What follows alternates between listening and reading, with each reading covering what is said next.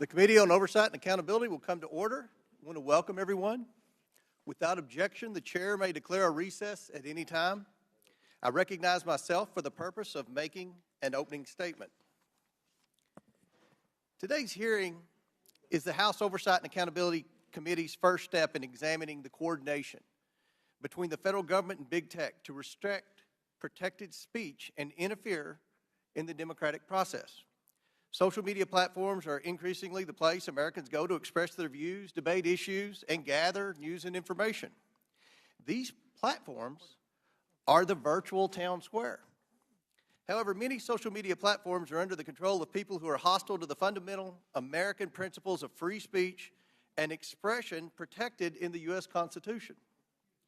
We've witnessed big tech autocrats wield their unchecked power to suppress the speech of Americans to promote their preferred political opinions.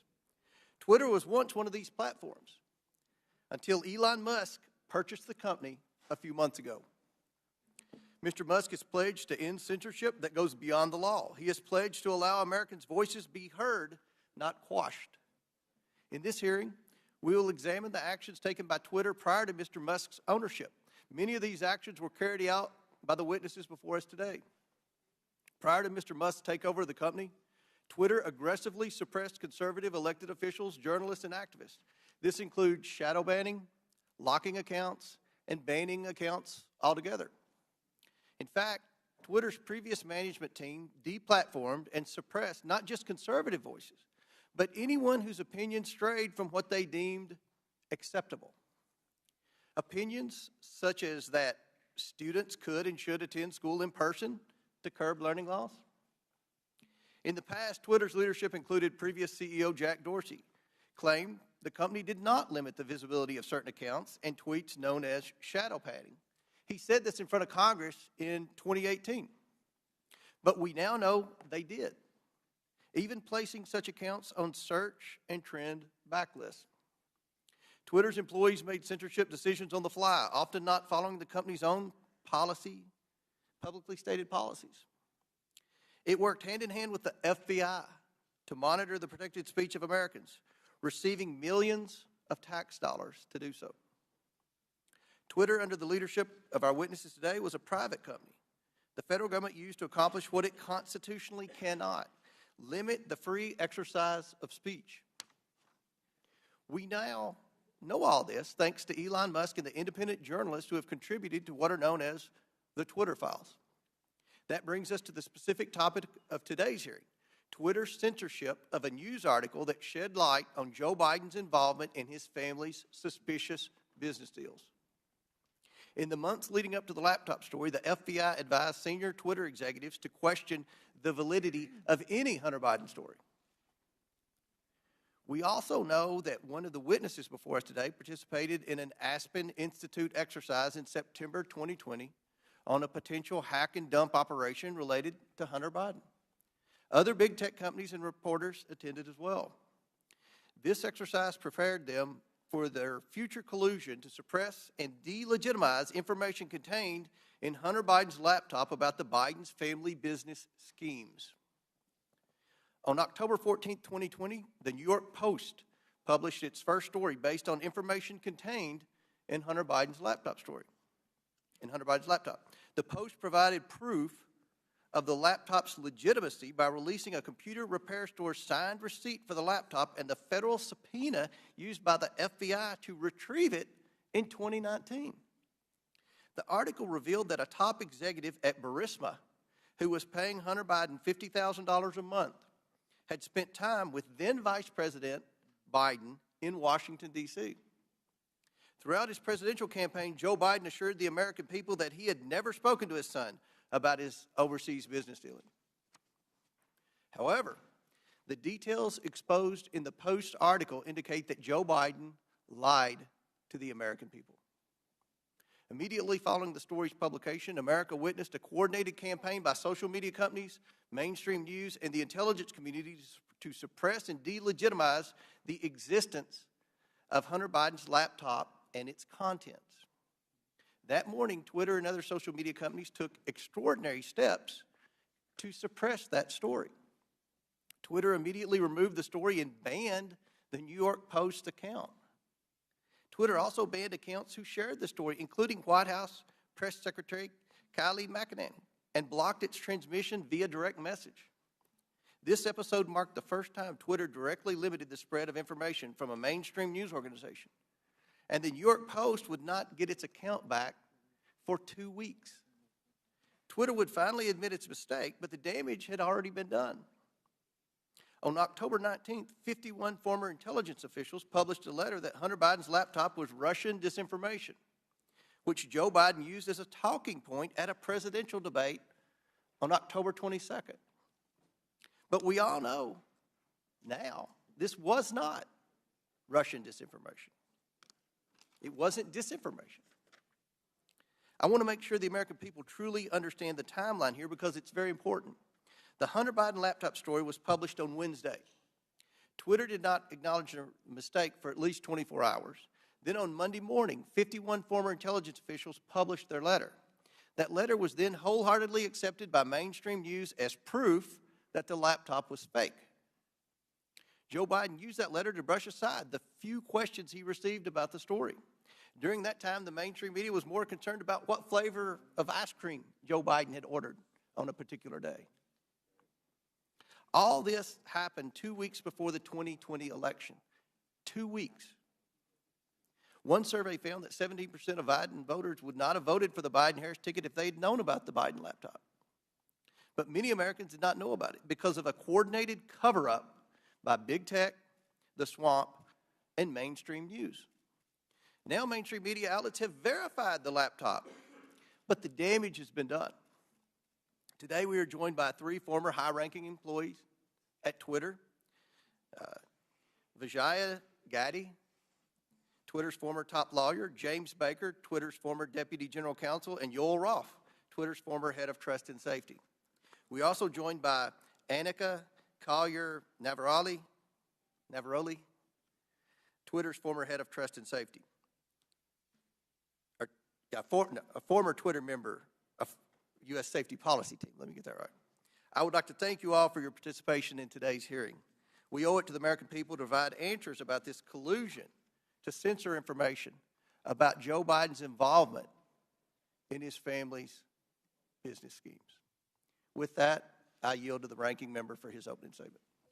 Thank you kindly, Mr. Chairman. Last night in his State of the Union address, over all the heckling, President Biden reviewed significant achievements his administration and congressional Democrats are delivering for the American people.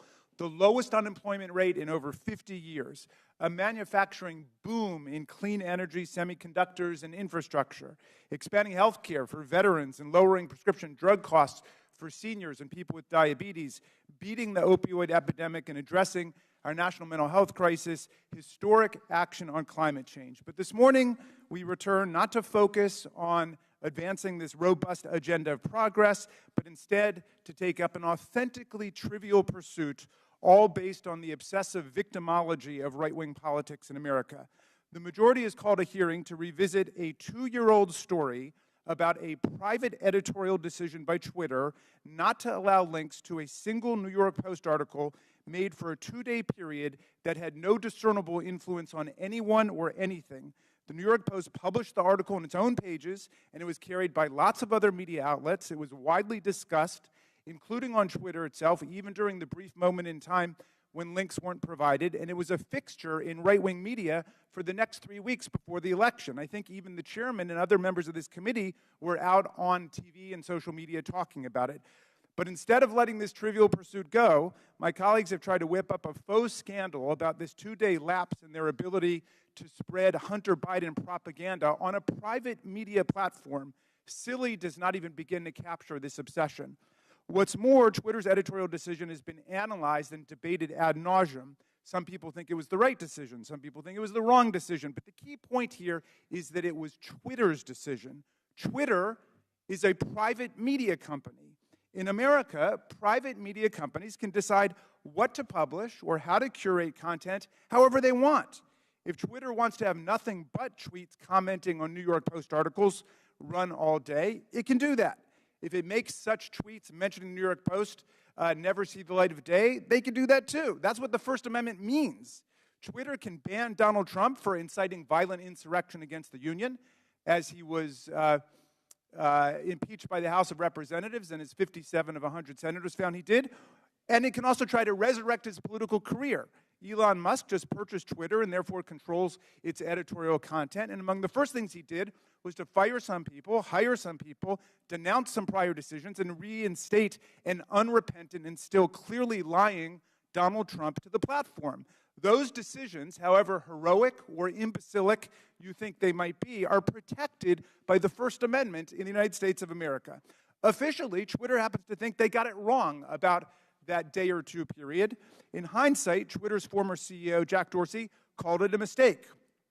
This apology might be a statement of regret about the company being overly cautious about the risks of publishing contents of potentially hacked or stolen materials, or it may reflect craven surrender to a right-wing pressure campaign.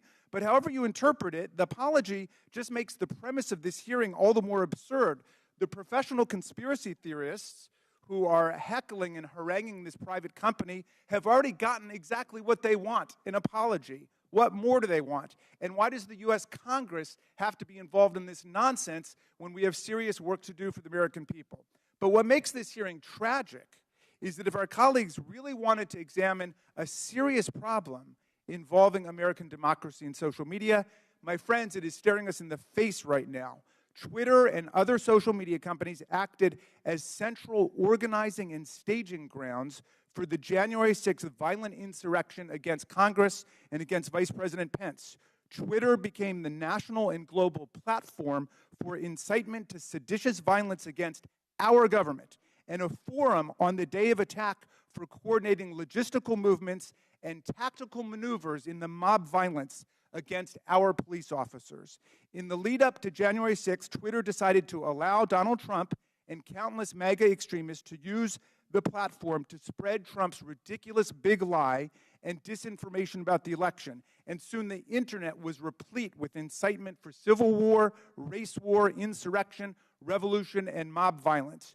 Twitter did so despite increasingly desperate appeals from its own employees to act in the interests of public safety approaching January 6th. The First Amendment is robust and expansive, but it stops at this point. It does not protect anyone's right to engage in incitement to imminent lawless action and violent action against the government or against other people. This is the Brandenburg Principle. There's no carve-out to free speech for speech relating to the New York Post or Hunter Biden or laptops, but there is a significant carve-out when the speech is deliberately calculated to produce imminent violence and chaos against the government. That's why Twitter's deliberate indifference to Trump's big lies and incitement, its decision to ignore the pleas of its own employees to deal with the impending explosion against our police and against Congress on January 6th, are matters that require real investigation and reflection. Rather than conspiring to suppress right-wing MAGA speech, as my colleagues astonishingly claim, Twitter and other media companies knowingly facilitated Trump's spread of disinformation, or what his own sycophantic Attorney General William Barr would come to call bullshit, and gave voice to his followers' glorification of violence and calls for civil war. Today, we will hear from Anika Collier-Navaroli, a former Twitter employee turned corporate whistleblower and patriotic hero who raised the alarm inside Twitter and about numerous accelerating warning signs that she saw leading up to the violent and catastrophic attack on the Capitol on January 6, 2021. Ms. Navaroli is here today to publicly testify about how senior officials at Twitter resisted her efforts to put policies in place or to enforce existing policies to promote public safety and to defend our national security. Twitter management, however, did not want to cross Donald Trump.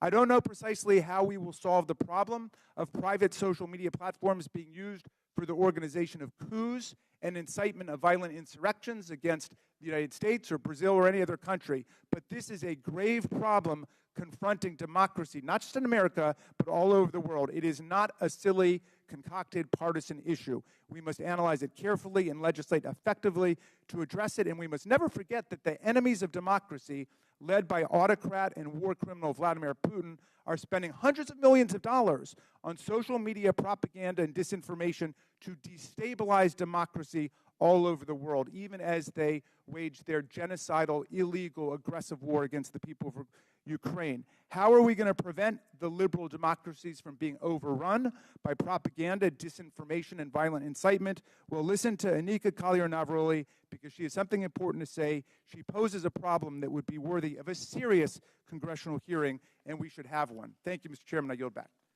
Gentleman yields back. I want to thank again the witnesses for appearing here today. Today's witnesses are former Twitter employees. Vijaya Gaddy, Twitter's former general counsel; James Baker, Twitter's former deputy general counsel; Yoel Roth, Twitter's former head of trust and safety; and Annika Collier-Navaroli, a former member of Twitter's U.S. safety policy team. I want to remind everyone you all are appearing under subpoena by your own request. Pursuant to Committee Rule 9G, the witnesses will please stand and raise the right hands. Do you solemnly swear or affirm that the testimony you are about to give is the truth, the whole truth, and nothing but the truth, so help you God? Let the record show that the witnesses all answered in the affirmative. We will begin the 5-minute question portion of our hearing today. The chair recognizes. Oh, I apologize. Ready to get to the questions. We'll start with the opening statements, then we'll go to the questions. So each witness will get 5-minute opening statements, and we'll begin with you, Mr. Baker. Thank you, Mr. Chairman. Mr. Chairman, Ranking Member Raskin, and members of the committee, thank you for the opportunity to appear before you today. I hope that we will have a useful conversation about matters that are of great importance to the nation and the world. My main goals for this statement are simply to attempt to set the record straight with respect to certain false assertions that have been made about me in the public arena, and to offer a suggestion with respect to potential legislation in the area of social media regulation. As the committee is aware, however, based on the advice of counsel, I believe in good faith that I'm constrained today by my legal and ethical obligations as a former lawyer for Twitter, as well as by certain non-disclosure agreements. Within those constraints, however, I will endeavor to respond to the committee's questions as fully as I possibly can. And I believe I can make the following statements. First, I was not aware of and certainly did not engage in any conspiracy or other effort to do anything unethical, improper, or unlawful while I was at Twitter, period. I did not act unlawfully or otherwise inappropriately in any manner with respect to Hunter Biden's laptop. Indeed, documents that Twitter has disclosed publicly reflect that I urged caution with respect to the matter and noted that we needed more information to fully assess what was going on and to decide what to do. Hardly a surprising piece of advice from a corporate lawyer. Moreover, I'm aware of no unlawful collusion with or direction from any government agency or political campaign on how Twitter should have handled the Hunter Biden laptop situation. Even though many disagree with how Twitter handled the Hunter Biden matter, I believe that the public record reveals that my client acted in a manner that was fully consistent with the First Amendment. I think that the best reading of the law is that as a private entity, the First Amendment protects Twitter and its content moderation decisions. And I do not believe that the facts in the public record indicate that Twitter became a state actor as that concept is defined under existing precedent, such that the First Amendment would have constrained it. Second, I believe that at all times I executed my duties and responsibilities to my client, Twitter, lawfully and ethically. At no time was I an agent or operative of the government or any political actor when I worked at Twitter. To the contrary, I believe that I worked zealously and diligently within the bounds of the law in pursuit of my client's best interests. Third, I did not destroy or improperly suppress any documents at Twitter regarding information important to the public dialogue. At all times, I sought to help my client understand and comply with its legal obligations. It is worth noting that the public record indicates that after I left the company, attorneys or other unidentified third parties collected and or reviewed the contents of at least some of the Twitter files prior to their release. Fourth, Twitter disclosed publicly emails between me and Yoel Roth regarding one of Donald Trump's tweets about COVID. I do not have access to my Twitter emails, so I do not know if or how I responded to Mr. Roth. To the best of my recollection, I do not recall directing or urging him to take action with respect to Mr. Trump's tweet. Instead, what I recall is that I asked him a question so that I could better understand how he and others were implementing Twitter's COVID misinformation policy. Asking questions and learning more about what a client's activities are is what I think good lawyers should do, and again, hardly surprising. Fifth, the Twitter files reference prior investigations of me. It is true that the Department of Justice investigated certain aspects of my conduct while I was employed by the FBI related to the handling of certain information. Because I believe in the accountability for government officials, I cooperated with the department, including sitting for lengthy interviews. Eventually, the department closed the matter. No adverse action was taken with respect to me, and my security clearances while a government employee were never restricted because of the matter. In closing, Mr. Chairman, I want to return briefly to the general topic of government interaction with social media companies. The law permits the government to have complex, multifaceted, and long-term relationships with the private sector. Law enforcement agencies and companies can engage with each other regarding, for example, compulsory legal process served on companies, criminal activity that companies, the government, or the public identify, such as crimes against children, cybersecurity threats, and terrorism, and instances where companies themselves are victims of crime. When done properly, these interactions can be beneficial to both sides and in the interests of the public.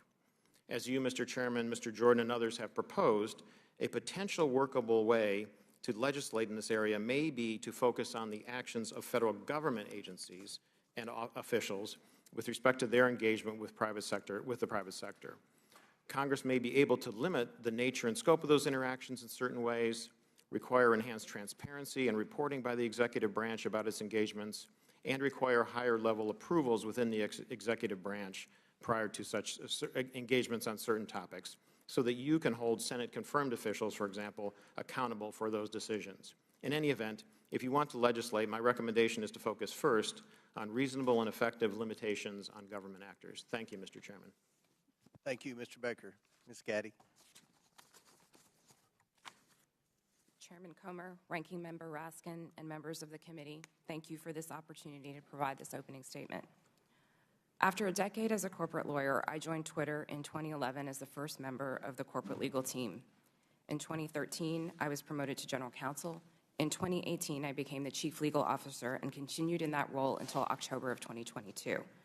During my time at Twitter, I had many distinct teams reporting to me, including legal, trust and safety, public policy, corporate security, and compliance. I was drawn to work at Twitter because I was inspired by how people were able to use the platform and awed by its potential.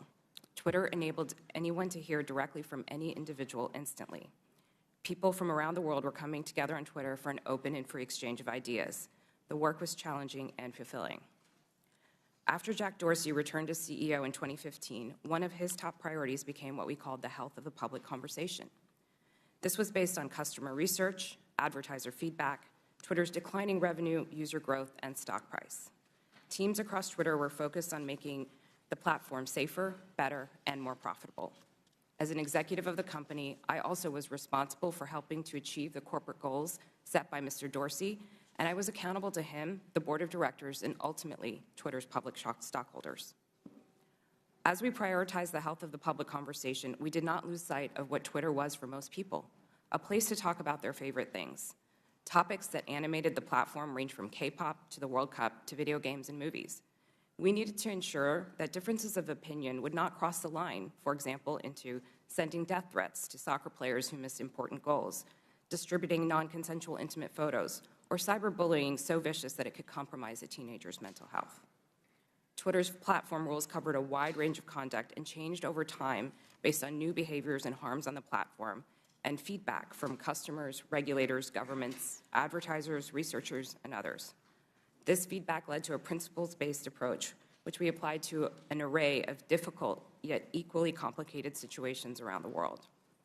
These rules were also benchmarked against industry standards. We all knew how difficult it would be to design, much less apply, one set of global rules for hundreds of millions of accounts that shared billions of tweets a week. While I was at Twitter, the company never lost sight of its deep commitment to promoting and defending free expression around the world. For example, to protect human rights defenders, we fought for the right of people to use pseudonyms on the platform. We litigated in courts around the world to protect the rights of people to express their opinions, often defending them against their own governments who are acting unlawfully or violating international human rights. And we took extra precautions to ensure we scrutinized or challenged and never just acquiesced to government legal demands. Defending free expression and maintaining the health of the platform required difficult judgment calls. Most applications of Twitter's rules were fact-intensive, subject to internal debate, and needed to be made very quickly. We recognized that after applying our rules, we might learn that some of them did not work as we imagined and that we would need to update them. We always remained open to new information from our customers and critics regarding our policies and enforcement. At times, we also reversed course.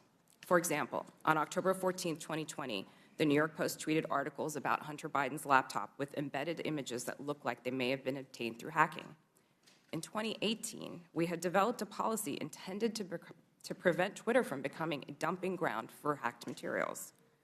We applied this policy to the New York Post tweets and blocked links to the articles embedding those source materials.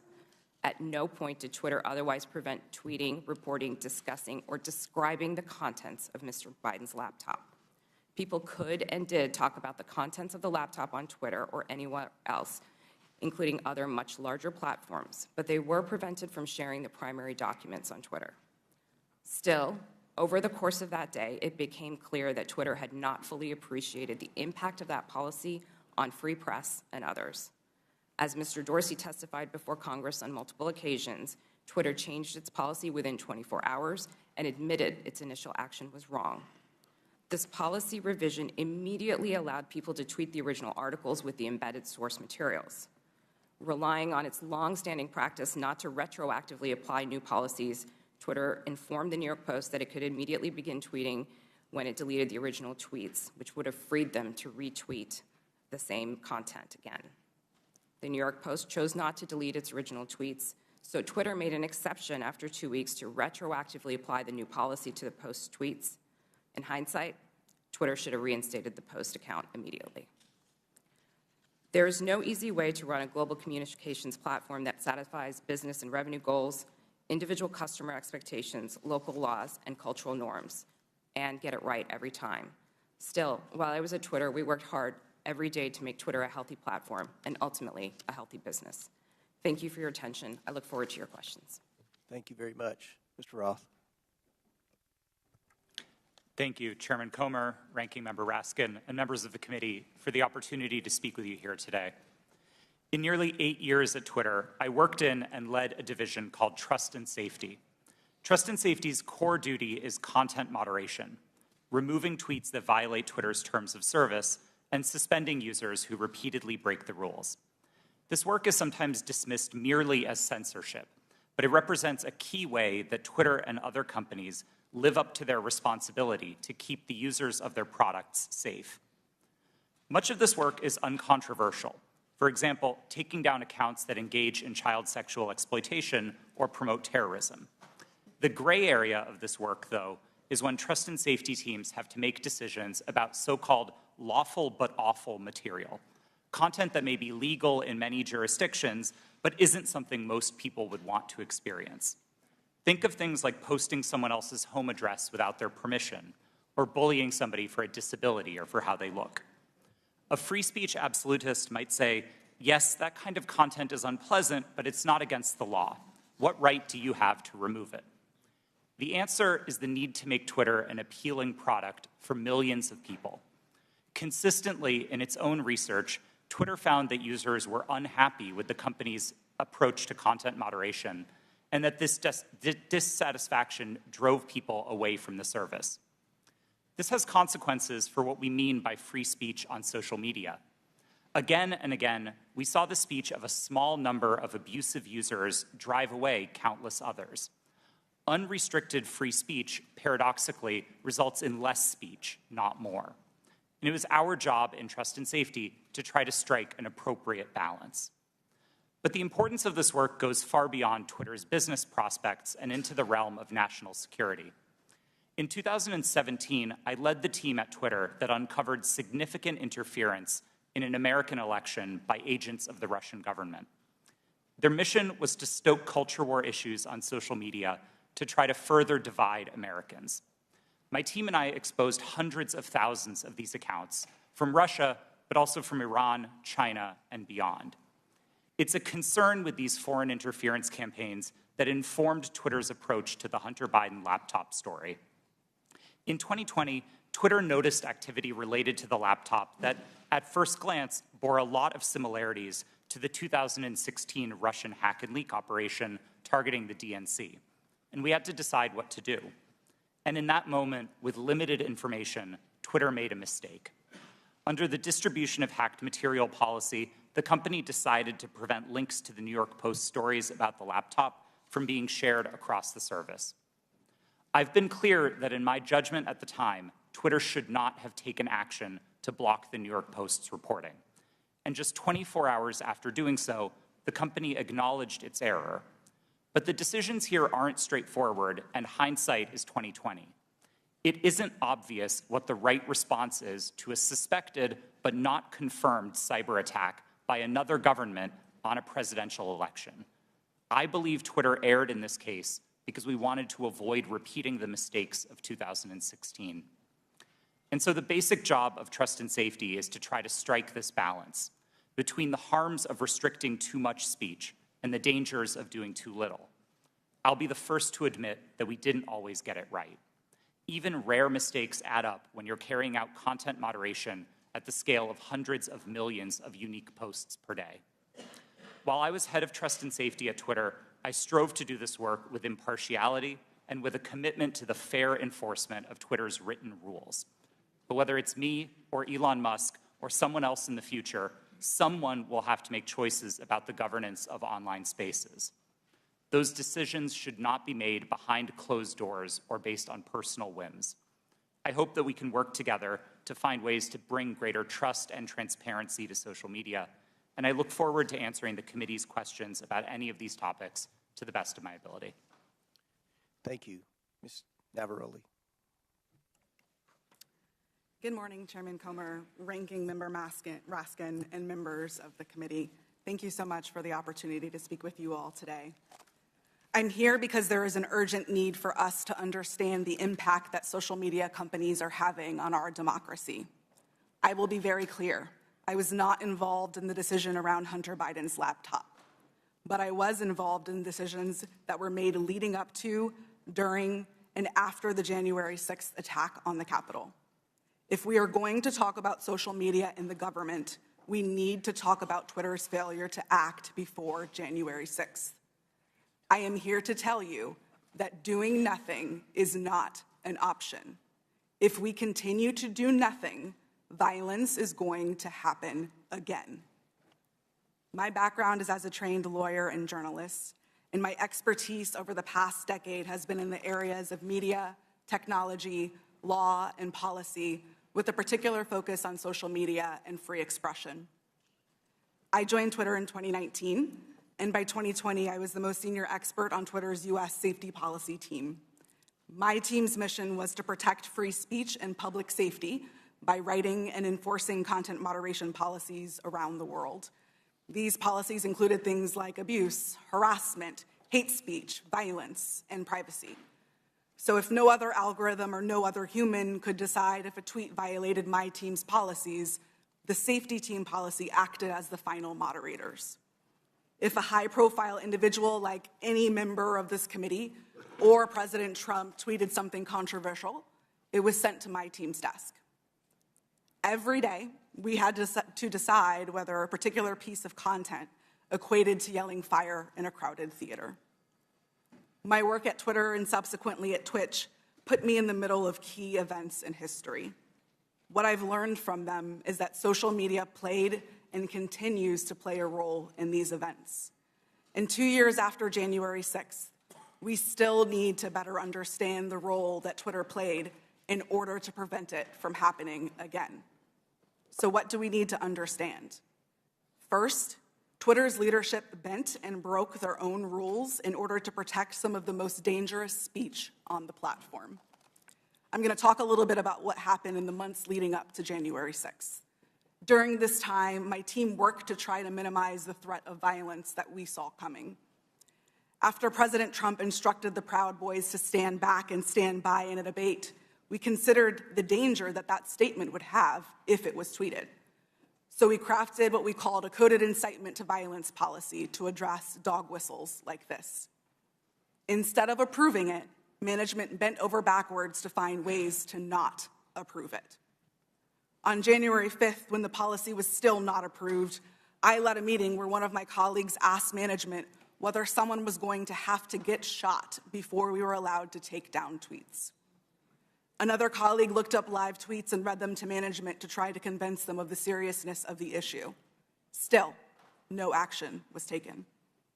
On the morning of January 6th, I sent Twitter lawyers a message warning them that our team was hamstrung by leadership. 2 days later, when it looked like it was going to happen all over again, I asked management whether they wanted more blood on their hands. Only then did they act.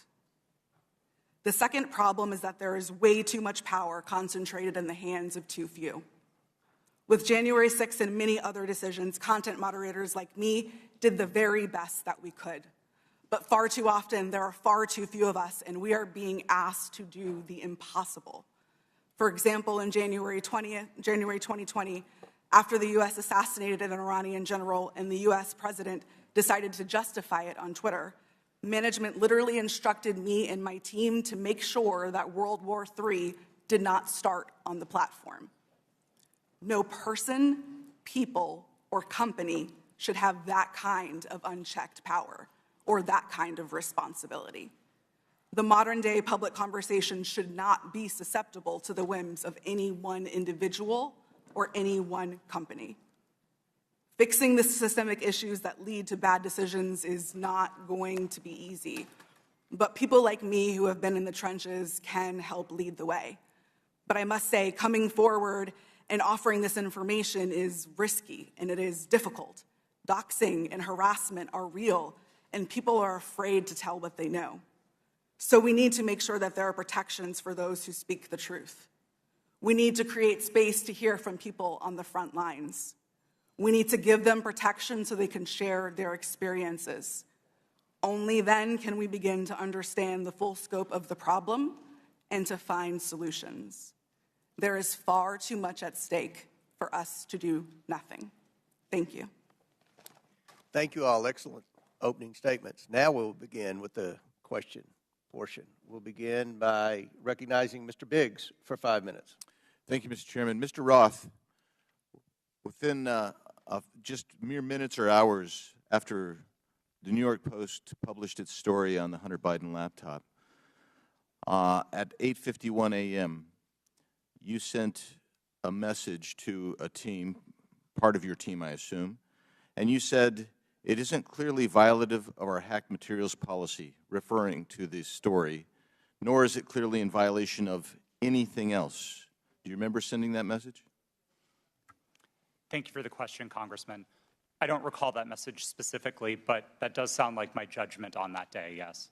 Okay, so that was early on in the day, and yet shortly thereafter, Kayleigh McEnany, White House press secretary's, her account was locked.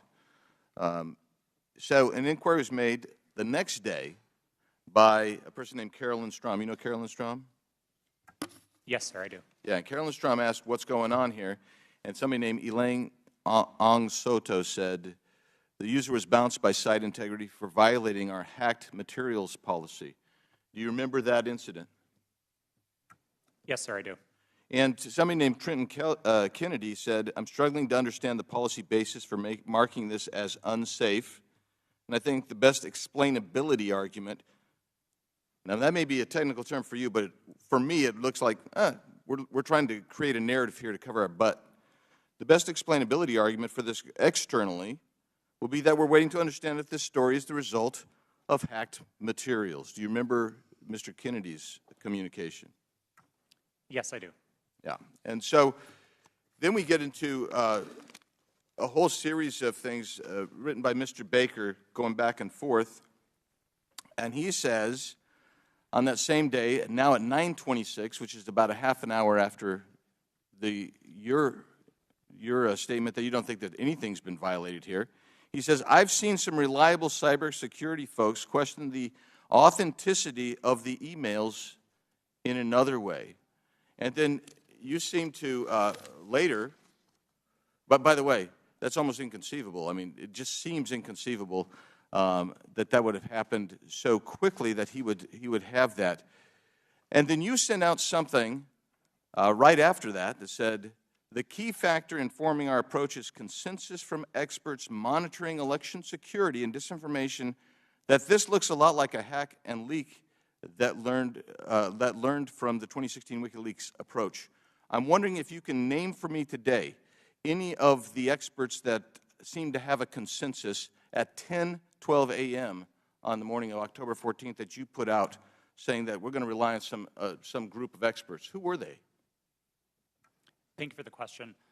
Twitter did not give me access to any of my documents or emails to prepare for this hearing, and so unfortunately I can't give you a direct answer. Were there, Mr. Roth, were there experts? Were there people that you consulted that were cybersecurity experts between 9 a.m. and 10:15 a.m. on that day? My recollection is that we were following discussions about this incident as they unfolded on Twitter. So cybersecurity experts were tweeting about this incident and sharing their perspectives, and that informed some of Twitter's judgment here. But I want to emphasize, as I said in my statement, I didn't think that the evidence or those perspectives warranted removal, and I advocated against taking that action. I understand. Let's look at one other document. Our teams made the determination that the materials fall under our hacked materials policy. It's my understanding from reports and internal sources that normally a hacked material policy would require a government official or law enforcement determination that there had actually been a hacked account before that hacked policy were to be in place or imposed. Is that accurate? No, sir, it's not. So the policy did not require that there be any kind of official finding by a government source? No, there were a number of different types of evidence that we considered under the policy. Certainly government attribution would be a powerful one, but we also looked So you for weren't other looking, signals. that wasn't determinative is what we're saying? In that instance, we did not have any specific information from any government source, no. I'm going to read something that applies to this and several other things from the Twitter stack that you guys had. This might be an unpopular opinion, but one-off ad hoc decisions like this that don't appear rooted in policy are, in my humble opinion, a slippery slope and reflect an alternatively equally dictatorial problem. Quite frankly, that's what the essence of all four of your testimony, I realize you're trying to fight against it, but you exercised. You exercised an amazing amount of clout and power over the entire American electorate by even holding them hostage for 24 hours, reversing your policy, and then they're like, well, we want to go back with the originals. That's 24 hours, or 2 weeks, that you imposed your will on the American electorate. I'll yield back, Mr. Chairman. Gentleman, time's expired. He went 30 seconds over. I'll give the ranking member an extra 30 seconds. You're very fair-minded, Mr. Chairman. Mr. Roth, let me start with you. Did I hear you correctly to say that there were thousands or even hundreds of thousands of counterfeit Twitter accounts set up by Russian propaganda and disinformation for Vladimir Putin to pump his poison into the bloodstream of American social media? Is that right? That's right, sir. And that's not just past tense. Those accounts are active on social media today. This is an ongoing campaign. Well, we should be having a hearing about that. I appreciate your alerting to us what's taken place. Ms. Navaroli, so you've testified that in the months leading up to the November 2020 election and then in the weeks before January 6th, you were growing increasingly anxious about the violent rhetoric and incitement that you saw posted on Twitter. Can you describe specifically what made you so concerned during that period? And did you raise your concerns with people at Twitter? Thank you for that question. As I said in my opening statement, after former President Trump in his debate said the statement, stand back, stand by to the Proud Boys, my team, in discussion with other teams at Twitter, realized that we had a gap in our policies and that could not be said on the platform because it would have gone too far. What we did see continue to happen was those statements, in addition to other coded incitement to violence or dog whistles began to spring up on the platform. And so what was once fringe ideology or fringe statements that were calling for the overthrow of the government became a loud roar. And so we heard individuals beginning to say that they were locked and loaded, that they were ready for Civil War Part 2, that they were ready for another revolution, that they were ready for the day of the rope in very clear English on Twitter. And on the January 6th committee, we have tens of thousands of statements like that being made on Twitter and other parts of social media. So we got a little taste of what you were experiencing on a daily basis. Now, there was this meeting on January 5th at Twitter. I don't think it was called specifically to look at what was going to happen the next day. That just happened to be a regular meeting. But at that meeting, you and other employees raised urgently the problem of what you saw coming on January 6th. How did Twitter management respond to the concerns that you raised? That's a great question. And yes, that meeting was a regularly scheduled meeting. Within the meeting, I believe I referred to it in my testimony to the January 6th committee as I was at my wit's end. I had argued, I had asked questions, I had asked for clarification. We had found dangerous tweets within the meeting, and yet the individual who was the most senior leader within the team in that meeting told us that we were not allowed to take that content down and that we were not allowed to use the coded incitement to violence policy. The reason that she gave us mirrored what we had been told by the former head of Trust and Safety, Del Harvey, that individuals might be saying things like locked and loaded or stand back and stand by in ways of self-protection. That was not what we were seeing on the platform. So when you were seeing things like locked and loaded and Civil War Part 2 and race war and so on, were you warning your superiors at Twitter that you thought there was going to be real violence, that this was not hyperbole that was being spoken at that point? Absolutely. I specifically told Del Harvey herself that someone was going to get shot, as I testified to to the January 6th committee. You stated that Donald Trump described his own tweets as little missiles. Why did that stick in your mind? Yes, the quote that you're referring to, I don't remember exactly what news article that it was in, but it was a news article that I had read in which the former president said that he liked to send out his tweets like little missiles. To me, that sounded exactly like weaponization of a platform in his own words, and yet Twitter was not concerned. All right. Well, again, this bears a complete hearing on its own. This is a real issue, unlike something that happened a couple of years ago for 24 hours that has already disappeared in the sands of time. But this is facing us today. As you say, those right-wing violent forces are still out there, and the social media can still be used as a channel for incitement to violent action against state legislatures, school boards, the Capitol of the United States, Congress, and so on. How do we prevent this from happening in the future, and do you think that Twitter is dealing with this problem effectively now? As I said in my opening statement, we have to do something. There is too much at stake for us to continue to do nothing. And this question of how do we prevent it is a big one. Unfortunately, I do not believe that we are at a place that we can come to solutions because we do not know how these companies work. We must continue to hear from individuals like myself. We must have a seat at the table to be able to share our experiences, because our experiences and the ways that we have succeeded, the ways that we have failed, hold the key to our futures and the key to our democracies. All right, thank you, Mr. Chairman. I would just say I was skeptical about revisiting the whole New York Post thing, where there have already been congressional hearings and they've already apologized for their little lapse, but this is a serious issue, and so I'm glad we at least have the opportunity to begin to talk about it in public. And I yield back to you. Thank you. Gentleman yields back. I'll recognize myself now for questioning.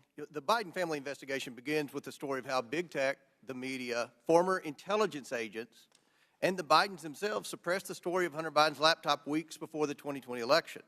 Today, we're hearing from Twitter executives who buried the New York Post laptop story, claiming it violated the platform's hacked materials policy. In reality, the Twitter executives were hostile towards conservatives and biased towards anyone who opposed their points of view. For example, Mr. Roth, did you write this tweet? I regret the language that I used in some of my former tweets, but yes, I did post that. And I'll read the tweet so it's in the record. Yes, that person in the pink hat is clearly a bigger threat to your brand of feminism than actual Nazis in the White House. Mr. Roth, do you think all conservatives are Nazis? Certainly not, sir. What about the hundreds of people who worked in the Trump administration? Certainly not. Did Ms. Gaddy or any other lawyer at Twitter ever tell you to take down that tweet? No, Twitter did not have a practice of restricting employees sharing their personal viewpoints on the service. Turning back to the laptop, Ms. Gaddy, are you aware that Hunter Biden's lawyers, as recently as last week, wrote the Department of Justice about Hunter Biden's laptop? I've seen some articles about that. Yes, they did. And it appears that Hunter Biden's attorney is admitting that the laptop and emails on it are authentic. So, Ms. Gaddy, on October 14, 2020, did Hunter Biden report to Twitter that he was the victim of a hack? No, I don't believe he did. Ms. Gaddy, when the New York Post initially broke the story about the laptop, did you call Hunter Biden's lawyer to ask if it was authentic? No, I did not. Isn't it correct that the Biden campaign had contact with Twitter in the run-up to the 2020 election? Not to my knowledge. And you're telling this committee that you didn't ask any Biden representative if the laptop was real or for Hunter Biden's attorney's phone number to confirm its authenticity? We did not speak to anybody related to that. Mr. Baker, are you aware that the FBI had Hunter Biden's laptop since December of 2019? I'm sorry, am I aware of that now? Well, were you aware then? Then, no, I don't believe, sir, that to the best of my recollection, I don't think I knew But that. you're aware now. I've heard that now, yes. Mr. Baker, did you call any of your contacts at the FBI to ask whether or not they knew if the material had been hacked? I don't recall contacting them about that on that day.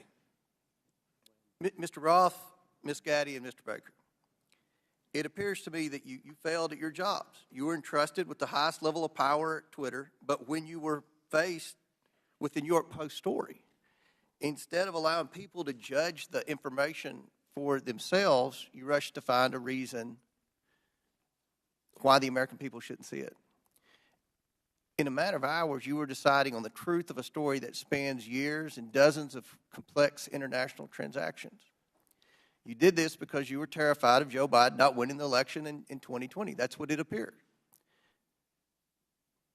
I can assure you this committee will succeed in holding the Bidens accountable. So much of the evidence of wrongdoing from this family is located in that hard drive that you all led the American people to believe was Russian disinformation, when in fact it was not. Now, I agree with Mr. Baker's opening statement. The concern for me is the level of involvement the FBI had with not just Twitter, but all of our social media platform companies.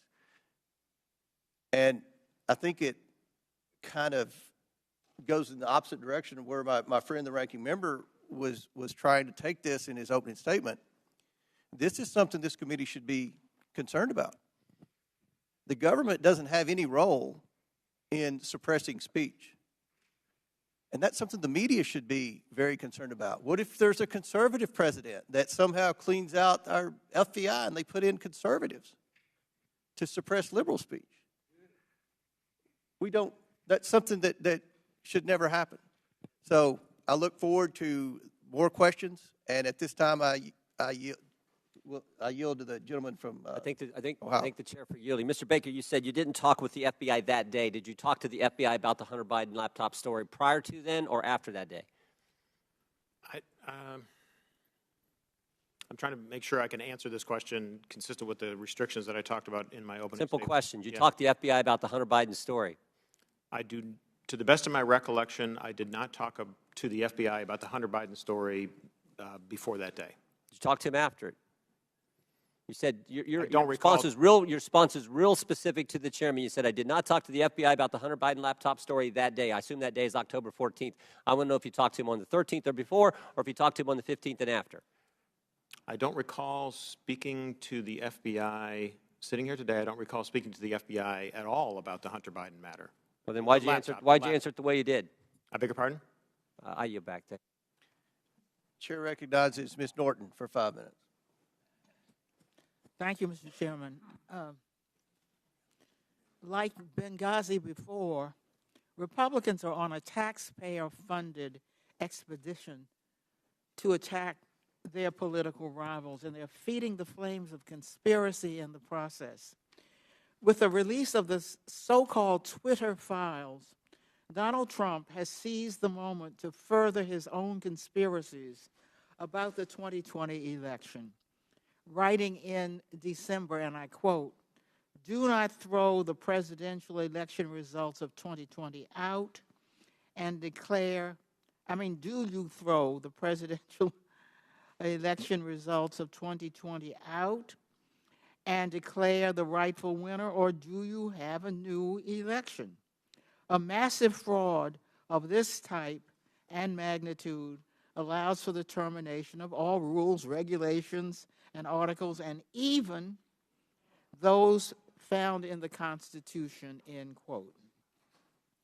Now, it bears repeating that this is the same man who incited an insurrection on January 6th, and just last week reposted a message on Truth Social that suggested his supporters will, quote, and I'm quoting him now, "physically fight for him this time," and added, "They got my 6 and we are loaded, and I mean loaded." This is a question for Ms.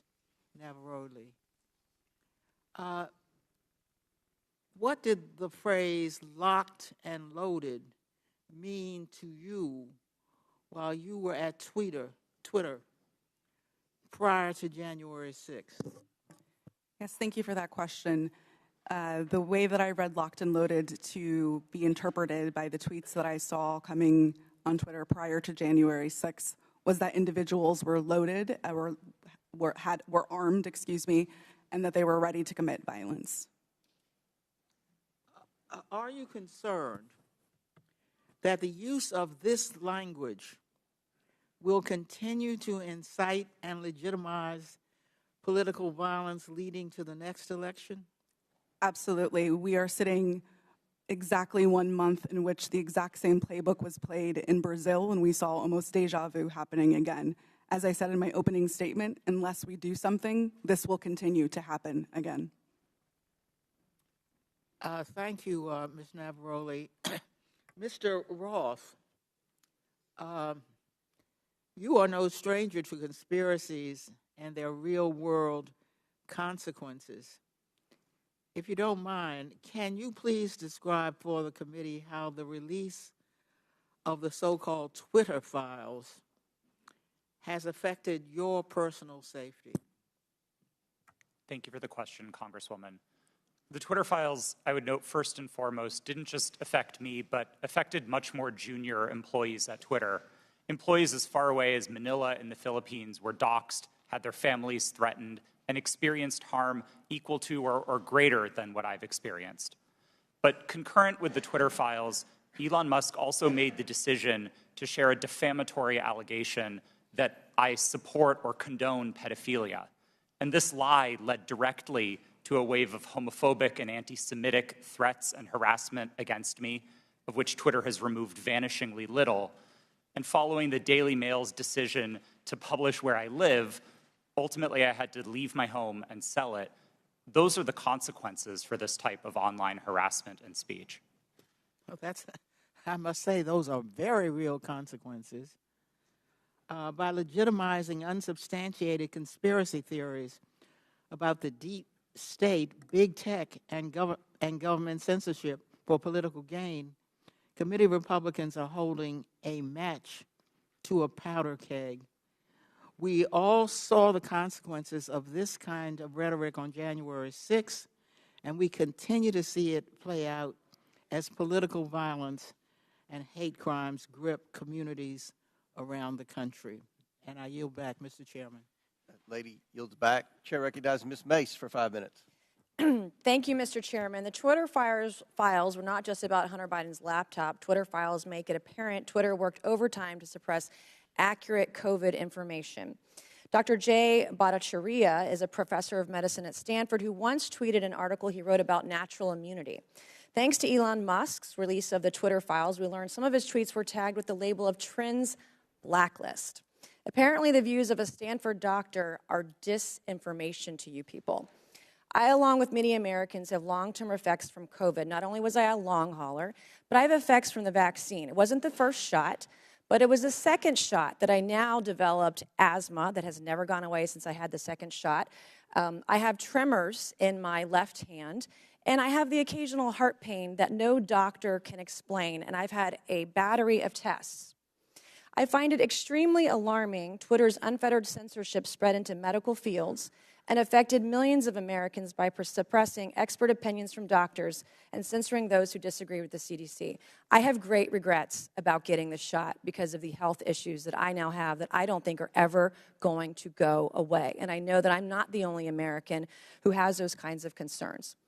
Another example of what Twitter has done to censor folks is from Dr. Martin Kulldorff, a Harvard-educated epidemiologist, who once tweeted, "COVID vaccines are important for high-risk people and their caretakers. Those with prior natural infection do not need it, nor children." The Twitter files reveal this tweet was deemed false information because it ran contrary to the CDC. So my first question this morning of Ms. Gaddy, may I ask of you, where did you go to medical school? I did not go to medical school. I'm sorry? I did not go to medical school. That's what I thought. Why do you think you or anyone else at Twitter had the medical expertise to censor a doctor's expert opinion? Our policies regarding COVID were designed to protect individuals. We were seeing... You guys censored Harvard-educated doctors, Stanford-educated doctors, doctors that are educated in the best places in the world, and you silenced those voices. My next question is, did the U.S. government, I have another chart I want to show you, Ms. Gaddy. I have another tweet by someone with a following of a full 18,000 followers. This person put a chart from the CDC on Twitter. It's the CDC's own data, so it's accurate by your standards, and you all labeled this as misleading. You're not a doctor, right, Ms. Gaddy? No, I'm not. Okay. What makes you think you or anyone else at Twitter have the medical expertise to censor actual, accurate CDC data? I'm not familiar with these particular situations. Yeah, I'm sure you're not. But this is what Twitter did. They labeled this as inaccurate. It is the government's own data. It's ridiculous that we're even having to have this conversation today. It's not just about the laptop. This is about medical advice that expert doctors were trying to give Americans because social media companies like Twitter were silencing their voices. I have another question, my last one for you, Ms. Gaddy. Did the U.S. government ever contact you or anyone at Twitter to pressure Twitter to moderate or censor certain tweets? Yes or no? We have a program. Did the U.S. government ever contact you or anyone at Twitter to censor or moderate certain tweets? Yes or no? We receive legal demands to remove content from the platform from the U.S. government and governments all around the world. Those are published on a third-party website, and anyone can review Thank them. God for Matt Taibbi. Thank God for Elon Musk for allowing to show us in the world that Twitter was basically a subsidiary of the FBI, censoring real medical voices with real expertise that put real Americans' lives in danger because they didn't have that information. I also want to thank one of my colleagues, Ro Khanna, because as it turns out, censorship isn't just an important issue to conservatives.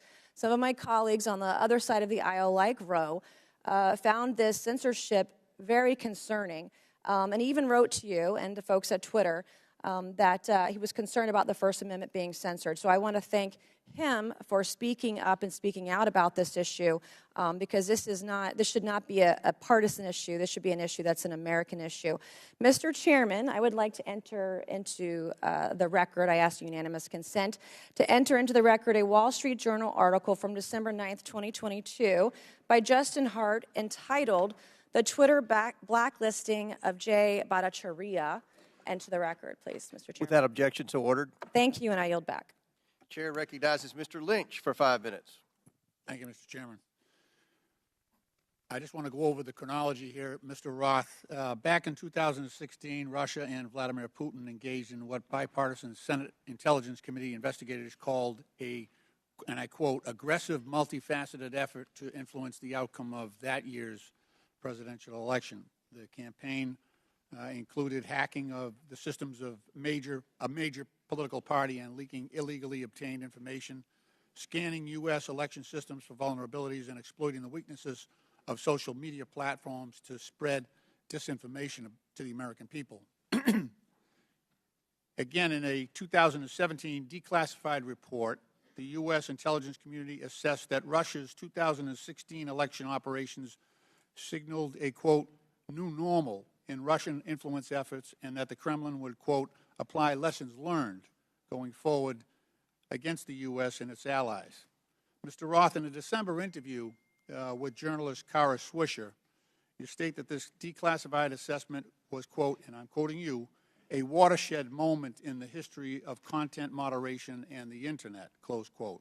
You also stated in that interview that Twitter discussed potential threats to the integrity of the 2020 elections, and it was, quote, and I'm quoting you again, obvious to think about the most influential thing that impacted the 2016 election, which was the hack and leak campaign organized by the Russian government, and that, quote, we would have been stupid not to think about that risk. Mr. Roth, why would Twitter have been stupid to ignore that risk? I think Twitter and the entire social media industry were, frankly, caught with their pants down in 2016 and missed an opportunity to do the critical work of protecting election security.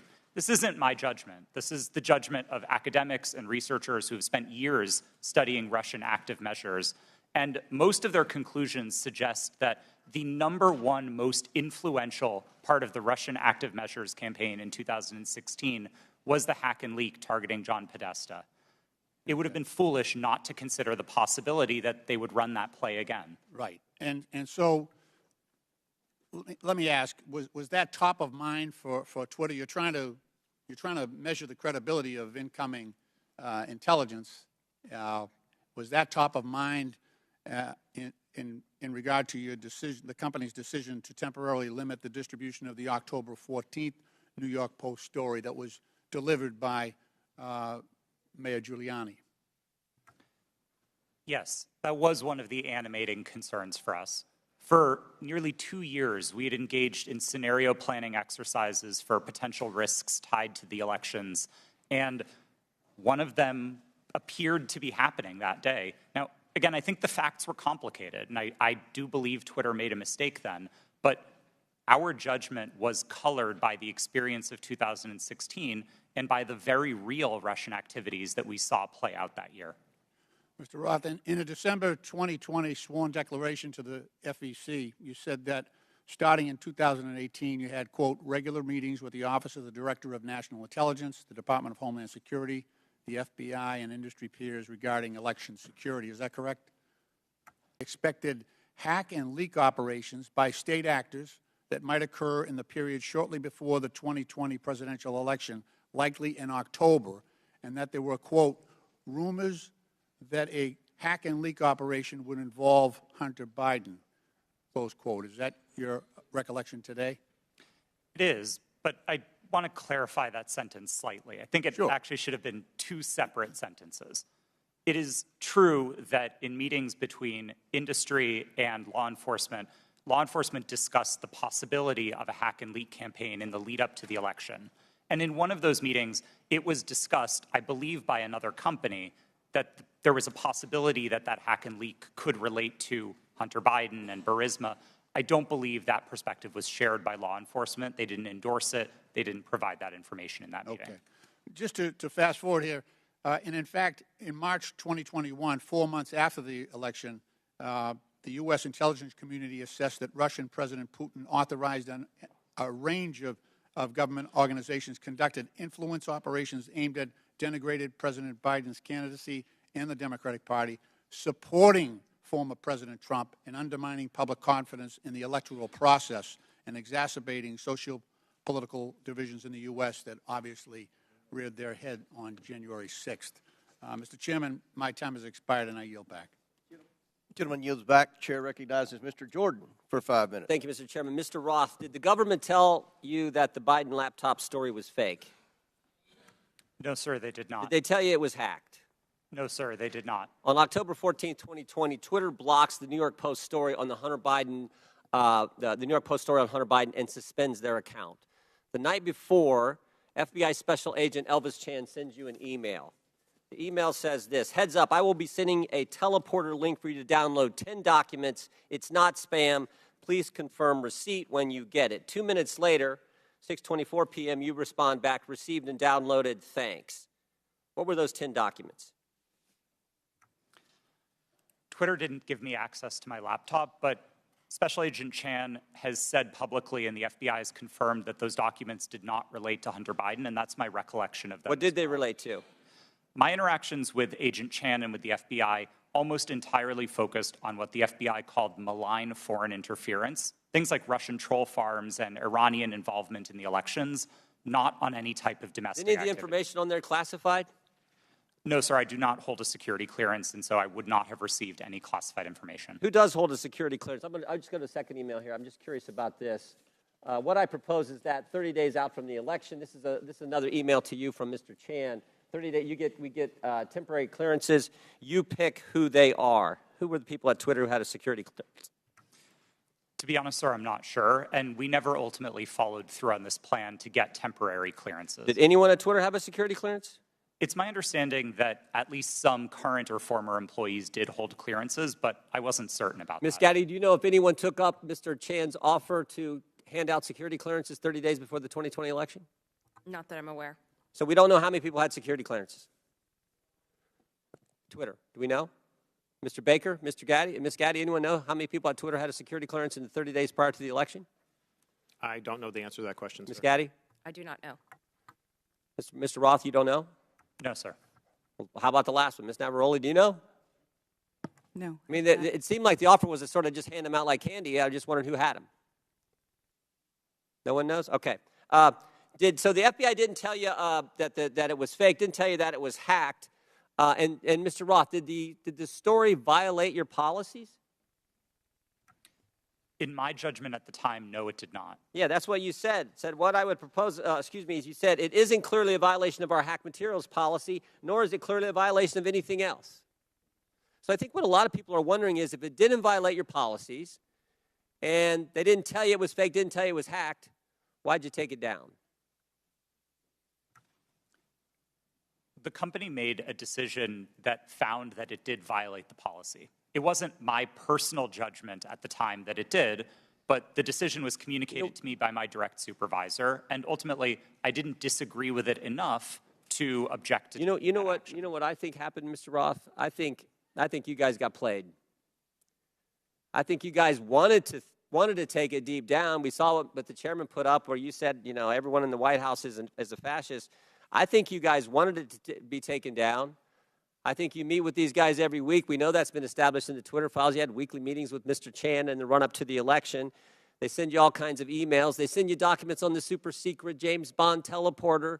You get information on that. I think you guys wanted to take it down. I think you guys got played by the FBI. And that's the scary part.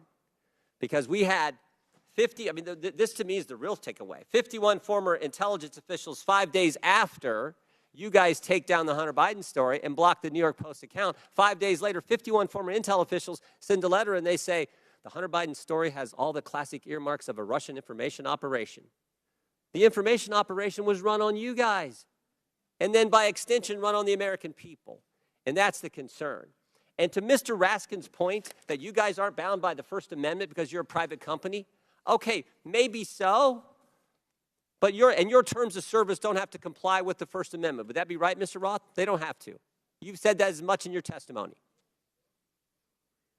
My understanding of the First Amendment is that it protects people and businesses from government, not Understand informs how the... in your terms of service. So here's what I want to know. Is this a violation of the First Amendment when the government, Mr. Chan, again, sending you an email saying, we think these accounts need to be looked at because they violate your terms of service? That's a different standard. So you got the government saying your terms of service, which don't have to comply with the First Amendment, but the government saying we don't think these accounts comply with your terms of service, please take them down. You see a problem there, Mr. Roth? Mr. Chairman, I'm seeing a flashing red light. I'm happy to answer the question.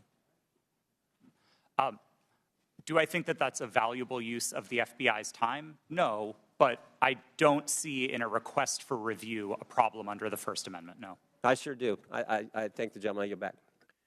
Chair recognizes Mr. Codley for 5 minutes. Thank you, Mr. Chairman. Very good. My, what happens when you hold a hearing and you can't prove your point?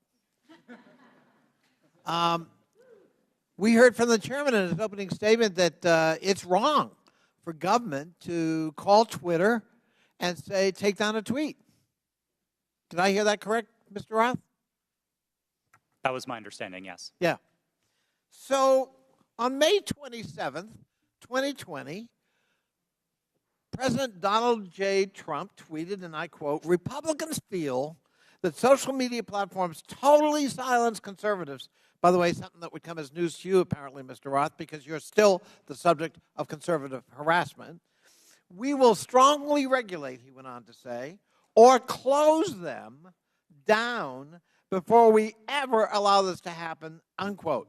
Ms. Navaroli, doesn't that sound eerily like a government official telling Twitter that there's a threat, we'll shut you down if we don't like the content?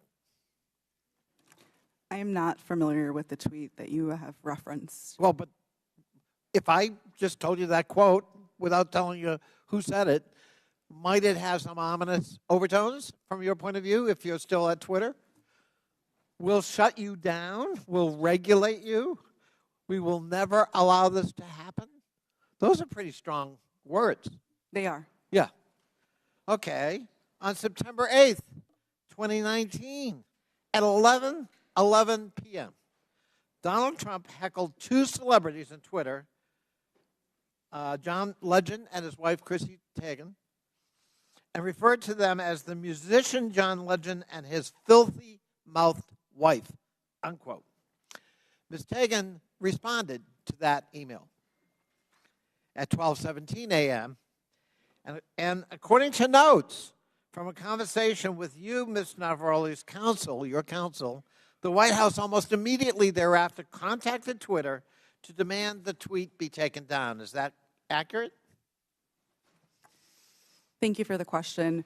In my role, I was not responsible for receiving any sort of request from the government. However, what I was privy to was my supervisors letting us know that we had received something along those lines or something of a request. In that particular instance, I do remember hearing that we had received a request from the White House to make sure that we evaluated this tweet and that they wanted it to come down because it was a derogatory statement directed towards the president. They wanted it to come down. They made that request. To my recollection, yes. I thought that was an inappropriate action by a government official, let alone the White House. But it wasn't Joe Biden about his son's laptop. It was Donald Trump because he didn't like what Chrissy Teigen had to say about him. Is that correct? Yes, that is correct. My. You ever think it's appropriate for the President of the United States to direct or otherwise influence a social media company to take down its content? I think it's a very slippery slope. Mr. Roth, Ms. Gaddy, Mr. Baker, any evidence that Joe Biden's ever done that? Certainly none that I'm aware of, no. I don't recall anything like that. I'm sorry, that President Biden did what, sir? Has Joe Biden ever called Twitter, to your knowledge, or his White House at his behest, to take down content or urge you to take down content? I don't know the answer to that question, sir. Well, I'm going to have to conclude at least from 3 of the 4, you don't know. There's no evidence he's ever done that, but there's plenty of evidence Donald J. Trump tried to do that. And if we're going to have a hearing about the misuse of social media and the intrusion of government in the content on social media, we've got an environment-rich target, but it's not Joe Biden. It's Donald J. Trump, and of course, we don't want to talk about that. We don't want to talk about Russian bots and Russian fabrications using fake accounts on Twitter to a political purpose, and it's not to help elect Democrats. And we don't want to talk about 4 years of Donald Trump manipulating the truth and trying to manipulate social media and threaten it, or directly to try to shape it by taking down content because it was critical of him personally. And that's what we, as we move forward, not the subject of today's hearing. I yield back. Gentleman yields back. Chair recognizes Mr. Donalds for 5 minutes. Thank you, Mr. Chairman. Real quick, Mr. Roth, you've stated already that what happened with the New York Post story was similar to the hack and leak scenarios from 2016. You also said that you actually were opposed to deleting the New York Post story. Who advocated for the removal of the New York Post story? The company's decision to treat it as a violation. Mr. Roth, who at the company actually went over your recommendation? Because you're pretty high up.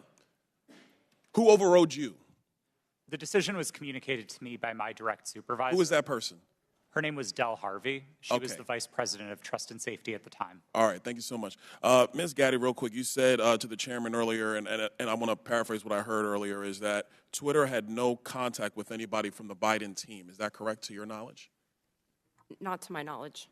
Put that up for me. Okay, over my right shoulder, we have an email. Reference, this is Saturday, October 24th, 5:39 p.m., referencing 5 different tweets. This is with a Twitter email chain. Under the line, it's more to review from the Biden team. Does anybody have a comment on how much interaction was happening with the Biden team at Twitter with respect to tweets that they wanted Twitter to review? Ms. Gaddy, Mr. Roth? I'm not familiar with this email. So you're not familiar with this email, Mr. Roth? Are you familiar with this email? Only from what's been reported in the Twitter files. Did you ever have contact with anybody from the Biden team? No, sir, I did not. We explicitly separated the teams that would interact with campaigns from teams like mine that were responsible for content moderation. How big was the organization in Twitter that was actually working with campaigns? I couldn't say for sure. Did you ever have any contact with the DNC? Directly? No, I did not. Did anybody at Twitter have any contact with anybody at the DNC? I think it's likely that somebody at Twitter did, yes. In these emails, it's listed that these are tweets that had to be flagged from the Biden team. That's what's in the files. You have no idea how many people actually engaged with the Twitter team or how frequently that engagement happened. No, and again, that was by design. We kept those functions separate from content moderation so that we could impartially assess reports like this. Do you know how many tweets were actually flagged and taken down at the behest of the Biden team? I wouldn't agree with the characterization of it as being at the behest of them. These tweets were reported, and Twitter independently evaluated them under its rules. But the email is very clear. More to review from Biden team. The response 3 hours later at the bottom, hold this up real quick so we can see. The request at the bottom, it says, handled these. What does handled these mean? My understanding is that these tweets contained non-consensual nude photos of Hunter Biden, and they were removed by the company under... Hold on, real quick, Mr. Roth. How could you know so much about the content of these tweets? I mean, as far as I'm concerned, these are just web addresses. I don't know what's in these tweets. You have these things committed to memory that you know the content, but you don't know who you talk to at the Biden team? Sir, I didn't meet with the Biden team, but there was extensive public reporting about these tweets specifically that uncovered what they were. You know the contents of the tweets. It was obviously at Twitter, but you have no idea how often people who worked in your organization had with the Biden team during the end of the 2020 presidential elections. I would emphasize that the people who interfaced with the campaigns were not part of my team or organization. I would know what the interactions were if they were on my team. It was a different part of the organization, not mine. Let me ask you a separate question, and I'll ask it of you too, Mr. Baker. Have you guys been able to quantify the amount of in-kind contributions associated with taking down the New York Post story? Because the New York Post story was down for 2 weeks, give or take. Do you have any understanding of how much that story was limited by Twitter and also by other social media companies what the impact of an in-kind contribution that would be to the Joe Biden presidential election in 2020? I don't know the answer to that question, sir. Do you think it's big? I don't know the answer. Do you think it's more than a maximum contribution to a campaign? I wouldn't want to speculate. Would you call it 25,000? I don't know the answer to that question. 100,000? Sir, I don't know the answer to the question. $1 million? I don't know the answer to the question. Do you think Twitter will be in violation of federal election laws with the size of an in-kind contribution to take down a story, which is true, by the way, because you guys thought you knew something with limited information? I'm not going to speculate on that sitting here today, sir. I try to propound a legal analysis of election laws. I'll yield back. Gentleman yields back. Chair recognizes Ms. Ocasio-Cortez.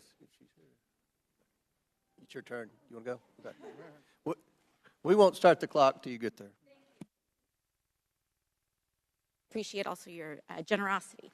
I just want to start off right here at the top here. This isn't even my line of questioning, but I'd like to submit to the record a Washington Post article now warning about Hunter Biden laptop disinformation, the guy who leaked it. Here's the deal. Before I even get into my questions, I think that the story here with the Washington Post reporting is that what they're saying right here, when the New York Post first reported in October 2020 that it had obtained contents of a laptop computer allegedly owned by Joe Biden's son Hunter, there was an immediate roadblock faced by other news outlets that hoped to corroborate reporting, as many did. The newspaper wasn't sharing what it obtained. New York Post had this alleged information and was trying to publish it without any corroboration, without any backup information. They were trying to publish it to Twitter. Twitter did not let them, and now they were upset. I believe that political operatives who sought to inject explosive disinformation with the Washington Post couldn't get away with it. And now they're livid. And they want the ability to do it again.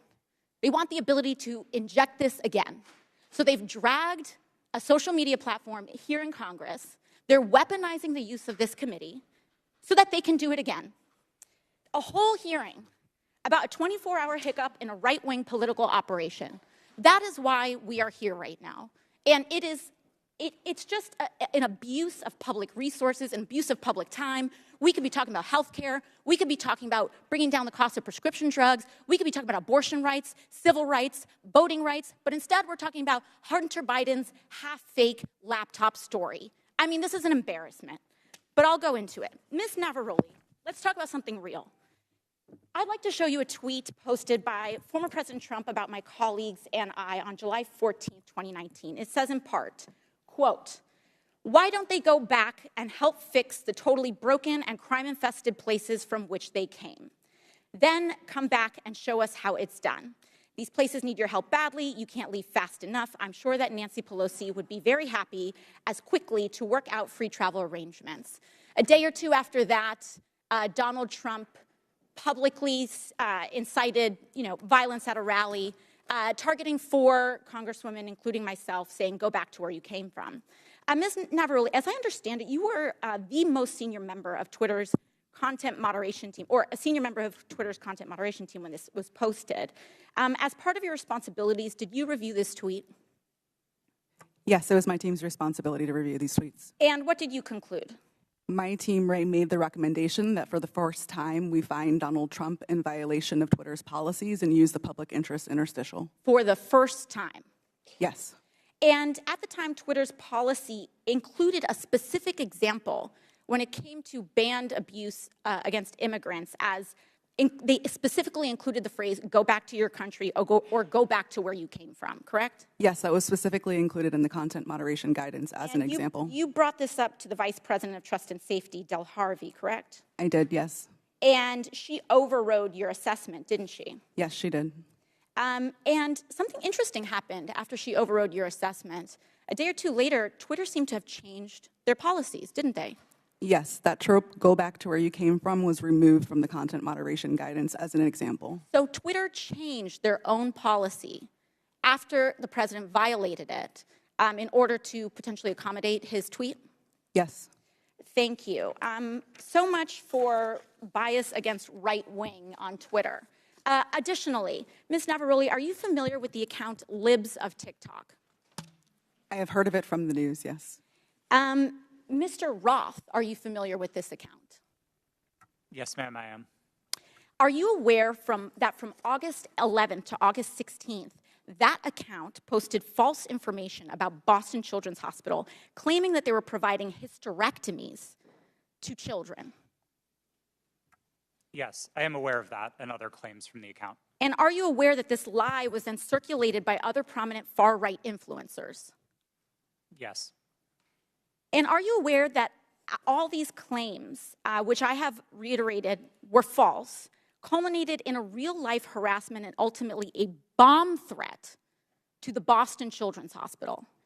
Yes, I am aware. And this account is still on that platform today, isn't it?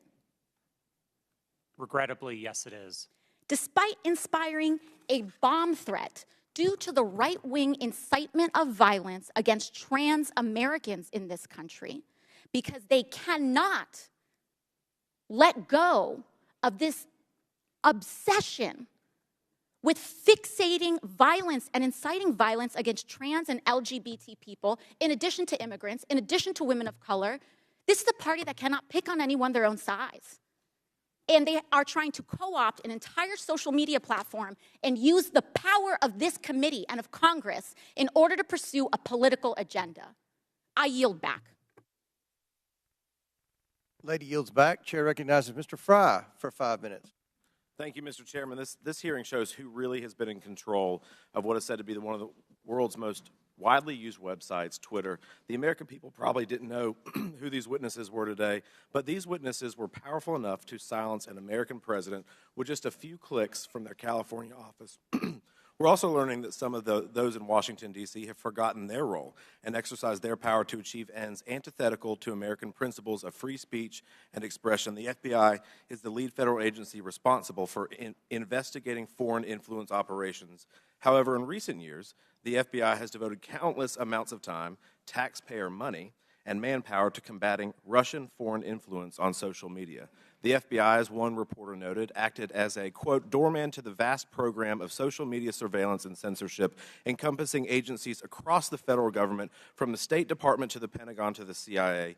End quote. Reports suggest that thousands of reports from the FBI and the Foreign Influence Task Force were sent to Twitter. This isn't what the American people are paying for. This isn't what we trust the FBI to do. FBI agents shouldn't be sitting at a desk in Washington, D.C., scrolling through Twitter and emailing with social media companies. An email from one Twitter employee to another reads, quote, the FBI San Francisco Emergency Operations Center sent us the attached report of 207 tweets they believed may be in violation of our policies, end quote.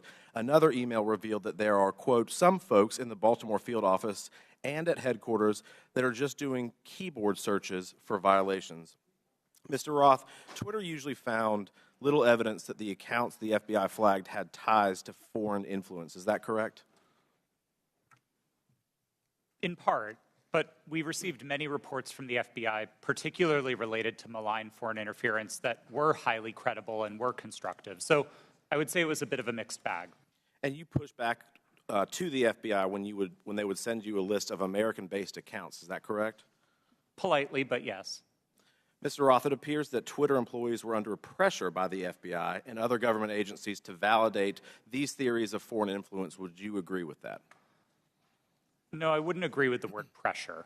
The FBI was quite careful and quite consistent to request review of the accounts, but not to cross the line into advocating for Twitter to take any particular action. So flagging American accounts, in your view, is not foreign or theories of foreign influence. There's not pressure there just by flagging it to you. Again, domestic accounts. I don't think it's a great use of the Bureau's time, but I wouldn't characterize how they communicated with us as pressure. Mr. Roth, you enjoyed these meetings with the FBI, it seems, based on the tweets behind me or the communications behind me. In internal communications at Twitter, you said, definitely not meeting with the FBI, I swear. Is that correct? I believe I was joking with a colleague at the time, but yes. But I can assume that you were meeting with the FBI when you were communicating with your colleague. Is that correct? Yes, one of my job responsibilities was meeting with law enforcement about election security. And just so I'm clear, the person you're communicating with here says, very boring business meeting that is definitely not about Trump. I assume that's also sarcasm. Yes, that's my assumption. And we can assume that Twitter was having these meetings with the FBI about President Trump, correct? No, sir. The meetings that I was a part of with the FBI were almost entirely and exclusively focused on malign foreign interference, so accounts being operated outside of the United States by other governments, not on the accounts of Americans. So what is the basis of this communication, then, where you talk about not meeting with Trump or not meeting about Trump? Again, I think those comments are sarcasm, but the context for this interaction was the need to mark my calendar private after another Twitter employee joined one of those meetings with the FBI unexpectedly. And so I had to implement additional security measures around my calendar. This was a fairly banal interaction with a colleague. Mr. Chairman, I yield the rest of my time to Mr. Jordan. Can I ask Mr. Jordan? I thank the gentleman for yielding. Mr. Roth, was there ever any visibility filtering that was hard-coded by Twitter employees into accounts of specific users?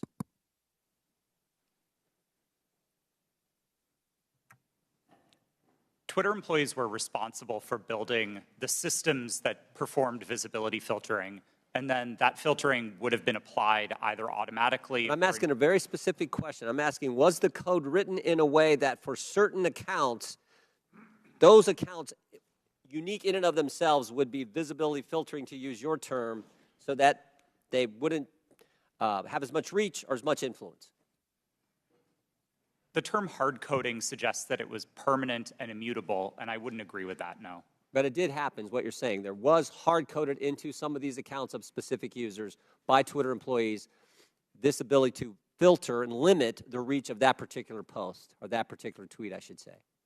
Again, I wouldn't say that they were hard-coded. Thank you. Chair recognizes Ms. Brown for 5 minutes. Thank you, Chairman Comer and Ranking Member Raskin, for holding this hearing today. Social media has been a revolutionary gift of the 21st century. From helping people across the world build meaningful connections to learning a new skill set, these platforms have played a significant role in creating an interconnected global world. When handled responsibly, social media serves as a useful resource with many positive outcomes. However, social media is not without its flaws, and the challenges are much larger than any specific incident or decision by one private company. Recently, social media has contributed to the rise and amplification of domestic extremist content and organizing. This is extremely concerning and, unfortunately, is contributing to the division of our society.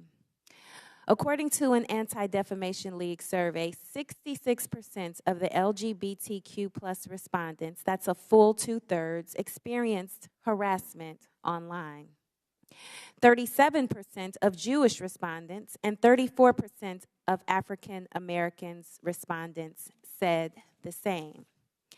This is truly disturbing. The power that social media has to inspire real-world action, both good and bad, is well known to all of us. And sadly, the hate online does not stay online. Social media has the power to influence not just here at home, but those who are watching us abroad. For example, an online disinformation campaign by a hostile foreign power can have the power to sway a close election. So, Mr. Roth, in a recent interview, you stated, and I quote, beginning in 2017, every platform, Twitter included, started to invest really heavily in building out an election integrity function. So I ask, were those investments driven in part by bipartisan concerns raised by Congress and the U.S. government after the Russian influence operation in the 2016 presidential election? Thank you for the question. Yes, those concerns were fundamentally bipartisan. The Senate's investigation of Russian active measures was a bipartisan effort. The report was bipartisan. And I think we all share concerns with what Russia is doing to meddle in our elections. Thank you so much. Did those investments include better information sharing mechanisms with the federal government? Yes. I think one of the key failures that we identified after 2016 was that there was very little information coming from the government and from intelligence services to the private sector. The private sector had the power to remove bots and to take down foreign disinformation campaigns, but we didn't always know where to look without leads supplied by the intelligence community. That was one of the failures highlighted in the Senate Intelligence Committee's report and in the Mueller investigation, and that was one of the things we set out to fix in 2017. Thank you for that. And Mr. Roth, were those communication channels useful to Twitter as it worked to combat foreign influence operations? Absolutely. I would say they were one of the most essential pieces of how Twitter prepared for future elections. Thank you so much. So clearly, we must come together as a committee to stand up and protect our country from foreign election interference and disinformation. I sincerely look forward to spending more time with this committee, working to understand how to fight back against our adversaries and strengthen our democracy. And with that, Mr. Chairman, I yield back. Thank you very much. Chair recognizes Ms. Green for 5 minutes. Thank you, Mr. Chairman. Mr. Baker, Ms. Gaddy, Mr. Roth, and Ms. Navaroli, you can consider your speech canceled during my time because you canceled mine. You see, you permanently banned my personal Twitter account, and it was my campaign account also. So let's talk about election interference, shall we? January 2nd, 2002, you permanently banned my Twitter account. This was the account that I would put my campaign ads on, raise money on, fight back when attacked with lies, and be able to talk to my voters in my district. But you banned it. And then let me explain. My account was not reinstated until November 21st, 2022. That was after my election on November 8th. You know, at your company, or your former company where you worked, Twitter employees, over 98% of them donate to Democrats. So while you coordinated with DHS, the FBI, the CIA, our government, and outside groups to permanently ban, shadow ban conservative Americans and candidates like me and the former president of the United States, President Donald J. Trump, you were censoring and wrongfully violating our First Amendment free speech rights. Guess what? None of you hold security clearances. None of you are elected, and none of you represent 750,000 people like I do. Let's explain. 52 United States Law 10101. No person shall intimidate, threaten, coerce, or attempt to stop any other person for the purpose of interfering with their rights to vote or to vote as he may choose. You didn't shadow ban or permanently ban my Democrat opponent. No, you did that to me. And that was wrong, and it was against the law. You see, not only that, was it me that you violated my First Amendment rights? You violated countless conservative Americans. These were doctors that were trying to tell the truth about COVID, doctors that were having success treating people with ivermectin that you all would not allow to be talked about on your platform. These were parents complaining about their school boards, teaching gender lies in their schools, biological males entering their daughters' bathrooms and sports. These were also people questioning the 2020 election, and guess what? That's Americans' First Amendment right.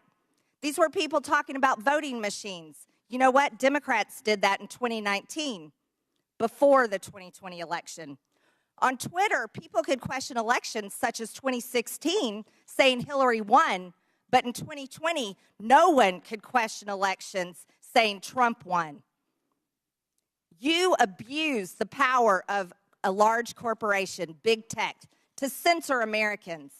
And you want to know something? Guess what? I'm so glad that you're censored down. I'm so glad you've lost your jobs. Thank God Elon Musk bought Twitter. And you know what? Let's talk about something a little bit further. It's amazing to me, Mr. Roth, as the head and trust of safety at Twitter, your ability, or should I say inability, to remove child porn. Now, here's something that disgusts me about you. In your doctoral dissertation entitled Gay Data, you argued that minors should have access to Grindr, an adult male gay hookup app. Minors? Really? You know, Elon Musk took over Twitter and he banned 44,000 accounts that were promoting child porn. You permanently banned my Twitter account, but you allowed child porn all over Twitter. Twitter had become a platform, you said, connecting queer young adults. You also wrote on Twitter in 2010, can high school students ever meaningfully consent to sex with their teachers? In 2021, while you were the director of trust and safety on Twitter, an underage boy and his mother announced a lawsuit against Twitter because Twitter was benefiting from and refused to remove a lewd video featuring this boy and another minor. That is repulsive. But you violated me. What were my tweets? Okay, let's talk about them. I was talking about the deaths being reported on VAERS. By the way, that's on the CDC website. I was also saying that I didn't think any entity should enforce a non-FDA approved vaccine or mask. Guess what? A lot of people agreed with me, but you called that COVID misinformation. By the way, I'm a member of Congress and you're not. I also said the controversial COVID-19 vaccines should not be forced on our military. You want to know something? Republicans stopped that in the NDAA. Ladies, time has expired. And your time has expired. I yield back. Thank you, Mr. Chairman. Chair recognizes Mr. Gomez. Thank you, Mr. Chairman. Mr. Roth, please explain to us why Ms. Marjorie Taylor Greene, or the representative from Georgia, was removed from Twitter. Thank you for the question, Congressman. My recollection is that her personal account was banned from Twitter after repeated written notices due to repeated violations of the Twitter rules. Can you add a little specificity to the violation of the Twitter rules?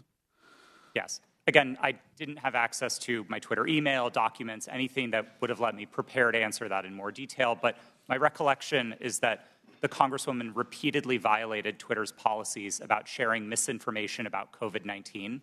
She received multiple written warnings about that conduct. She received multiple timeouts related to that conduct.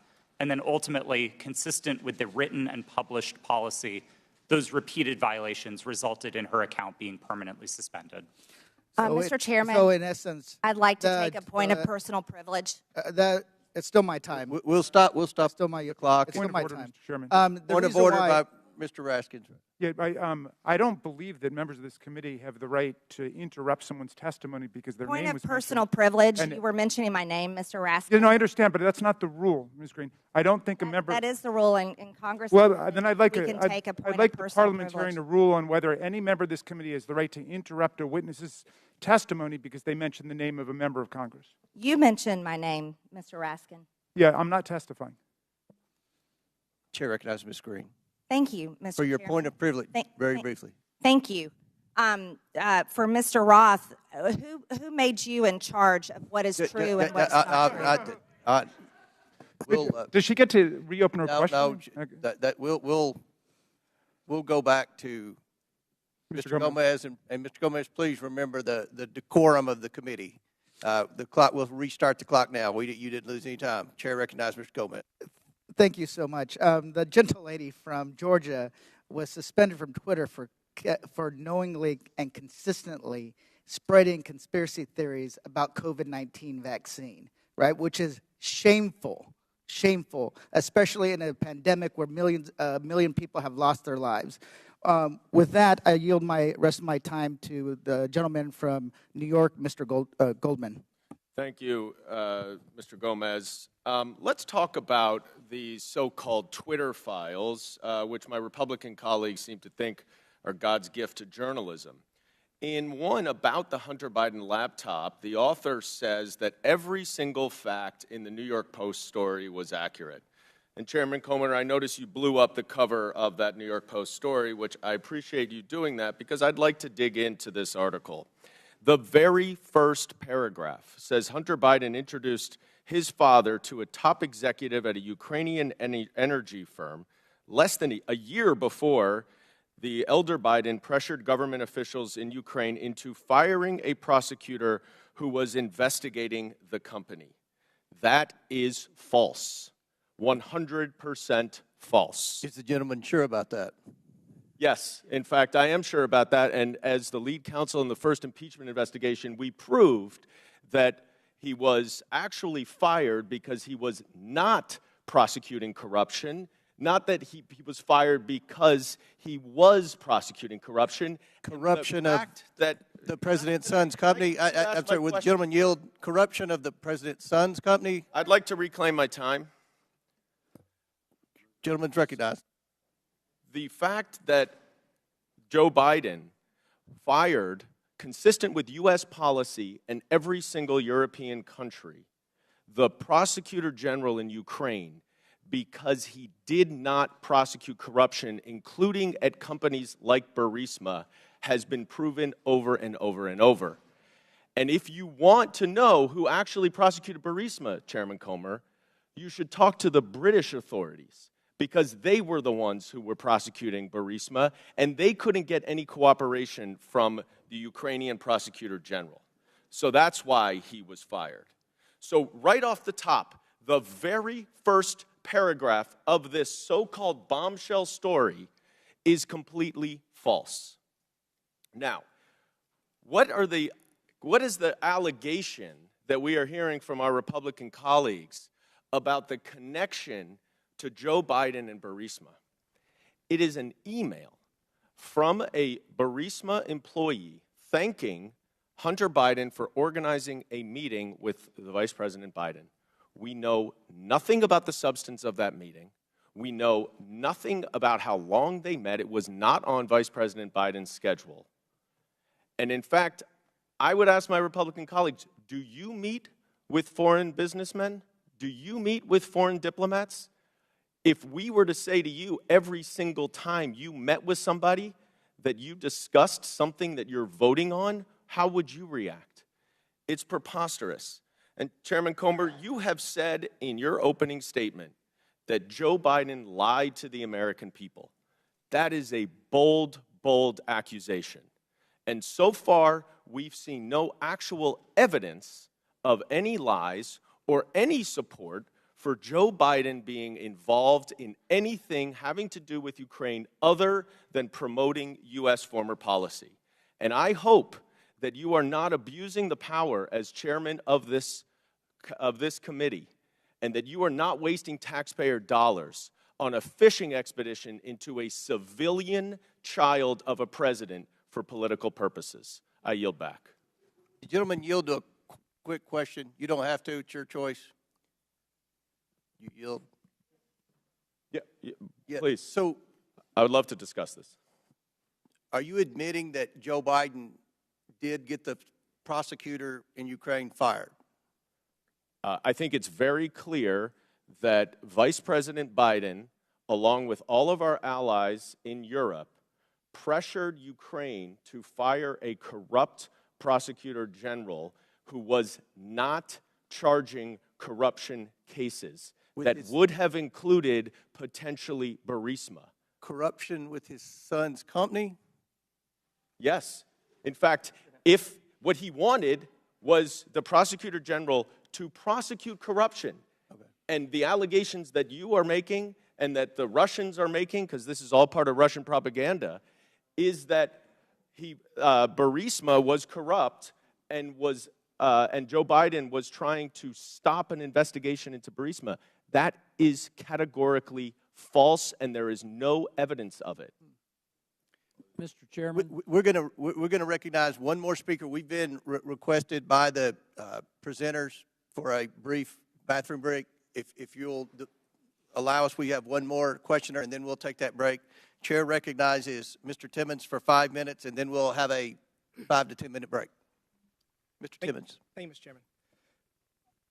We have a big picture problem right now, and we're talking about Twitter specifically and Hunter Biden's laptop, but it's not just that. It's the general trend of the media, social media, the FBI, DOJ, doing one side's bidding. That's the issue. There's mistakes that have been made, and we keep looking back at these mistakes and say, oh, that shouldn't have happened that way. we are going to have a new policy to avoid that from happening again. But every mistake benefits one side. Every mistake benefits one side. Let's go back to 2016. The Democrat National Committee and the Clinton campaign paid Fusion GPS to fabricate the Steele dossier, which was the basis of this entire Russia collusion investigation. Special counsel, we spent $40 million pursuing it. There was no evidence of the Trump campaign colluding with Russia. There was none. It was actually fabricated by the Democrats and the Clinton campaign to create a narrative to damage President Trump. So that was a mistake. We all know that now. That was the conclusion of that investigation. And as a side note, that's why Adam Schiff is no longer on Intel, because he lied about that investigation. He said, as the chair of Intel, I have all this information. He abused his position, and that's why he was removed from Intel. So next, we go to 2020. Another mistake. We have something that is real labeled as something that is fake. We tell the American people that we're going to have an honest, open conversation about issues, about challenges that our country faces, and everybody has their own facts. Congressman from New York is mentioning his facts. It's just very bizarre that Hunter Biden making tens of thousands of dollars a month with no credentials from a business in Ukraine, whether they're being investigated, who knows? I mean, these are all speculation, and it's something the American people can't really digest because we don't know the answers to it. And when we're told the answers by our government, by big corporations, by big tech, and they're repeatedly wrong, it creates a trust issue. It creates a trust issue. So the American people do not trust what they're being told. They do not trust what they're being told. We're going to dig into the Hunter Biden laptop briefly. Jack Dorsey has said that he did not make that decision. Ms. Gaddy, did you make the decision to censor the Hunter Biden laptop story? Yes, I was involved in that decision. Who was the final arbiter? Because Mr. Roth has said he disagreed with that decision. Who was the final person that said, we're going to do this? I ultimately approved that decision. Okay, thank you. Mr. Roth, you have said previously that you do not believe that the New York Post story violated any policy. You've said that multiple times today. How many times, other than this one, did something get banned or flagged that you disagreed with? Is this the only one? No, sir, not at all. Okay, so these are Twitter challenging. Twitter repeatedly banned and censored material that you thought shouldn't be censored. Is that fair? These are challenging judgment calls, and I think reasonable minds can differ about whether a given piece of content. Okay, but on this one you did disagree. I just want to say the American people need to have valid information to process decisions. I would argue that denying the American people the substance of Hunter Biden's laptop story Hunter Biden's laptop was wrong. You got photos and text messages of Hunter Biden committing multiple felonies, which was never actually criminal. There were no criminal charges. Must be nice. Hunter Biden and James Biden were negotiating deals with Chinese Communist Party agents, one of whom Hunter Biden classified as the spy chief of China. We have evidence at least one of Hunter's deals with Chinese Communist Party-linked entities. Joe Biden was given a 10% equity stake in the joint venture. You have evidence that the Bidens were trying to sell America's natural resources to the Chinese, and this is my personal favorite. Evidence that the Bidens and a Chinese energy company owned by the Chinese Communist Party had leased office space no further than 3 miles from where we're sitting right now. And the man running for president had his own office in that office space, his own personal office. You think the American people deserve to know that? I do. I think that there's a lot of smoke surrounding the Biden's relationship with the Chinese Communist Party. There's a lot of smoke surrounding the Biden's relationship with Ukraine. And they deserve to have the facts to make a decision for themselves. Y'all got it wrong in 2016 with Russian collusion. You got it wrong with Hunter Biden's laptop in 2020. You got it wrong regarding COVID at every turn. The American people deserve better. Will the gentleman yield for a question? Gentleman yield. Will the gentleman yield for a question? Gentleman yield. Yes. Then Mr. Raskins. Mr. Baker, did you talk to any of the 51 former Intel officials who sent the now famous letter on October 19th, 2020, saying that the story in the New York Post had all the classic earmarks of a Russian information operation? Have you talked to any of those 51 prior to that letter being sent on the 19th or after? Sir, I can't remember who's on that group, but Clapper, Brennan, Morrill. I've talked to those people during the course of my career, yes. Have you talked to them in your time at Twitter? I can't remember who's on that list, so I'm No, afraid. how about the three I just mentioned, Clapper and Brennan? Okay. All right. Mr. Chairman, regular order. Last question, but feel free to answer. Then we'll recognize Mr. Raskin. Well, I was going to ask the gentleman before he left whether he's denying the Russian disinformation propaganda campaign that we've heard about from witnesses, or he's just denying Russian collusion, which was something that Mr. Mueller specifically did not address in his final report. He said collusion is not a legal concept. He was looking just at conspiracy, and he said there wasn't substantial enough evidence to charge conspiracy, but there were dozens of contacts between Donald Trump and the Russians that were documented in that report. That's all I wanted to say. The Chair recognizes Mr. Jordan, then we'll recess for... Just to restate the question that's on the table to Mr. Baker. Did he talk with Mr. Clapper, Mr. Brennan, or anyone else that he knows of on that who signed that? Point of order, letter? Mr. Chairman. Whose time is this? Yeah. This was The chairman's remaining 3 seconds of... He doesn't have remaining time. Okay. He's gone over by a minute. We're over. Mr. Baker, feel free to answer the question if you want, and then we'll take a recess. Mr. Jordan, I don't recall discussing that publication that they did about the Hunter Biden laptop with any of those people.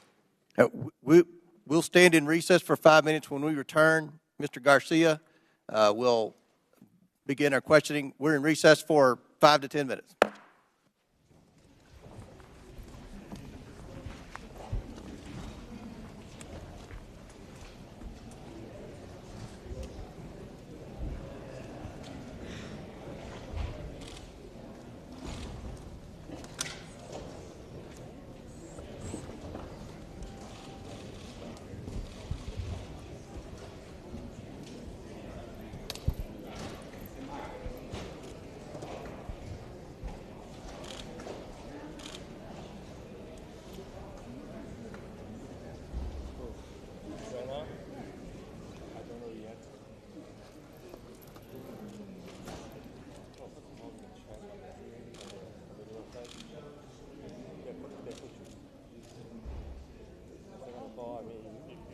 No, they have to update the one.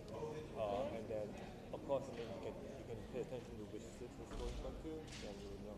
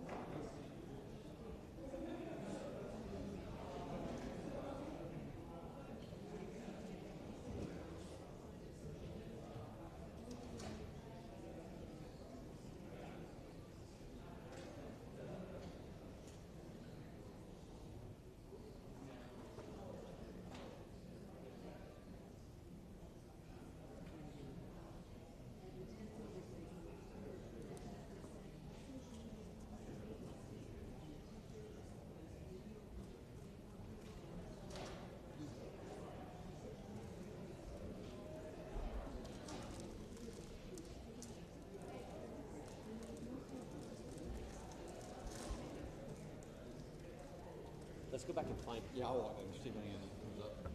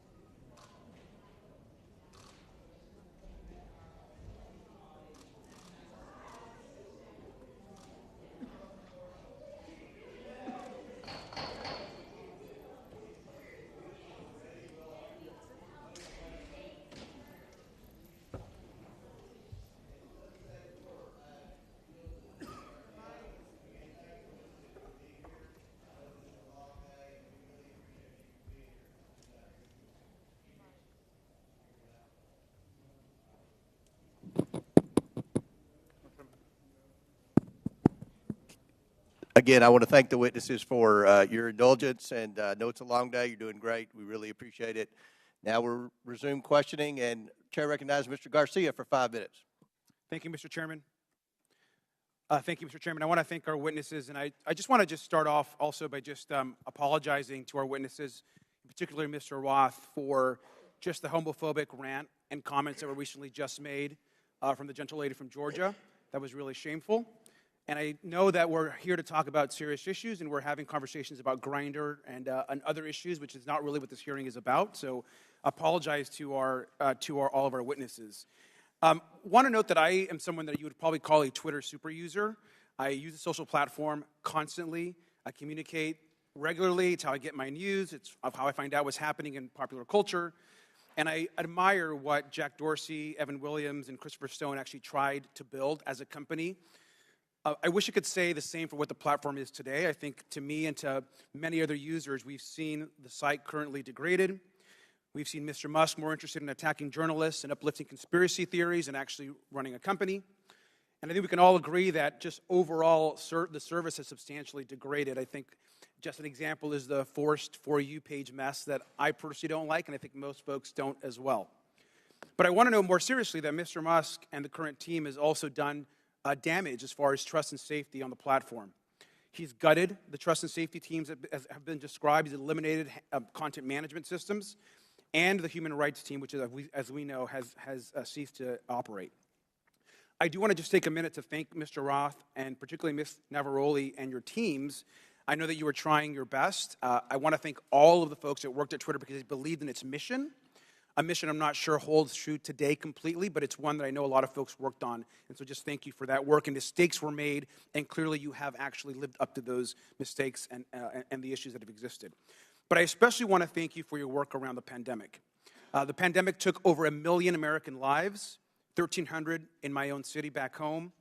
And your decisions in content moderation actually saved countless lives in this country, including the work you did by moderating or banning members even of this committee who peddled in lies and were actively causing death and harm to others. And so for that work on content moderation, I want to thank you. And I want to go back to something that Mr. Roth said briefly.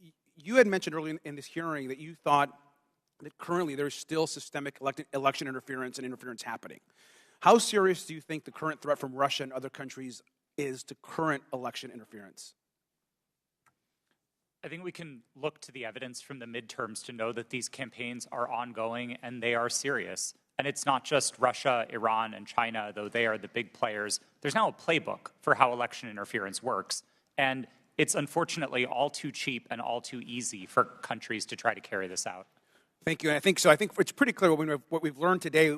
One thing we've learned, which hasn't been much, by the way, is that there's current election interference happening today by Russia and other actors. And so that is something that's serious. That's which the focus of this hearing should actually be about, versus all of this kind of nonsense and lies and conspiracy theories that this committee is actually focused on today. I want to take the remaining balance of my time and yield to Ms. Ocasio-Cortez. I thank the gentleman from California. I'd like to raise and follow up on a point that the opposition and the other side of the aisle is making, which is trying to insinuate that there is something scandalous or unusual about federal agency outreach to social media platforms and other organizations such as Twitter. The insinuation here is that in the FBI and other agencies reaching out to Twitter, that there's something nefarious about this, that this was some sort of partisan weaponization or attempt to intimidate. But we actually have quite a documented history of representatives from the Trump administration hailing the progress that the government had made in working with companies like Twitter to counter foreign influence operations and other areas of concern. In early March 2020, right before the Super Tuesday primary election, several Trump administration officials, including Mike Pompeo, Bill Barr, Chad Wolf, and acting director of national intelligence Richard Grenell issued a statement praising the government's cooperation with the private sector to fend off foreign interference and said that relationship was, quote, stronger than it's ever been. This was around this whole time where there's this grievance around this. And listen to what DHS Secretary Chad Wolf had to say just weeks before the 2020 presidential election. We now have direct lines of communication with tech and social media companies and election officials so that both parties can seamlessly take action against false information spreading online. I would argue that this information from the Trump administration would say that they would support your decision in temporarily suspending this disinformation that seemed to be coming out from the New York Post. So with that, I yield back to the chair. Gentlelady yields back. Chair recognizes Mr. Burchett for 5 minutes. Thank you, thank you, Mr. Chairman. Ms. Gaddy, Charlie Kirk and Dan Bongino are conservative commentators. Is that a fair characteristic? Just yes or no would be fine.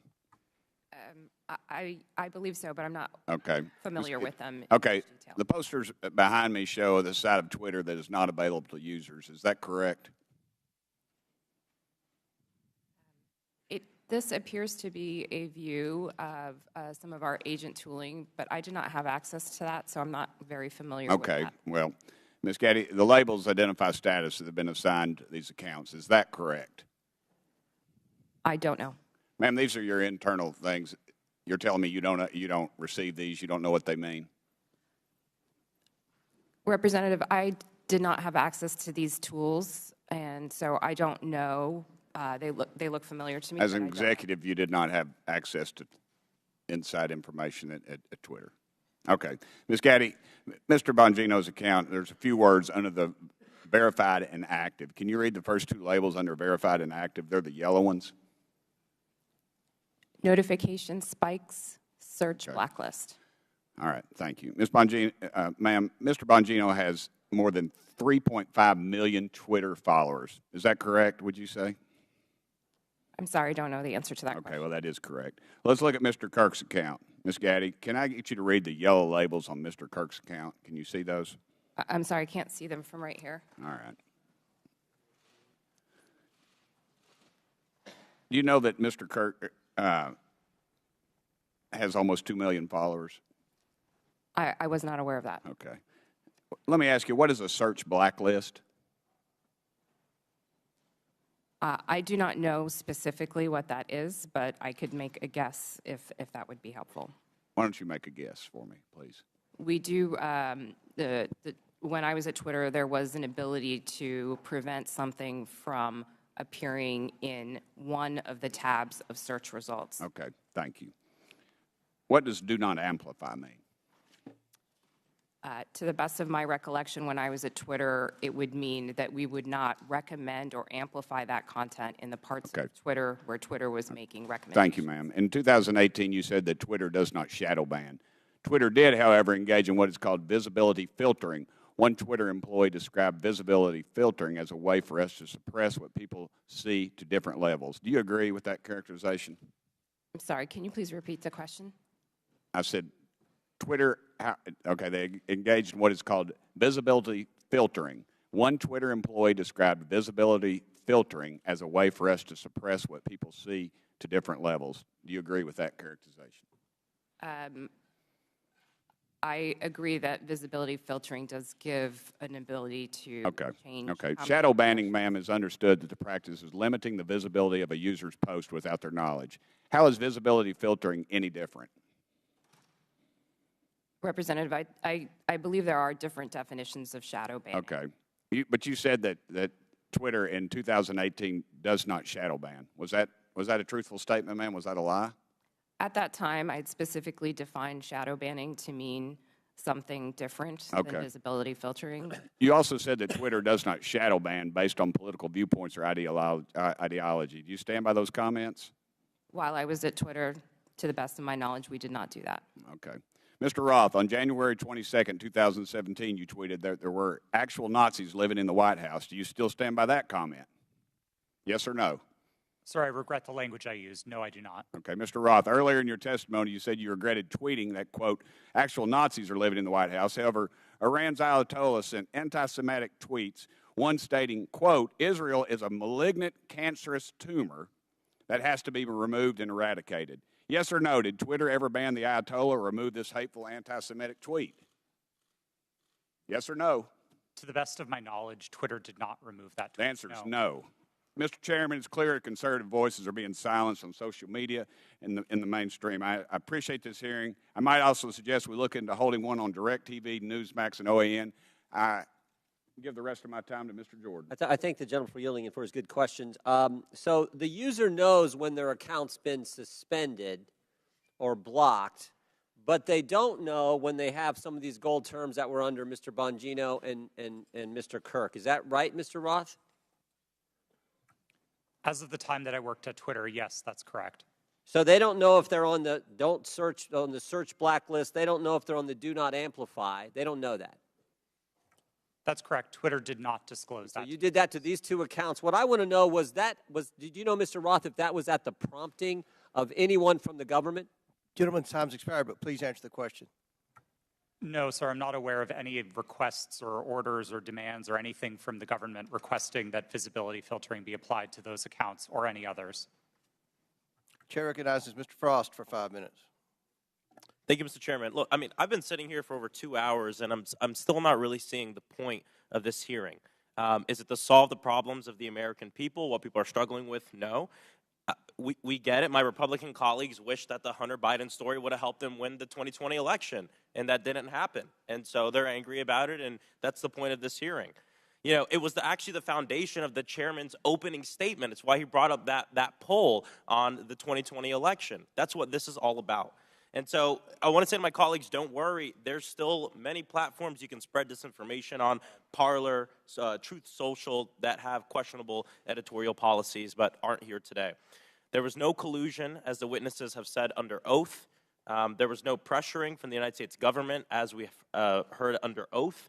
We're wasting our time here bullying former Twitter employees. So that way, it's calling the ref. So that way, in the future, when they want disinformation to be put on the internet, social platforms will be scared to call them out down the road. It's called calling the ref.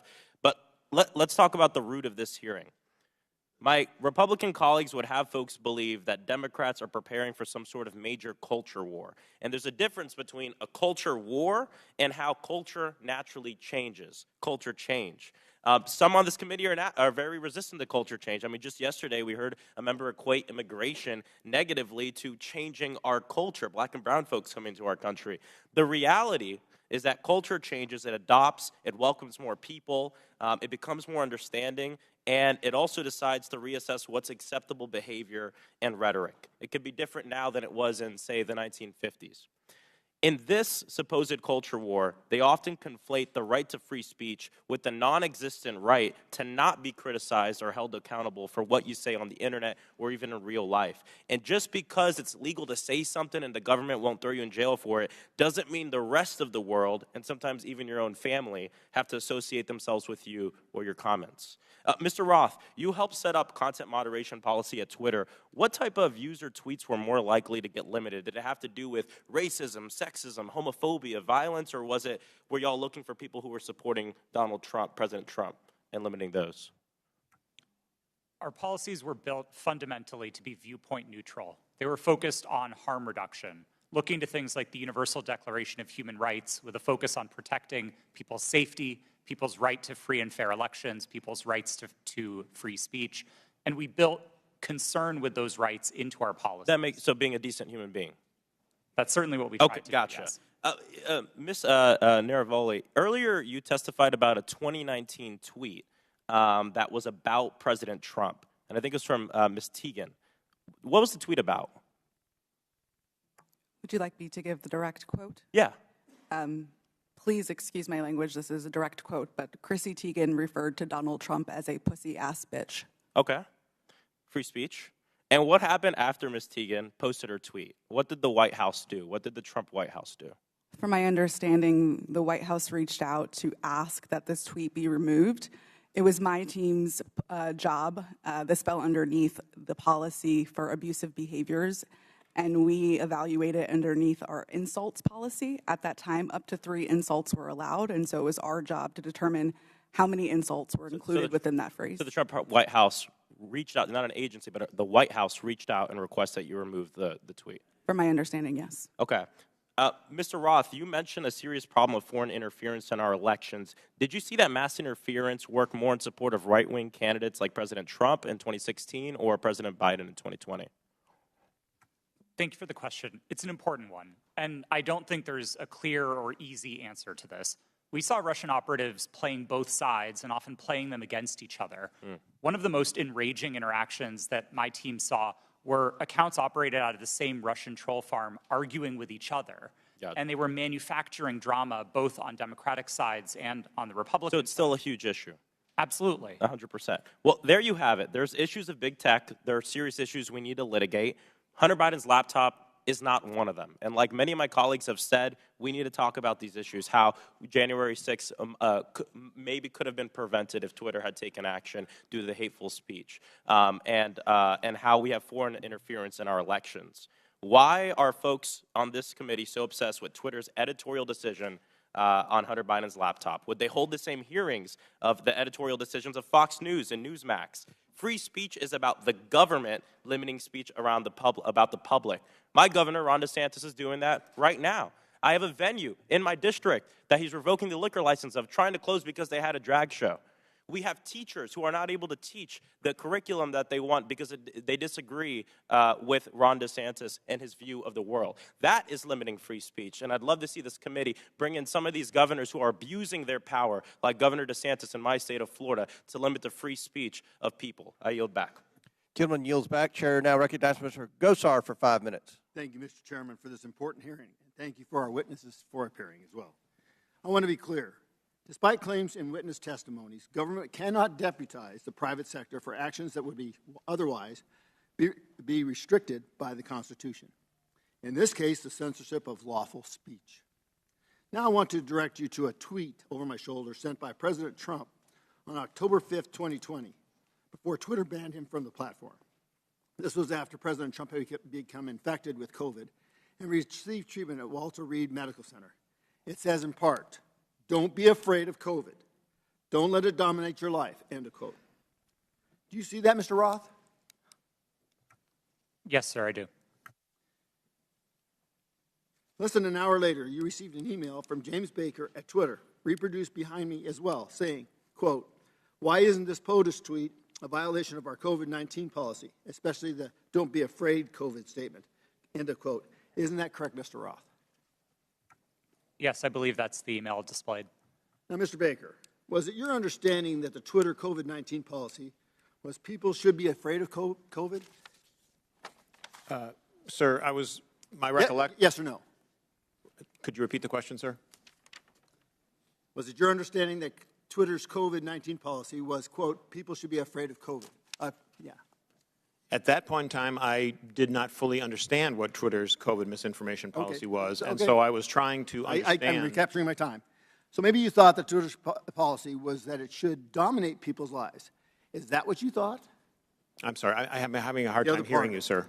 So is it the fact that Twitter, don't let it dominate people's lives? Is that the problem with the tweet? At that point in time, I did not understand fully. I was relatively new at Twitter, and I was trying to understand what the policy was, and therefore I was. I just want to ask you, the other two were asked, where did you go to medical school? I beg your pardon? Where did you go to medical school? I did not go to medical school. Good. Now, I'd like to have a yes or no from each of the witnesses on these following questions. Did you or others at Twitter communicate with government officials by means of disappearing messaging systems like Signal, Snapchat, or Wicker? Mr. Baker, yes or no? Have I ever communicated with a government official using those? Yes or no? I don't recall. Ms. Gaddy? Not to the best of my recollection. Mr. Rao? Yes. Mr. Rowley? Not to my recollection, no. Once again, did you or others at Twitter receive requests from federal law enforcement to allow criminal activity or content whose distribution is criminal to proceed on Twitter? Mr. Baker?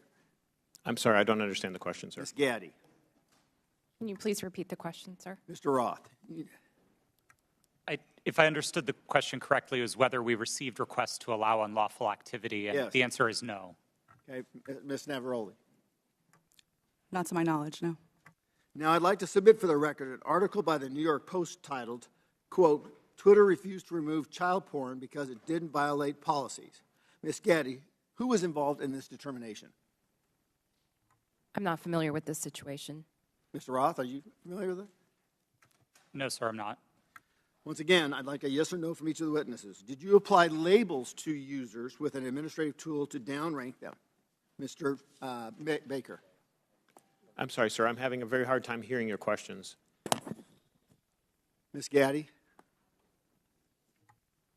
I'm having the same problem, sir. Can you please repeat the question? Mr. Roth. I'm not sure I understood the question, sir. Well, I'm asking you, did anybody use an administrative tool to downrank users? Yes, sir. That's a part of Twitter's content moderation capabilities. Mr. Baker? Well, I'll rely on Mr. Roth. Okay, Ms. Gaddy? Yes, we're very public about our recommendation systems and how they work. Mr. Chairman, today's witnesses played a central, powerful, and disturbing role in limiting not only free speech, but even people's good faith inquiries and research regarding their own health. The internet is increasingly where my constituents go to engage in civic discourse. Our liberties as Americans will be diminished if we do not recognize our speech is increasingly virtual and right now subject to hostility and threatened through bans and deplatforming. The suggestions by witnesses that all of the removal of, quote, lawful but awful speech, quote, was done in favor of users is bunk. You could just as easily provide content filter options to allow lawful speech, letting users decide what lawful materials they do or don't want to engage with. But you didn't. You censored and manipulated millions of people. Do not allow people like this sitting in front of us today to be the arbiters of truth. I urge my colleagues to support my Section 230 reform, Stop the Censorship Act, which empowers users with the editorial contract. Our private businesses, you always have a contract with your customers. Allow them to pick. I yield back my time. Gentleman yields back. Chair recognizes Ms. Baylett. Thank you, Mr. Chairman. And I want to say, as a former history teacher, I care a lot about the facts and the details, so let's dive in. On December 4th, then-ranking member Comer appeared on Fox News and alleged that what Elon Musk's Twitter files showed was, quote, evidence that the Biden campaign colluded with big tech to suppress a story that we now know is 100% true, unquote. That is simply not true. It is not true based on what we knew then. It is not true based on what we know now.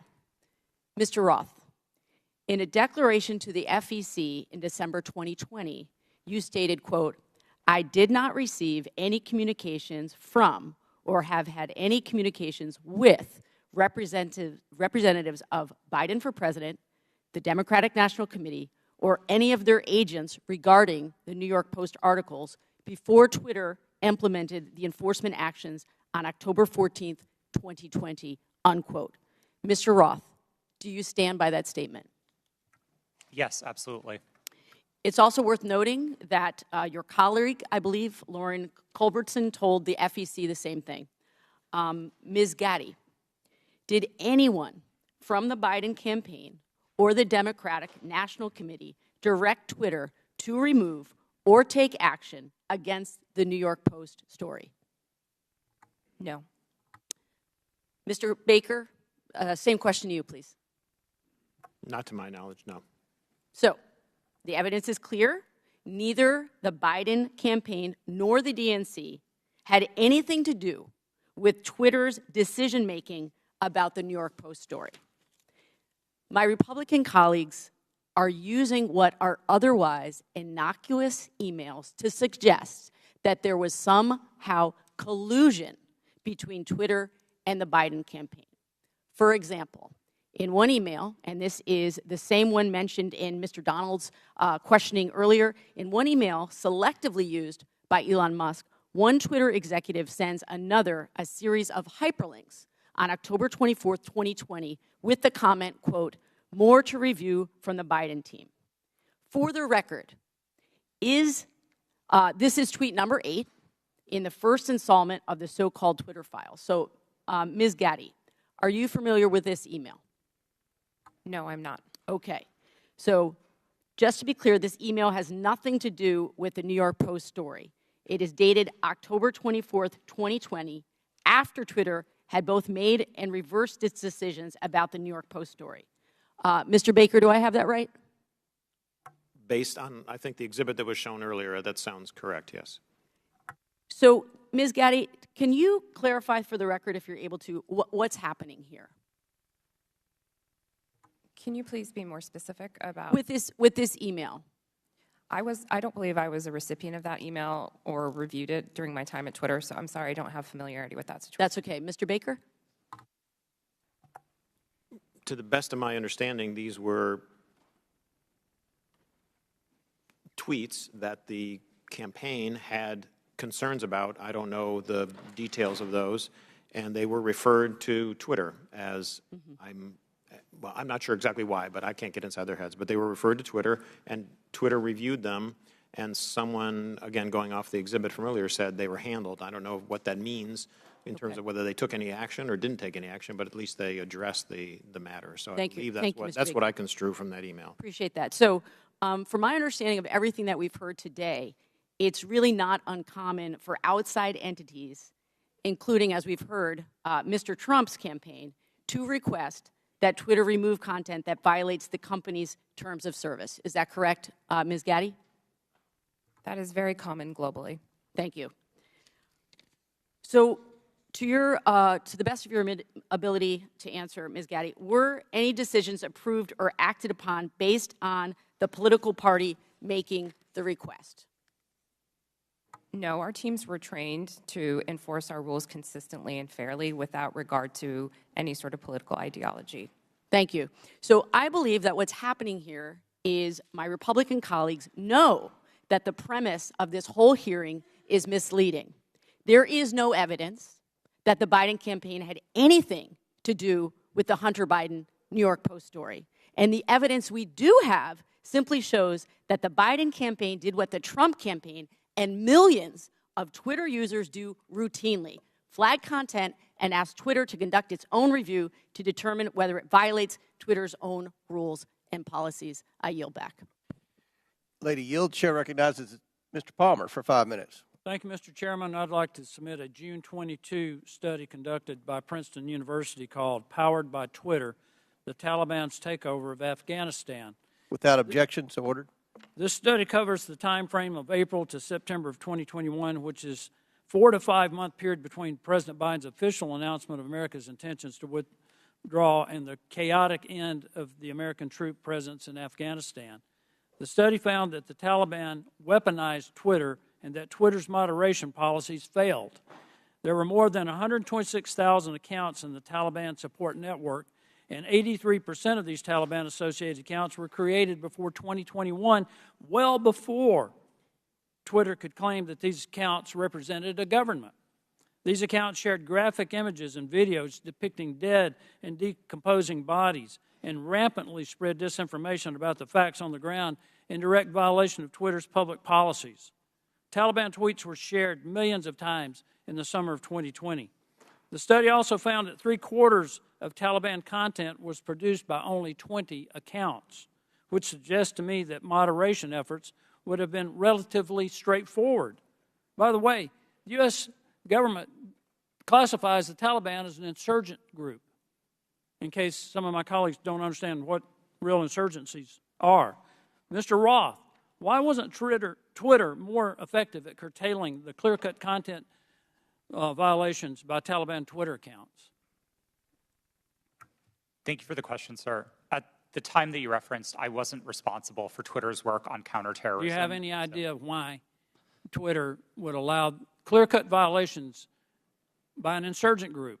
And by the way, they carried out multiple suicide attacks during the time frame they were sending out these tweets, killing dozens and injuring hundreds.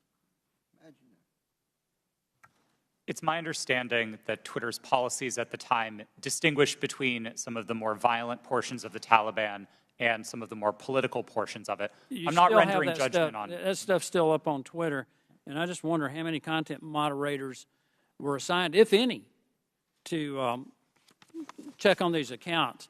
Additionally, it appears that Twitter was profiting from Taliban's presence on the platform in the lead-up to the overthrow of the Afghan government.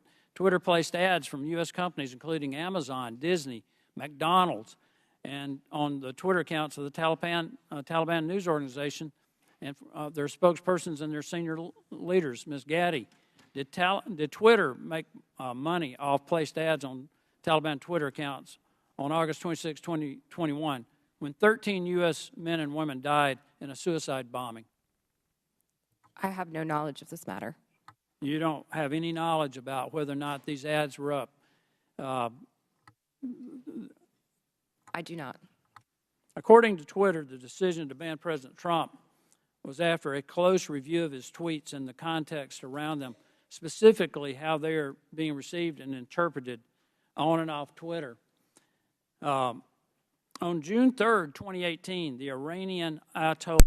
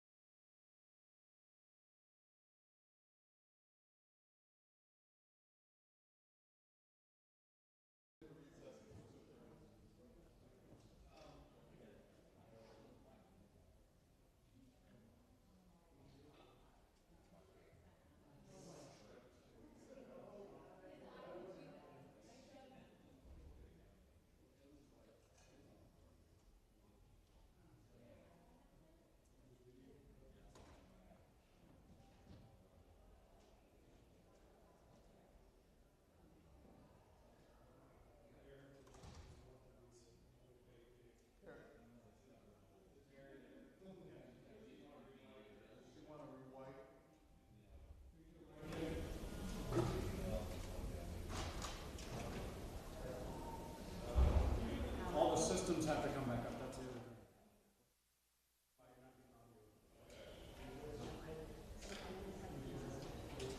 Oh yeah, this isn't up yet.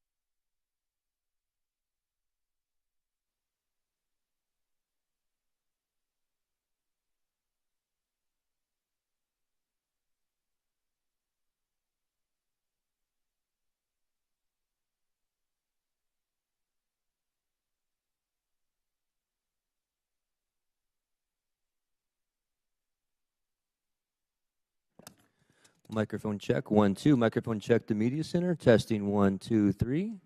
Testing, 1, 2, 3.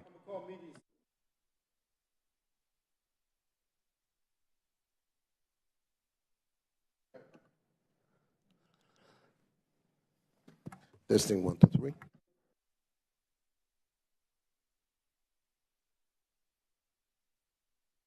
Audio video check. Chairman test, chairman test. Testing, 1, 2, 3. Testing, 1, 2, 3. Test. Okay, how about the video? Okay, thank you. Bye.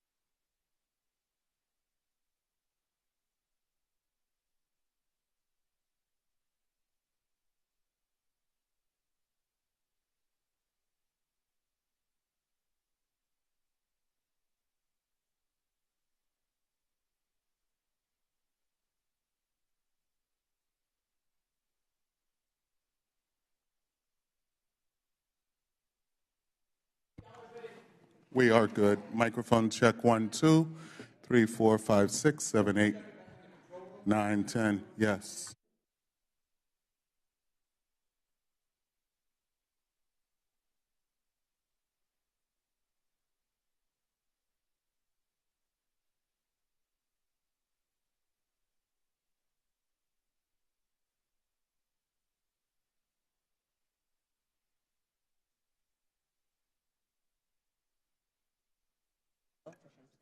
Ten nine eight seven six five four three two one 2154 Rayburn, the Oversight Committee, 1, 2, 3, 4.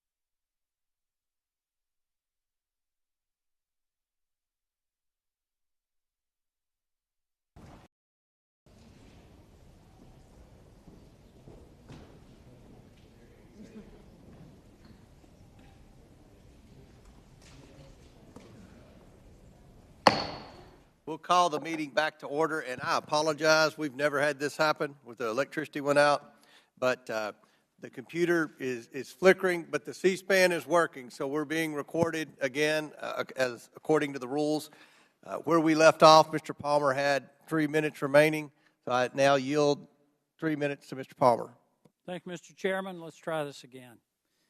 According to Twitter, the decision to ban President Trump was after a close review of his tweets and the context around them, specifically how they are being received and interpreted on and off Twitter.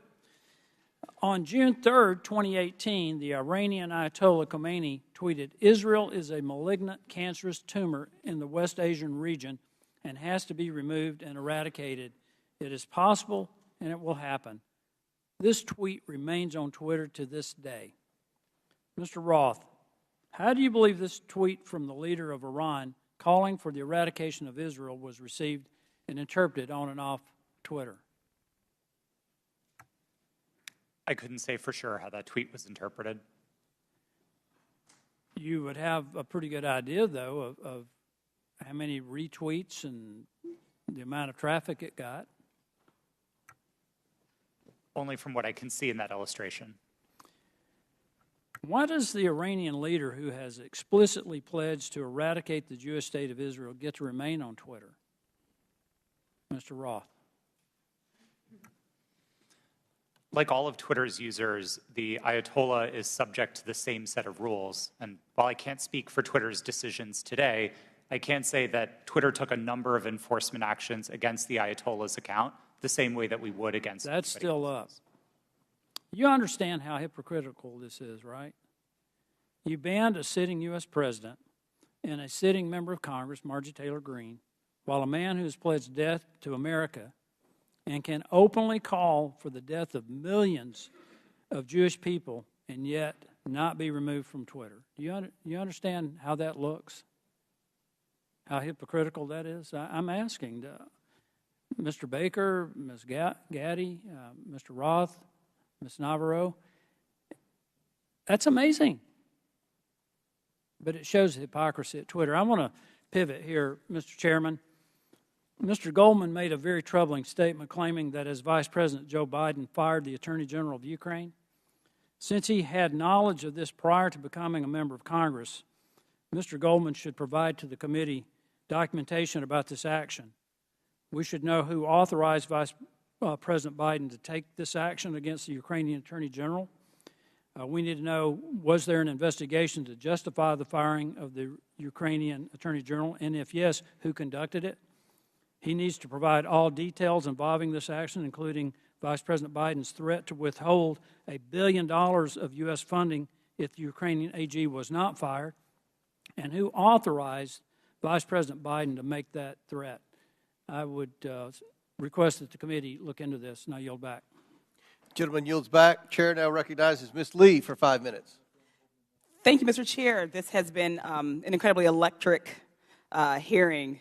It'd be funny if it weren't real life. I understand my colleagues on the other side of the aisle want to be victims so very badly. But Ms. Navaroli, if I understand you correctly, public criticism and allegations of anti-conservative bias are actually making Twitter and other social media companies less willing to enforce their own policies against political conservatives, correct? Yes, that was my understanding based on research that was done at Twitter. Meaning the same Republicans insisting on making themselves a victim is working? Could you repeat the question? The same Republicans, folks on this panel who are insisting on making themselves victims in this conversation about Twitter censorship and other accusations they've made, is this working because of the conservative bias and the implications of it? Or the allegations of conservative bias? In other words, are the allegations of conservative bias making it harder for those in Twitter or those who are working there to enforce these policies against folks who incite hate speech or make... Thank you for rephrasing that question, and thank you for asking it. Yes, these allegations are very much having an impact on the leadership within every social media company as they hope to not receive allegations of being biased or in any way being politically leaning. Thank you. I'm not the only lawyer in the room, so you all know that while the Constitution does provide us the right to free speech, there are, of course, limitations. As Ms. Navaroli pointed out, we cannot yell fire in a crowded theater. Compromising freedom of speech may seem dangerous until we weigh that compromise against the men and women massacred in Buffalo, for instance, or the many other places where radicalized violent extremists found their motivation to kill on social media. This isn't about oppression. It's about public safety. This isn't about censorship. It's about protecting our democracy from misinformation. Ms. Navaroli, it was your job to decide whether someone was yelling fire in the theater. Could you describe the coded incitement to violence policy Twitter did not implement? Yes, thank you for that question. The coded incitement to violence policy was an incredibly nuanced policy that was created in order to fill the gaps that were existing in the already existing policies around violence. The policies around violence were explicit. So these were calls that said, I'm going to, I want to, I plan to, I wish to. Those sorts of incitements would have come down. Things like stand back, stand by. Things like I am locked and loaded and ready for a civil war were dog whistles that were not covered underneath the policy. Thank you. Could it have saved lives if it were implemented on January 5th, 2021, or possibly in November of 2020? I can't speculate as to what might have happened, and I do wish we would have acted. Thank you. Ms. Gaddy, the very same words that were plastered across Twitter were shouted at the January 6th insurrection. What threats do Americans face now that Elon Musk has removed all guardrails and welcomed back Donald Trump to the platform? Thank you for the question. I'm actually not really familiar with what the content moderation policies of Twitter are today. Okay, thank you. Social media platforms like Twitter must own up to their responsibility in spreading violence and chaos. I'd argue so too do members of this panel and institution. Thank you. I yield the balance of my time to Mr. Raskin. Thank you very much. Mr. Roth, I want to go back to the whole question of your finding hundreds of thousands of fake accounts set up by Vladimir Putin and the Russian Internet Research Agency, I think they called it, which was the propaganda arm in 2016, and I suppose to this day. Some have been suggesting on the other side of the aisle that it's illegitimate for the FBI or any representative of the federal government, presumably even Donald Trump, who did a lot of this, to contact private media entities in order to apprise them of anything, whether it might be the penetration of organized crime or child pornography or foreign malign influence. And I'm just wondering if you would give us a sense of how much work is actually being done, and I was going to check with you and Mr. Baker about that. How much work does Twitter and other social media entities do that relies on the FBI and other national security agencies? Thank you for the question. There is a considerable amount of work to address foreign disinformation at Twitter and also at other companies. And this work was reliant in part on intelligence shared with companies by law enforcement and by the intelligence community. I would regard that work as essential. At Twitter, we had dozens of people working just on these questions of election interference. Those teams no longer exist under Mr. Musk. And Mr. Baker, if you could. Thank you, sir. Just generally, I mean, it's a matter of public record that the FBI has worked with the public, including private entities, for decades. Indeed, they've had for some number of years now an office of, I think it's called Office of Public Sector Engagement. This is part of what they do in order to fulfill their responsibilities and to do their jobs to protect the country. Thank you. Yield back. Chair recognizes Mr. Armstrong for 5 minutes. Thank you, Mr. Roth. I'm going to continue down that line of questioning. So when you testified, you were just talking about working very hard to keep foreign troll farms from using Twitter and to engage in malign foreign interference. This sounds like a fairly robust undertaking. You said between 2016 and 2020, you had different teams stood up to do this. Constant vigilance? Yes, sir. That was the phrase that we used. Yeah. And these types of attempts are constantly evolving. They're trying to find new ways to penetrate your system, so you have to be engaging with it on and being willing to adapt on a constant basis. Yes, sir. That's right. And now we forward to 2020, and earlier you had testified that you were having regular interactions with national intelligence, Homeland Security, and the FBI? Yes, I did. And primarily to deal with foreign interference? Primarily, but I would also say almost misinformation and all of that. exclusively. But you had said earlier, like your contact with Agent Chang was primarily with foreign interference? Yes, that's right. All right. And these were emails, were there meetings? Yes, Twitter met quarterly with the FBI Foreign Interference Task Force, and we had those meetings running for a number of years to share information about malign foreign interference. Agents from Homeland Security or intelligence, or just primarily the FBI? Our primary contacts were with the FBI, and in those quarterly meetings, they were, I believe, exclusively with FBI personnel. And you had multiple former FBI agents on the payroll. I mean, Mr. Baker, you have 10 years experience with FBI, DOJ?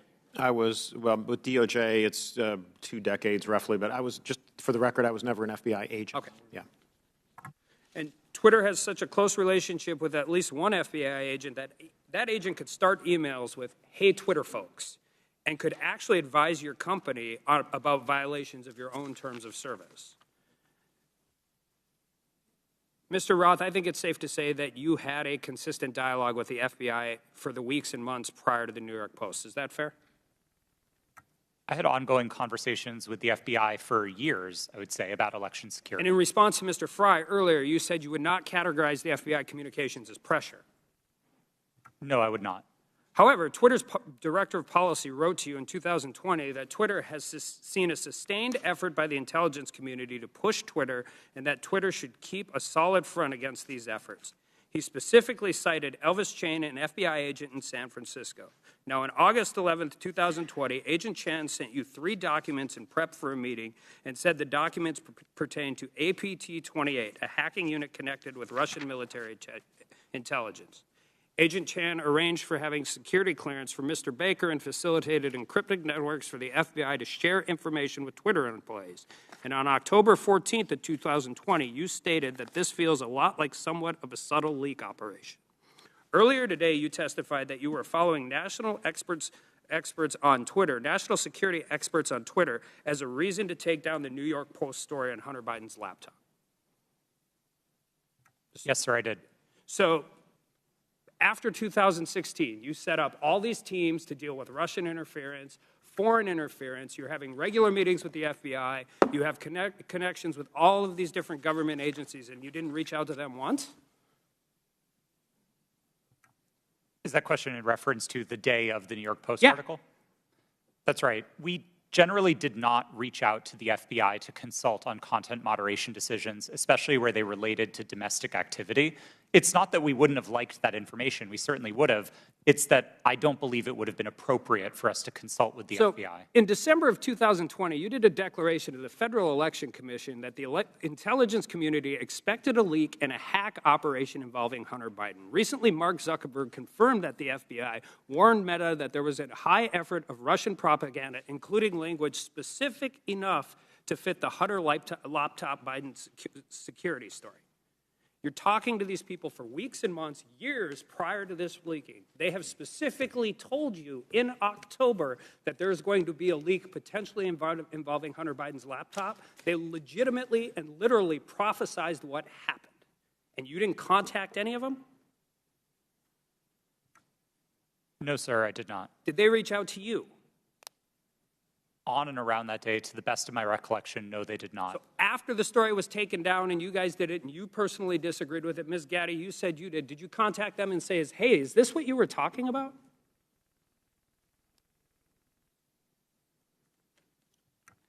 If that question was directed to me, no, I did Ms. not. Gaddy, did you talk to anybody from the FBI? Not to the best of my recollection. So I guess my question is, what is the point of this program?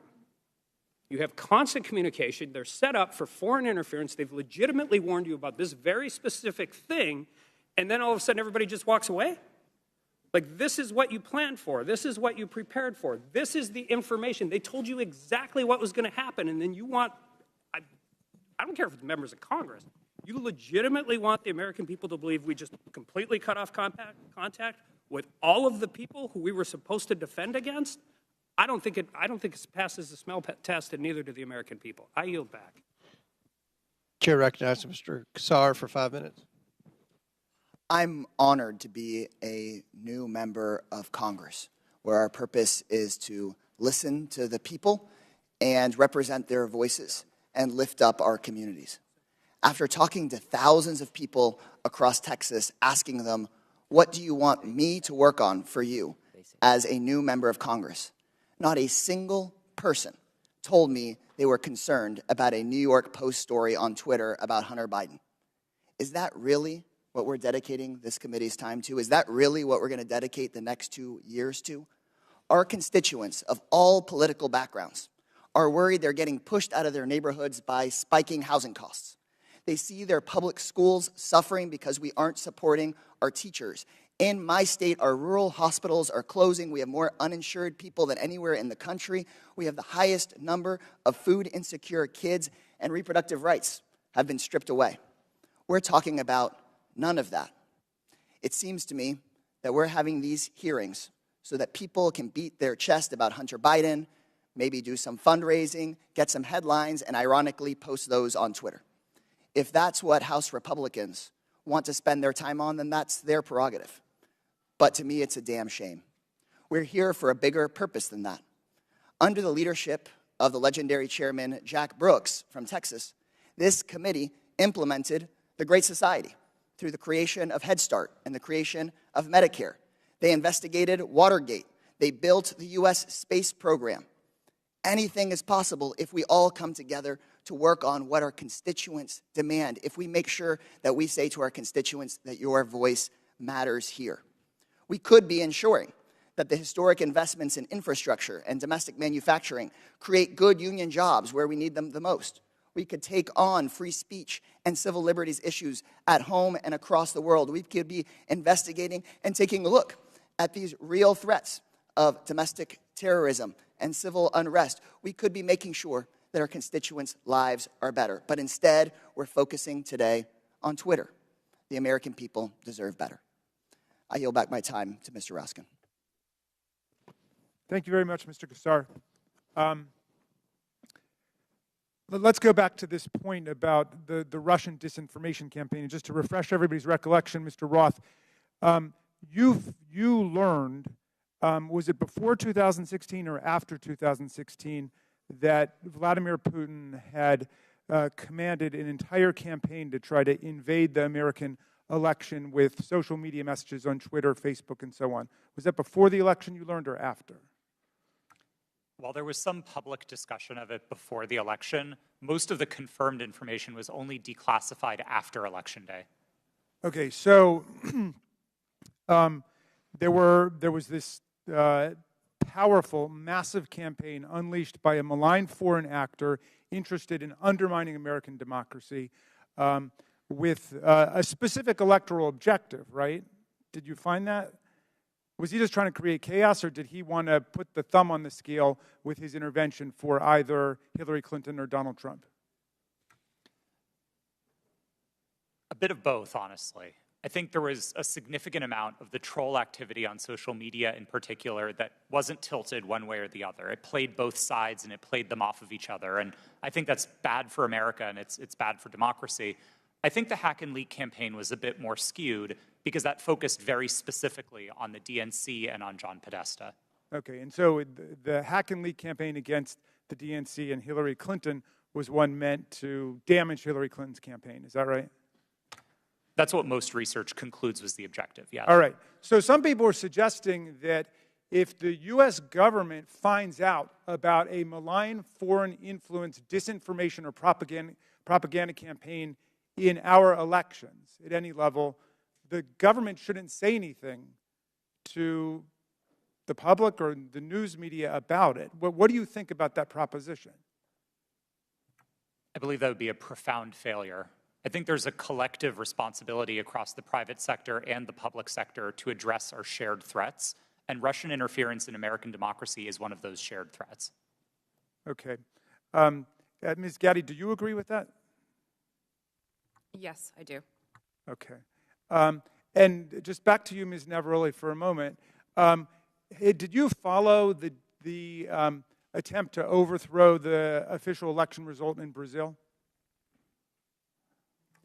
I was not working at Twitter at the time, but I paid attention to the news, yes. Okay, and were you struck by any of the resemblances between what happened in Brazil and what happened here on January 6th? Yes, it was the exact same playbook that was played on January 6th, in which a ruling party claimed that an election was stolen and that misinformation continued to spread and lead to political violence. Thank you. I yield back, Mr. Chairman. Chair recognizes Mr. Fallon for 5 minutes. Thank you, Mr. Chairman. If there's ever a time where our government becomes the sole arbiter of truth, then we've lost the United States. Twitter's become the virtual town square. It now has the power to transform public opinion like no other medium in history, with their algorithms shaping and molding the public mind to their own ends. Mr. Roth, to the best of your knowledge, what percentage of your colleagues, when you worked at Twitter, donated to Democratic causes or candidates in 2020? I don't know, sir. We have it here. It was 98.4% of Twitter employees gave to Democratic candidates or causes in the 2020 election cycle. And believe it or not, those numbers actually went up in the 2022 cycle to 99.7% of Twitter employees donating to Democratic candidates and causes. So clearly, Twitter as a whole had a political bias. Mr. Roth, do you personally think that you have a political bias, and did you have one when you worked at Twitter? A personal political bias? No, sir. You didn't. That's remarkable because it's pretty obvious you did have strong biases when you compared, ironically using Twitter, people that worked in the Trump White House to Nazis. They were good folks that you simply disagreed with politically in our representative republic, and you compared them to the most evil people on the planet that murdered 60 million people, or at least were responsible for those deaths. You think that was a little bit hyperbolic? Yes, I do. As I said, I regret the language. I agree with you. It was. And so your political opinion spilled over into censorship work at Twitter. I think your biases had consequences, which you intentionally expressed through your propaganda and censorship role at Twitter. Additionally, you may have collaborated with U.S. intelligence community regarding stories that y'all didn't want the public to see. So namely, what we refer to as the Hunter Biden laptop story that ran in the New York Post. So I'll ask you, Mr. Roth, did you receive 10 confidential documents from Special Agent of the FBI, Elvis Chan, the night before the Hunter Biden laptop story ran? Yes. You did. See, because it's interesting, with the immediacy with which you all acted to censor the New York Post Hunter Biden laptop story seems to be very indicative of foreknowledge. And the story was seismic, and it was rushed to be suppressed, knowing full well it was not Russian disinformation, as some here said. It was truth that was denied the American voter. And the Media Research Center polled Democratic voters in 2020 swing states and found that 17% would have changed their vote if they had known the contents and evidence of the New York Post story. President Trump lost key states, Georgia, Pennsylvania, Arizona, and Wisconsin, by collectively just over 100,000 votes. And if this is accurate, this poll, 3.2 million votes could have swung. And he only needed a teeny fraction of those 3.2 million. That decision almost certainly changed the result of the 2020 presidential election. Did you have any idea the contents of the New York Post story, Mr. Roth? Only what I read in the New York Post that day. And then it was killed by Twitter, and the mainstream media followed. So I found this interesting. In 2019, candidate for President Joe Biden said, and I quote, "I have never spoken to my son about his overseas business dealings." And yet, the evidence in that story and on that laptop revealed that two of Hunter's Mexican business associates, Miguel Magnotti and Miguel Velasco, visited the White House in February 2014, and he was later photographed. Joe Biden was photographed with him in the White House. Also in October 2015, Hunter arranged a video conference with his dad, Joe Biden, the sitting vice president, and Carlos Slim, the Mexican billionaire. And then unbelievably in 2015, Hunter introduced his father, then vice president, to Vadim Pozharsky, an executive at the now infamous Burisma Holdings Company, where Hunter would later magically make millions as a board member despite having no experience whatsoever in the energy sector. Joe Biden lied. He created the firewall, and then he was exposed because of this story and other information. He lied to the American people, and Mr. Roth, you withheld information on the eve of a presidential election, and you protected that lie. And I hope for the sake of the country that men like you that do those things, men and women, never get to put in such power, in positions of power again. And Mr. Chairman, I'd also like to see if, I'd like to ask unanimous consent to enter into the record a tweet from Ranking Member Raskin. The tweet reads, "It's horrifying to see images of Border Patrol agents whipping Haitian refugees at the Texas border. Not exactly the feeling I get from the Statue of Liberty." Without objection, it's ordered. Thank you. Would you yield back? Would you yield? Yep. Oh, well, I just think that's misinformation, or at least it was a mistake, and Twitter left it up for a week, or not a week, a year, a full year. Gentleman yields. I yield.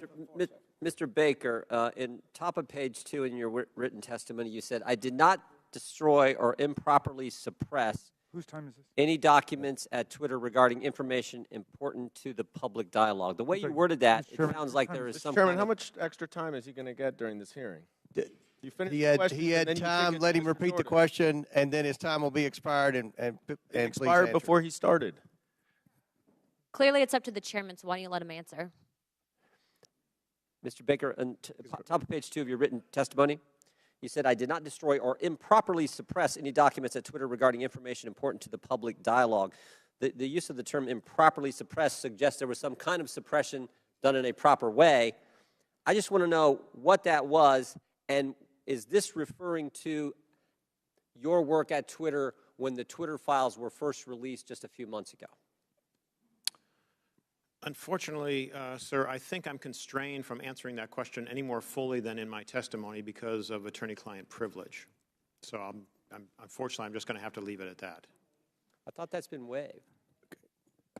Not the privilege, not the privilege. The non-disclosure agreement, my understanding, has been waived, but not the attorney-client privilege. Gentlemen, time's expired. I do not have anything in writing to indicate that the Twitter has waived privilege with respect to that matter. Chair recognizes Ms. Crockett. Thank you, Mr. Chair. MAGA Republicans can't let go. That should be the name of this hearing. I'm glad that seemingly we have now accepted that President Joe Biden won the election, even though now we are blaming President Trump's loss on Twitter. Can we finally let it go? This is why Democrats are reinforcing that in this hearing we should be talking about the threats to our democracy. That's the real threat, not an old article that seemingly couldn't reach the viewership it sought through its own platform to disparage and attempt to skew the election in favor of a twice impeached former president who lost a secure and fair election. As a Texan who served in the House and fled the state as MAGA Republicans there pushed an agenda just as insidious as the foreign interference we experienced in the 2016 election, we should be talking about what they don't want to talk about as they continue to cut you off as you try to talk about things such as interfering with our democracy, and how there has been an inciting of political violence against individuals as well as our democracy as a whole. We are supposed to live in the land of the free, and when some people are afraid of losing power, they engage in conspiracy theories and distractions, such as the Joe Biden, a candidate at the time, not government actor at the time, colluded with social media to win. So let me say thank you for showing up for this political theater. Unfortunately, the American people deserve better of its leaders. They deserve a robust conversation around the very real and very present threats to our democracy, the greatest democracy in this world. So with that being said, let me be clear. I believe that there has been testimony previously by Miss Navaroli. I hope I'm not just killing your name right now. At some point, you stated if January 6th and anything like it, that language, if we would have seen that happen in any other country with any other leader, Twitter would have acted completely differently. It is my understanding from this statement, and correct me if I'm wrong, that you almost felt as if Trump was treated differently. In fact, that you may have been of the impression that he was treated with more deference than other world leaders. Is that true? Yes. As I testified earlier today, Twitter bent and broke its own rules in order to protect dangerous speech, like the tweets that were directed towards Representative Ocasio-Cortez. And when we talk about bending, it's my understanding from another deposition that there were actual alarms that would go off if someone would access Trump's Twitter account other than, I believe, the CEO. It was my understanding that alarms would ring within Twitter if the account was accessed outside of a select group of individuals who had access to that account. Are you aware of this being an ongoing practice for other individuals' Twitter accounts? At my time at Twitter, the former President Donald Trump's account was the only account that I did not have access to. Okay, so we know that there weren't individual actors running around Twitter setting off alarms every other day. Is that correct? Not to my knowledge, no. Okay. Now, as we talk about January 6th, because I think that's the only thing we should be talking about, what I want to talk about is what, and anyone can answer this question.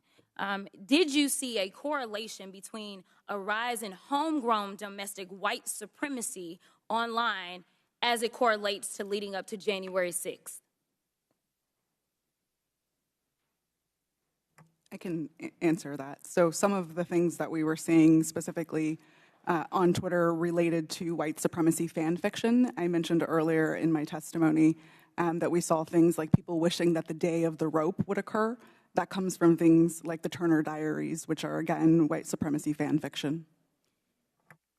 You would also agree with me that it was clear that white extremists were seemingly triggered and activated to take action against our very democracy here at home by some of the activity that was going on Twitter, correct?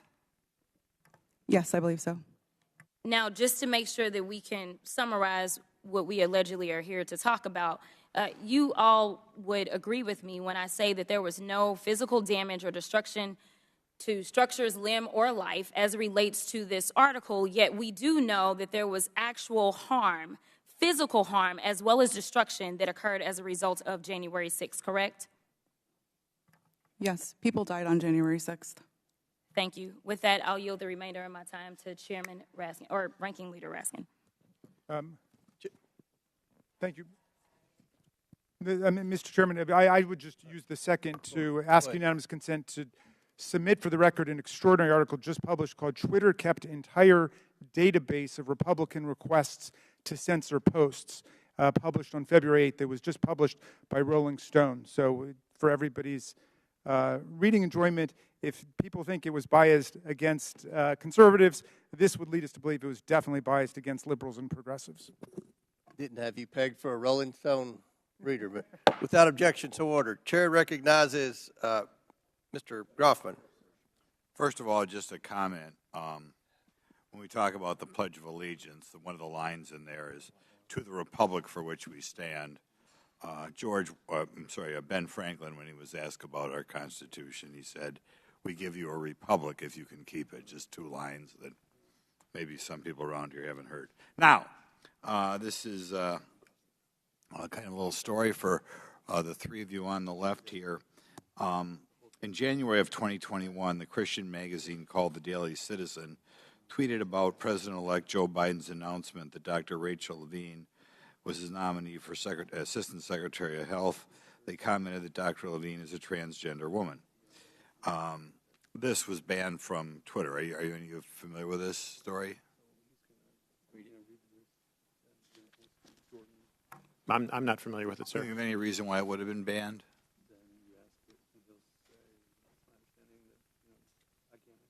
Okay. There are local talk radio hosts in my area, well-known media hosts out of the Madison, Milwaukee, Green Bay media market, widely listened to. They were shadow banned on Twitter. There's some very prominent doctors in the area that didn't agree, perhaps, with everything CDC or NIH said, that were banned on Twitter. I'd like you to comment on that because, normally I think when people make a major health decision, they always like to get two separate opinions. And some of these doctors who are wildly well-respected, probably two of the most prominent doctors in Wisconsin, thought outside the mainstream. And I think for thinking outside the mainstream, they were taken off your platform. Could you comment on why you would take somebody off a platform, or why a distinguished doctor would be considered something that the public as a whole couldn't hear their version of events?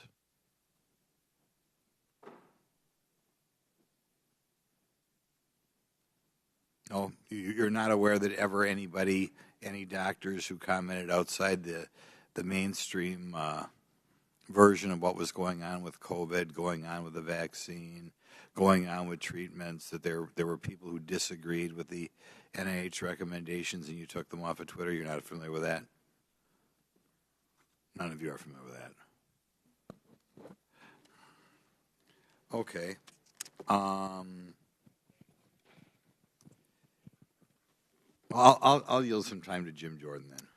I thank the gentleman for yielding. Mr. Baker, Mr. Roth earlier said he thought it was a waste of time for the FBI to be sending you accounts that they thought violated Twitter's terms of services and Twitter's policy. I was just curious, did you ever tell Twitter executives or FBI acquaintances that the FBI had no legitimate interest in enforcement of Twitter's policy? Sir, I'm going to give you the same answer I gave before. I think the advice that I was giving internally to folks would be covered by the attorney-client privilege, and as let me yes, stop, Mr. Baker. Although you're testifying today by subpoena, you nonetheless have raised the attorney-client privilege to avoid answering this committee's question. Congress does not recognize the common law attorney-client privilege. With that, I'm going to allow Mr. Jordan to ask the question again. Well, there's been two questions I've asked that he's refused to answer. So let me, if I could, Mr. Chairman, I'll ask both again. I'll go back to the one asked a couple minutes ago. Top of page 2 of your testimony, you said, quote, "I did not destroy or improperly suppress any documents at Twitter regarding information important to the public dialogue." I would like to know what you're referring to that you, in your mind, properly suppressed, and when that took place, specifically if it took place during the time that the Twitter files were first being released just a few months ago. well, again, sir, as I think we've notified the committee and we've had these conversations with Twitter as well to try to resolve this issue prior to coming up here today, I don't have anything in writing that clears me in my ethical responsibilities to my former client with respect to answering questions that I think fall squarely within the attorney-client privilege. So, unfortunately, I don't think I can go beyond what I've said there already, sir. Unfortunately, Mr. Baker, your assertion that the attorney-client privilege, it's overruled as to this particular question and answer. So, will you please answer the question by Mr. Jordan? Point of order, Mr. Chairman. State your point.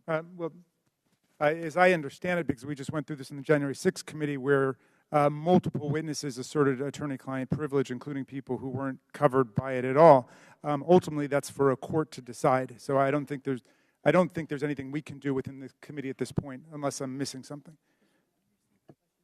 We'll give you one more chance to answer the question. If you don't answer it, then we'll have to deal with it after the committee hearing. Mr. Baker, could you answer the question, please? I apologize, but I believe I have ethical responsibilities to my former client, and I don't think I can go beyond what I've said already, unfortunately. Yeah, I just said that. All right. Mr. Baker, you did suppress documents then that, in your language, was important to the public dialogue? I'm going to give you an extra minute, Mr. Goldman. Oh, thank you very much. I'm sorry, sir. Could you repeat the question? Again, going on what your written testimony. So you did suppress documents at Twitter regarding information that was important to the public dialogue.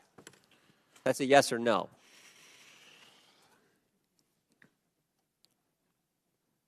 I'm going to answer the question with the following sentence, which is right after that. At all times, I sought to help my client understand and comply with its legal obligations. Okay. Gentleman's time's expired. I recognize Mr. Goldman for 6 minutes. Thank you, Mr. Chairman.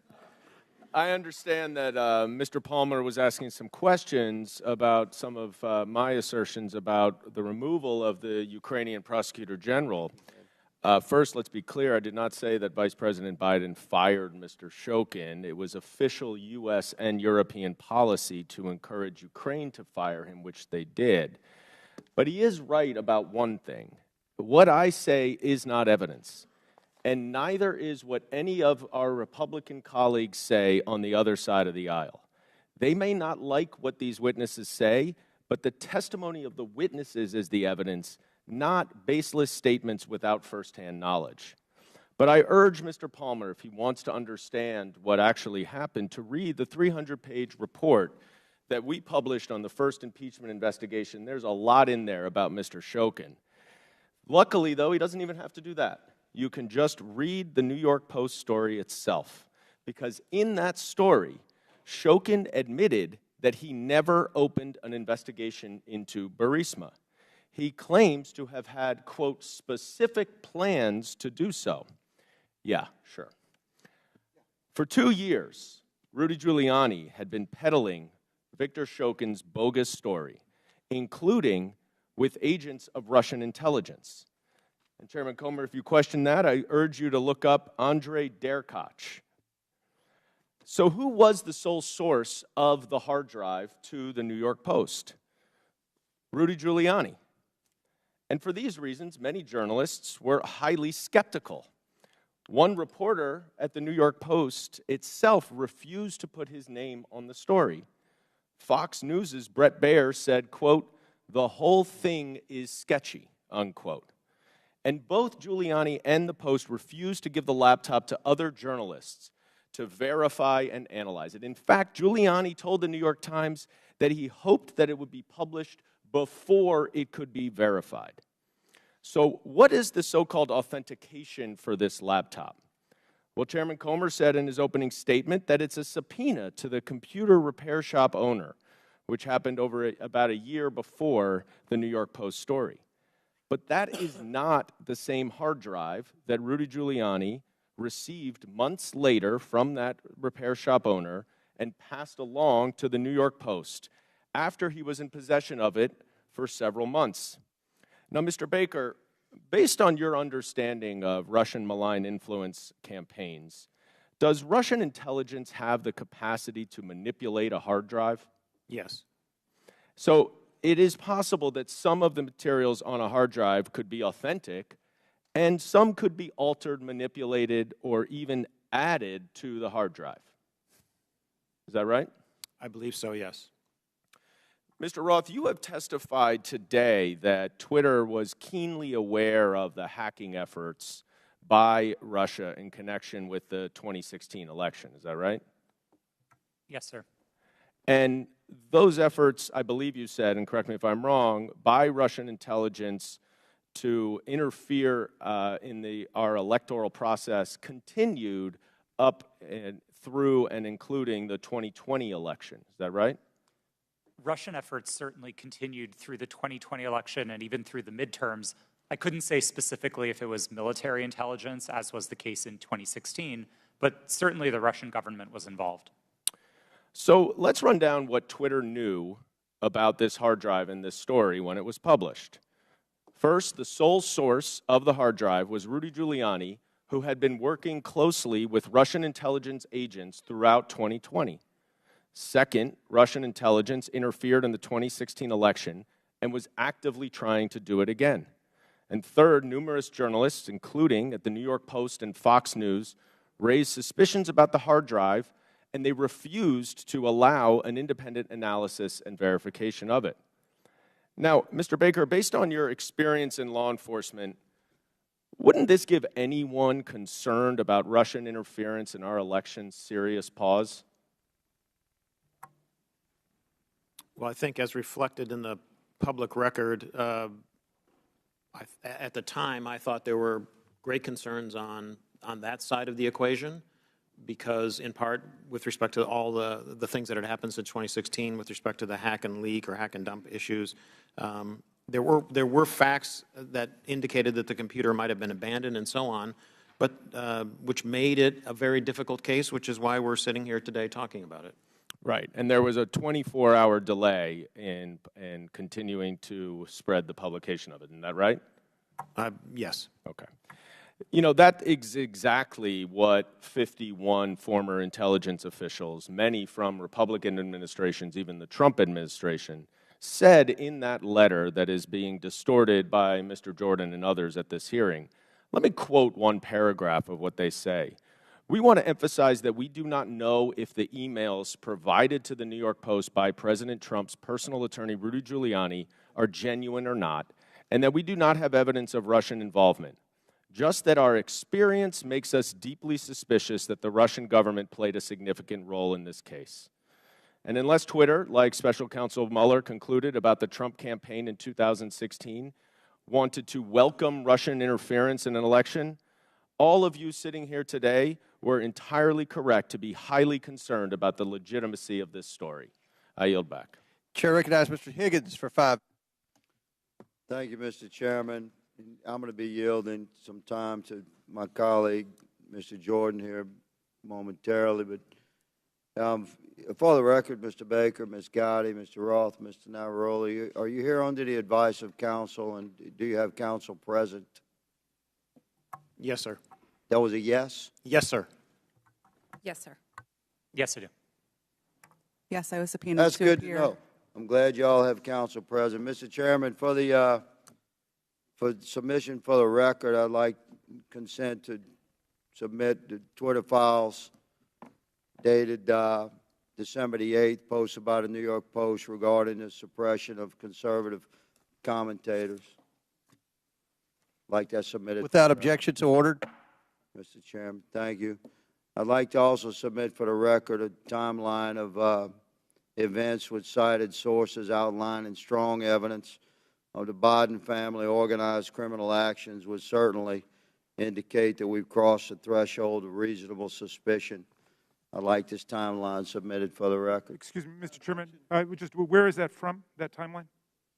Timeline in my hand, boss. I'll get it to you shortly. Bottom line is that the FBI had the Biden crime family laptop for a year. They knew it was leaking. They knew it would hurt the Biden campaign. So the FBI used its relationship with Twitter to suppress criminal evidence being revealed about Joe Biden 1 month before the 2020 elections. You, ladies and gentlemen, interfered with the United States of America 2020 presidential election, knowingly and willingly. That's the bad news. It's going to get worse because this is the investigation part. Later comes the arrest part. Your attorneys are familiar with that. Mr. Chairman, I'd like to spend 5 hours with these ladies and gentlemen during depositions surely yet to come. But for right now, I'll yield the balance of my time to my colleague, Mr. Jordan. I thank the gentleman for yielding. I think he made the right point. And I would just respond to to our colleague from New York. You know who knew the laptop was real was the FBI. They had it for, or maybe they had it for a year and just said, you know what, we're going to put it on the shelf, we're not going to look at it. But if anyone knew it was real, it's them.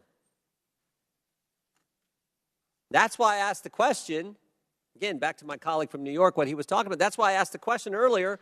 I said, did anyone at the FBI or Mr. Baker know, did Mr. Baker talk to any of those 51 former intel officials who sent the letters saying this has all the classic earmarks of a Russian misinformation operation? Maybe they could have checked with the FBI because the FBI had the actual laptop in their possession. So I appreciate the gentleman from Louisiana. I think it's a great point that he made.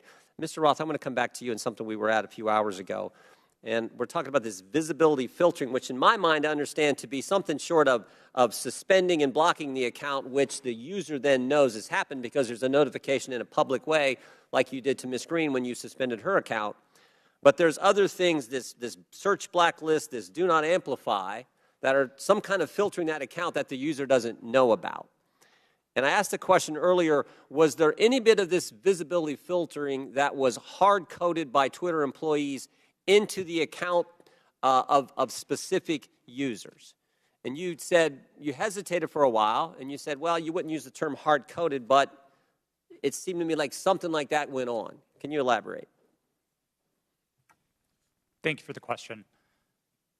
Twitter's visibility filtering system, as has been reported in the Twitter files, is based on applying labels to user accounts. And so in that sense, if the application of a label is what you meant by hard-coded, yes, Twitter systems did apply those designations to those accounts. But it was seldom the case that Twitter staff would manually, individually go in and apply those labels directly. Were any government officials Were those labels and therefore that filtering done to any government officials, any elected officials where the user wouldn't know about? I don't know, sir.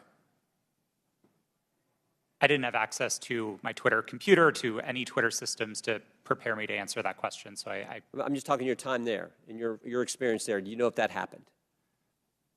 It would not surprise me to know that visibility filtering labels had been applied to the accounts of elected officials. So visibility filtered labels applied to the accounts, but the user doesn't know. Yes, it was not Twitter's practice to notify users. But you think that happened to elected officials and government officials? Again, I couldn't say for sure. I appreciate it. I yield back. Chair recognizes Mr. Mfume for 5 minutes. Well, Mr. Chairman, it's been a long morning and afternoon. And at this point in time, there's an adage that says everything that can be said has been said, except that not everyone has said it.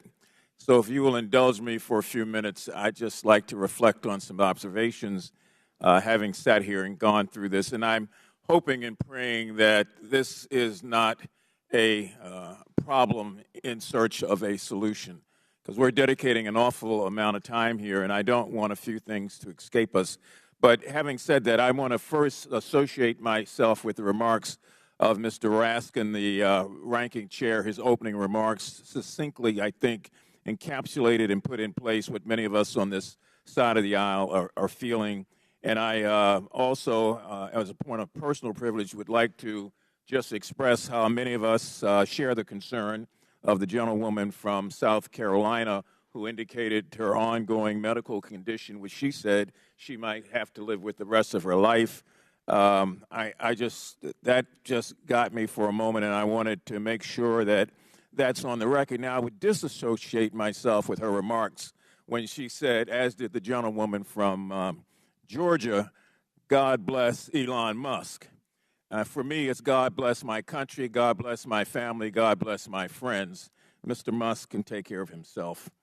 I would also caution, if I might, all of us, but particularly the gentleman from South Carolina who said earlier that there is proof that Hunter Biden committed multiple felonies. The gentleman said that without offering anything for the record. And I know we're all covered by congressional immunity in terms of when we're on the floor and when we're in these committees, but sometimes we probably don't want to feed into hot rhetoric. I mean, we campaign in that kind of poetry, but we are elected to govern in prose. And when you do that, there's a different sense of responsibility that goes with all of us. Mr. Roth, I listened to you, and I feel bad that you were attacked. And, you know, you had to sell your home. You had to move your family. And I just want to remind you and remind myself that there are members of this committee who are also always under attack because of their race or because of their surname or because of their political affiliation. That kind of reckless incitement, I think, is best dealt with when you have content moderation. Otherwise, we gin up the rhetoric. The people who can't control themselves oftentimes don't, and then we see violence occurring against whether it's members of Congress through threats or persons like yourself in the private sector. Ms. Navaroli, you in your testimony stated that on the morning of January the 6th that you sent lawyers a message warning them that your team was hamstrung by leadership. And 2 days later, when it looked like that might happen again, you asked management whether or not they wanted more blood on their hands. What was their response, and what did they do? Yes, thank you for that question. On the morning of January 6th, I did send that message to a Twitter lawyer, specifically because I believe that Twitter was going to be facing liability for what was going to occur that day. I do not remember their exact response, but I do remember there coming in a response of confirming that the information had been received. Would you repeat the second question that you asked? I wanted to know what was their response. What did they do? Nothing. Okay, you went on to say that in January of 2020, after the United States assassinated an Iranian general that the president at that time, Mr. Trump, decided to justify it on Twitter, and management literally instructed you to make sure that we were not about to start World War III on that platform. Is that correct? Yes, that did occur. And what happened after that? It was up to me and my team to create what we called enforcement guidance, so a document that explained how we would apply our policies specifically related to content moderation in that specific instance. I believe the document was relating to foreign policy discourse. So my point here about content moderation on the front end prevents some of the crazy things we see on the back end. Mr. Chairman, I have from the Anti-Defamation League their latest report on murder and extremism in the United States, oftentimes fueled by the lack of content moderation, that I would ask unanimous consent be entered into the record.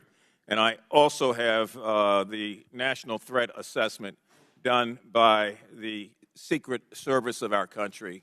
This was just released, and it talks about how 25% of all of these acts are being conducted by people who are not moderated, but who in fact end up breaking the law and threatening the lives of people. And I would ask unanimous consent that also be.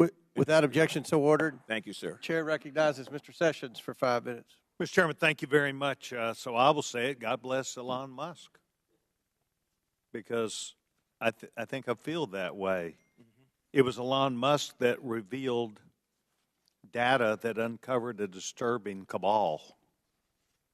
Let's be clear, we're here today because Twitter got caught, not because people wanted to admit mistakes got made, or perhaps because they got bought.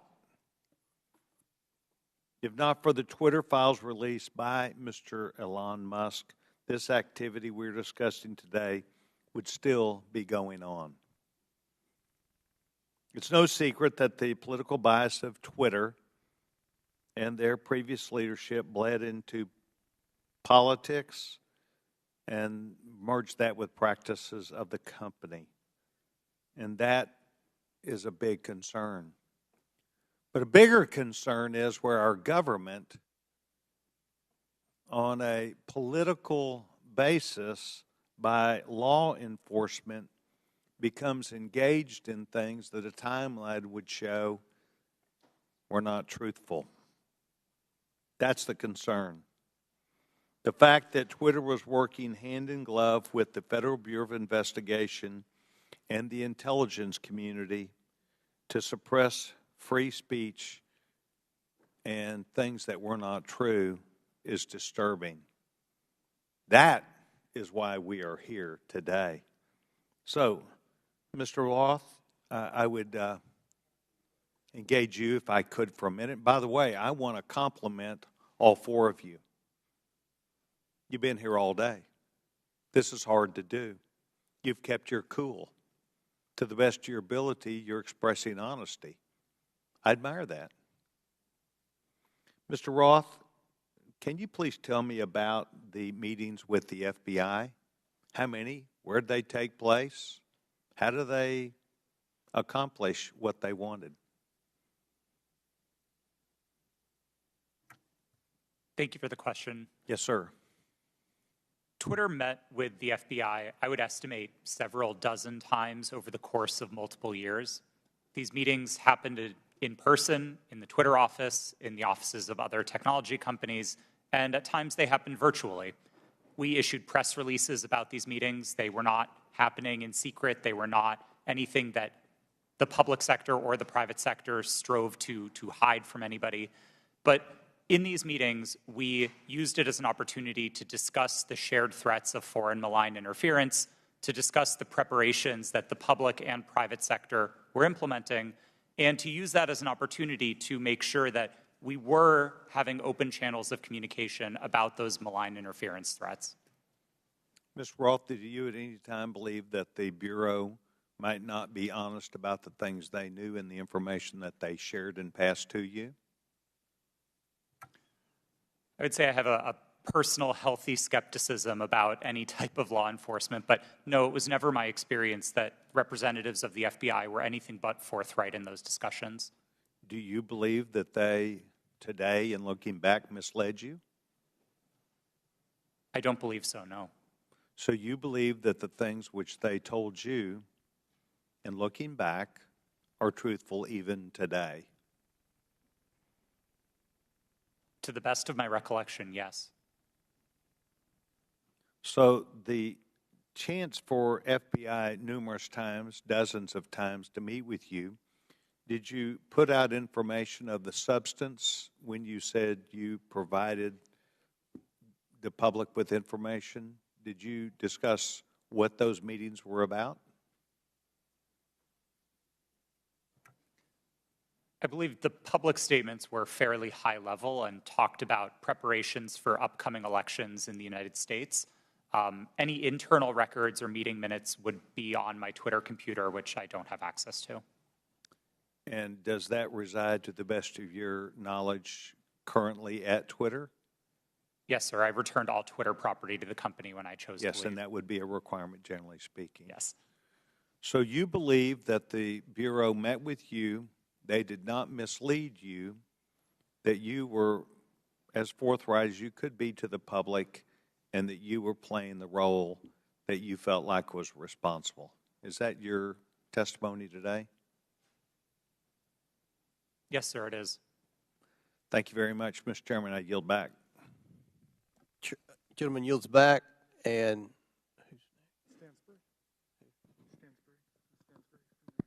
Stansbury. Yeah. Oh, yeah, yes. I'm sorry. Thank you, Mr. Chairman.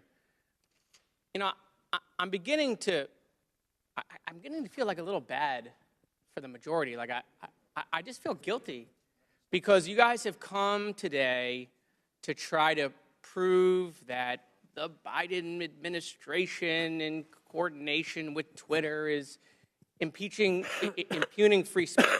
And the problem is that Donald Trump, he is just this thing that hangs around your neck. Because at every turn, he undermines whatever credibility you want to have on this subject. I mean, Donald Trump and his administration, it's been proven, reached out to Twitter to take down tweets that got under his skin. The tough guy, Donald Trump, right? He got called the B word. Let's reach out to Twitter. Let's get the tweet taken down. You guys have no credibility. You have none. Your own guy taking free speech off of Twitter. You know, I also don't understand this bipolar thing that you're doing with Joe Biden. So every day you guys tweet out, Joe Biden is boring, he's sleepy. Every day you say it on TV. Now you want to tell the American people Joe Biden is an international super mastermind along with his son Hunter. I mean, it's just bananas. You know, the Trump family is getting billions of dollars of loans from foreign governments by using their White House relationships. Any questions? Any questions on that? No, I didn't think so. You want to know if the Trump family made any money selling PPE during the pandemic out of the West Wing? Any questions about that? No, I didn't think so. But let's move on to Hunter Biden's laptop. Your leaker, I always love this, by the way. You guys are against leakers unless they're leaking things you like. Your leaker, Matt Isaac, and I love, you know, have you seen this guy? I mean, he's like a Radio Shack dot matrix guy who copied files off a private citizen's hard drive, okay? That's your entire theory is based off of. But I want to use his words. This is his own words. Your guy, your leaker, the guy who gave you the information. There have been several attempts by several individuals to modify and insert fake data. I do know there has been multiple attempts over the past year and a half to insert questionable material into the laptop, to pass off information or disinformation as coming from the laptop. He continued, "This is a major concern of mine because I fought tooth and nail to protect the integrity of the drive, and to jeopardize that is going to mean everything I sacrificed will be for nothing." Your guy, your leaker, questioning the integrity of the information you guys are peddling. By the way, why isn't he here? Bring him here. Let's ask him questions. And why haven't we seen the hard drive? You guys aren't shy. Why won't you show it to the American people? Let's talk about Twitter. Let's talk about God bless Elon Musk. See these? God bless the guy who is allowing Nazis and anti-Semitism to perpetrate Twitter. There's been a 66% increase of anti-Semitism on Twitter since Elon Musk set it free. Mr. Chairman, I agree with you. It's not fair to say all conservatives are Nazis. That's preposterous. That's not true. But your Lord and Savior Donald Trump is having tea and dinner with them at Mar-a-Lago. Nick Fuentes right here, who is a picture that is tweeted at me all the time saying Jews are a virus in response to my tweets. Donald Trump's having dinner with him. Nazis at Mar-a-Lago. And so, no, not all Republicans are Nazis, but I got to tell you, Nazis seem really comfortable with Donald Trump. So I have questions about that, Mr. Chairman. Why is that? Why do I get these tweets? Let's talk about Kanye West, right? The chairman of the Judiciary Committee for 3 months praising Kanye West. We love Kanye, right? A Nazi. Clearly now. It took months for that tweet to come down. How come? I mean, these are things I'd love to know. Is it because maybe they're your voters? I mean, they certainly aren't voting for me. I yield back. Chair recognizes Mr. Langworthy for 5 minutes. The Twitter files revealed the unrestricted power and censorship regularly exercised by the 3 witnesses in front of us today, Mr. Roth, Ms. Gaddy, and Mr. Baker. Now, Ms. Navaroli, in your opening, you stated that too few people and companies have too much power. Well, I think you're right. The witnesses here today, they had too much power at Twitter. And they tried to play the role of God as they interfered with the natural right of the people to a free and fair election. Twitter knowingly suspended the New York Post's account, one of the most reliable conservative voices in the country, in fear that an honest story would swing the most divisive election in American history into the hands of their enemy, former President Donald Trump. Now, Mr. Roth, you were part of the secretive SIP-PES censorship team at Twitter, correct? No, sir, I'm not sure what that refers to. Mr. Roth, the Twitter files revealed that you rarely adhered to company policy in making your censorship decisions. One reporter from the Twitter files called your group a, quote, high-speed Supreme Court of moderation, issuing content rulings on the fly, often in minutes, based on guesses, gut calls, and even Google searches in cases even involving the president. Do you recall making decisions in this manner? No, I do not. Can you explain the process for these quick decisions? Thank you for the question. I think the core of content moderation, whether it's fast or slow, begins with a written set of rules and policies, and that was the primary responsibility of my group at Twitter. It wasn't about making a one-off decision in the moment. It was about having a written and codified set of, laws for the platform that we followed in each instance. In the vast majority of cases, content moderation decisions were not made by me or by another executive or even by a member of my direct team.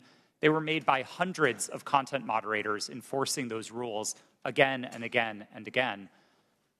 The situations in which decisions would be escalated to senior executives were few and far between and largely related to the really hard gray area calls. So, Mr. Roth, as part of the, quote, Supreme Court of Moderation at Twitter, did you have the final call over political censorship decisions? No, sir, I did not. Then who had the final call on these decisions? There was a team of people, some of whom represented on this panel today, others not, who were involved in trying to make these decisions. But a portrayal that any one person held sort of supreme or ultimate authority over these decisions would misrepresent what the process was. So your team labeled high-profile accounts as VITs, standing for very important tweeters. What was the threshold for being labeled as a VIT? That's an excellent question for which there is not a consistent answer. I don't think Twitter was particularly well put together on that definition. So was the New York Post labeled a VIT? I believe the New York Post's account is verified, and verification conferred some of that status of being a VIT. But again, the definitions here are a little squishy. Now, is it true that the Twitter comms director, Trenton Kennedy, said in regard to the Post story, I'm struggling to understand the policy basis for marking this unsafe? Yes, it's my understanding that Mr. Kennedy said that. Was the New York Post story regarding Hunter Biden's laptop marked unsafe regardless of uncertainty? It is true that Twitter marked links to that story as unsafe in a number of our systems, which resulted in restricting people's ability to tweet it. That was the decision that Twitter reversed 24 hours later. Well, it's clear from this panel that too few people had too much power. The New York Post Twitter account was suspended in an attempt by Democrats and big tech to go ahead and play God and interfere in a natural, free, and fair election and the free flow of information in this country. The censorship is unbounded. The New York Post has been a reliable source for decades, including their coverage of the nursing home scandals in New York during the pandemic. Now that you and many others are gone from the company, there is hope that this platform will once again be a place where voices can be heard and respected, and it can return to be a town hall for all points of view, no matter if you agree with them or not, sir, and that our elections will never again be controlled by big tech. I yield back. Gentleman yield? Will the gentleman yield to Jordan? Mr. Jordan. Okay, thank you. Mr. Roth, in Missouri v. Biden, your declaration to the FEC, you said, I also learned in these meetings with the government that a hack and leak operation would involve Hunter Biden. Mr. Chan has testified in his deposition in that same case. In my estimation, we never discussed Hunter Biden specifically with Twitter. Who told you about Hunter Biden in these meetings? Gentleman's time's expired, but My recollection is that a representative of another tech company may have mentioned it, but those meetings were several years ago. I truly don't recall. Okay. Chair recognizes Ms. Stansberry for 5 minutes. Thank you, Mr. Chairman. And I want to just start this afternoon by thanking our panelists who have been sitting here all afternoon, and many of the members of the public who are with us. I see a lot of tired faces out there, and I want to thank you all for spending your day with us. But I also want to start out by asking, what are we doing here in this committee today? Why are we here? Why is this committee devoting a day-long hearing to a political conspiracy theory that was planted in the media by Rudy Giuliani to support Donald Trump's re-election campaign? Of all the topics we could be focused on in this committee to support the American people, how people are going to put food on their table at the end of the day, how we're going to address the economy, how we're going to address critical issues that are on people's minds every day. We are devoting an entire day to this conspiracy theory involving Twitter. Now, the mission of this committee is to root out waste, fraud, and abuse, and to conduct oversight on behalf of the American people. And if you need any evidence of waste, fraud, and abuse, how about the use of this committee's precious time, space, and resources to commit to this hearing?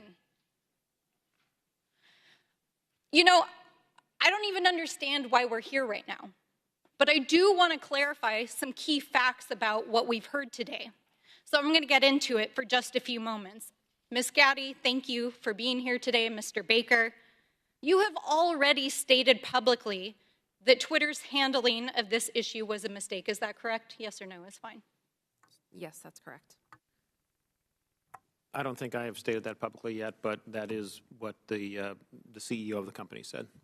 Yes, and at the time, only weeks before, one of the most consequential elections of our lifetime in 2020, Twitter made a decision based on policies put into place to protect the public from political disinformation and from foreign interference. Is that correct, Mr. Roth?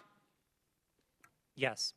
In fact, the failure of Twitter and other social media companies to moderate political disinformation not only fueled its use in election tampering in 2018, but allowed for election denialism to run rampant in 2020, and that is exactly what led to the insurrection here on January 6th in the Capitol. So, Ms. Navaroli, I want to ask you, thank you for sitting here all day answering these questions. Do you believe that Twitter has put into place policies that would adequately protect free speech, but also protect the American people from another violent insurrection and the kind of hate speech that we are seeing run rampant right now on the platform? Thank you for that question. I cannot speak to Twitter's current policies because I have not worked there in quite some time, but I can say that my job at Twitter was to balance free expression and safety. And one of the things that I constantly pushed for was for us to include more analysis within that simple balancing act. And instead of asking just free expression versus safety, to say free expression for whom and safety for whom. So whose free expression are we protecting at the expense of whose safety? And whose safety are we willing to allow to go to the wind so that people can speak freely? Exactly, right? Because Twitter refused to sanction Donald Trump's account long before it was actually banned, when violent rhetoric and other rhetoric was already being used on the platform. And in fact, since the latest acquisition of Twitter by Elon Musk, the company's Trust and Safety Council, as represented here today, has been dissolved. And the accounts of individuals like Donald Trump who incited violence in the Capitol have been restored. And we are seeing anti-Semitism, hate speech, dangerous rhetoric, violence being put on Twitter every single day. Election tampering, disinformation, violence, the attack on our Capitol. Mr. Chairman, that is what we should be holding oversight hearings on in this committee. I have traveled to every corner of my district, and New Mexicans are depending on us to defend our democracy and to ensure that we are holding not only those who are committing waste, fraud, and abuse accountable, but ourselves. So let's not waste the precious taxpayers' time and dollars holding hearings about Four Seasons landscaping style conspiracy theories and actually get to work for the American people. Would the gentlelady yield to a question?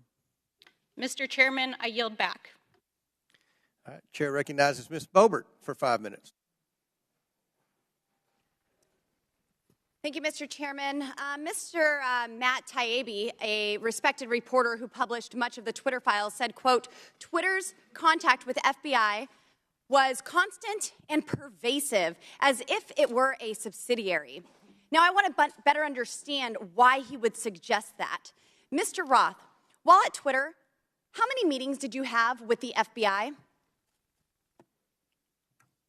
I couldn't say for sure, but I would More say than 10? That's a More reasonable than 20? estimate. I couldn't say for sure. More than 50? That seems a bit high. Many meetings with the FBI. Well, we know how many FBI agents worked at Twitter while you were there? I don't believe any active FBI agents. Former FBI agents. How many worked there while you were there? I'm aware of perhaps 2. Well, we know of at least 9 because they started the BU group chat, BU for Bureau. Now, Mr. Roth, did the FBI ever ask you to share information like users' communication data without going through proper legal channels? No, they did not, and I would have refused if they had. That's correct. I see that you denied Agent Chan's request for access to Twitter's data feed. What's sick isn't that you would deny it, it's that the FBI would even ask you for the private data of American citizens without going through legal channels of the law. Now, I want to remind you, Mr. Roth, that you are under oath. Did the FBI ever ask you to do anything that was illegal or questionably legal? I'm not a lawyer, but certainly not to the best of my recollection or knowledge. Now, from the hearing that I've been a part of today, it's almost impossible to tell where the FBI ends and where Twitter begins. We have Mr. Baker here, a former FBI agent, and there seems to be a revolving door between the FBI and Twitter itself. Even Mr. Baker said that there was no collusion with the federal government and Twitter. But Mr. Baker, that's you. You are the collusion between the federal government and the FBI. And now this is such a problem because we're seeing censorship all over. Mr. Roth, Ms. Gaddy, Did either of you approve the shadow banning of my account at Lauren Boebert? Yes or no? No, I did not. Not to the best of my recollection. Well, let me refresh your memory, because on March 12th, 2021, and Mr. Roth, I know you looked at it because Fascist Twitter 1.0 had a public interest exceptions policy, which means for members of Congress to be shadow banned, it had to go before you, Mr. Roth. So I'll ask again, did you shadow ban my account? Yes or no? Again, not to the best of my recollection. So the answer is, Mr. Roth, yes, you did. I found out last night from Twitter staff that you suppressed my account for this tweet.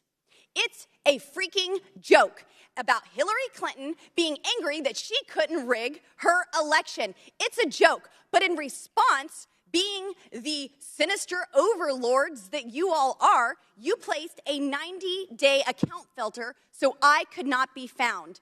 And now we see here that Twitter staff said the visibility filter on my account excluded me from top searches, prevented notifications for non-followers, and much more. This is considered an aggressive visibility filter. You silenced members of Congress from communicating with their constituents. You silenced me from communicating with the American people over a freaking joke. Now, who the hell do you think that you are? Election interference?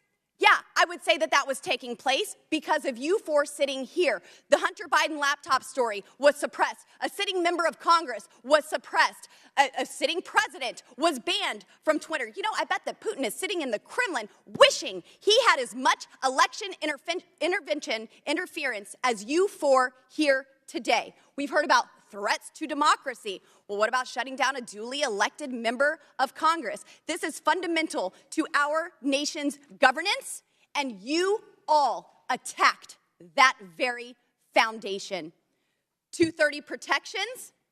Well, those are for publishers, not for editors. And it's clear you were not acting as publishers, you were acting as editors. And Mr. Chairman, I think it's far past time that we remove 230 protections for big tech platforms who are abusing this protection.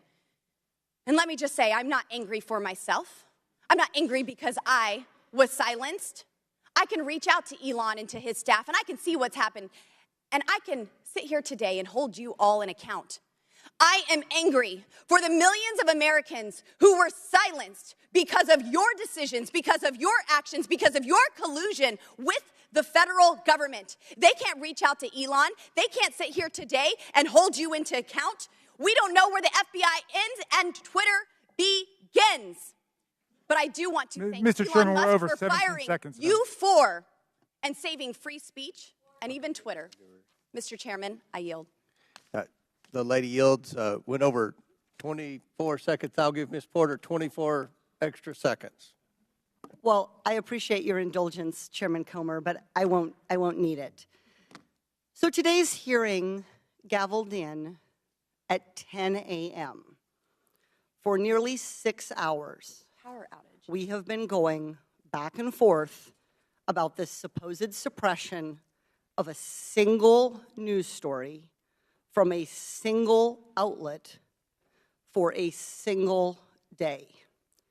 This hearing has been, in its length, nearly 1/4 of the amount of time that Twitter users could not share the link. We are spending almost as much time screaming about this as this was ever a problem. Look, criminal activity is always a concern, but if there is criminal wrongdoing on Hunter Biden's laptop, that is a matter for the FBI and our law enforcement agencies. Today's hearing is merely an exercise in misinformation and disinformation, a free-for-all hellscape. That's what now CEO Elon Musk said Twitter would become if the platform became a place where anyone could say anything with no consequences. It is unbelievable to me that I am quoting Elon Musk, but that is how ridiculous this hearing has become.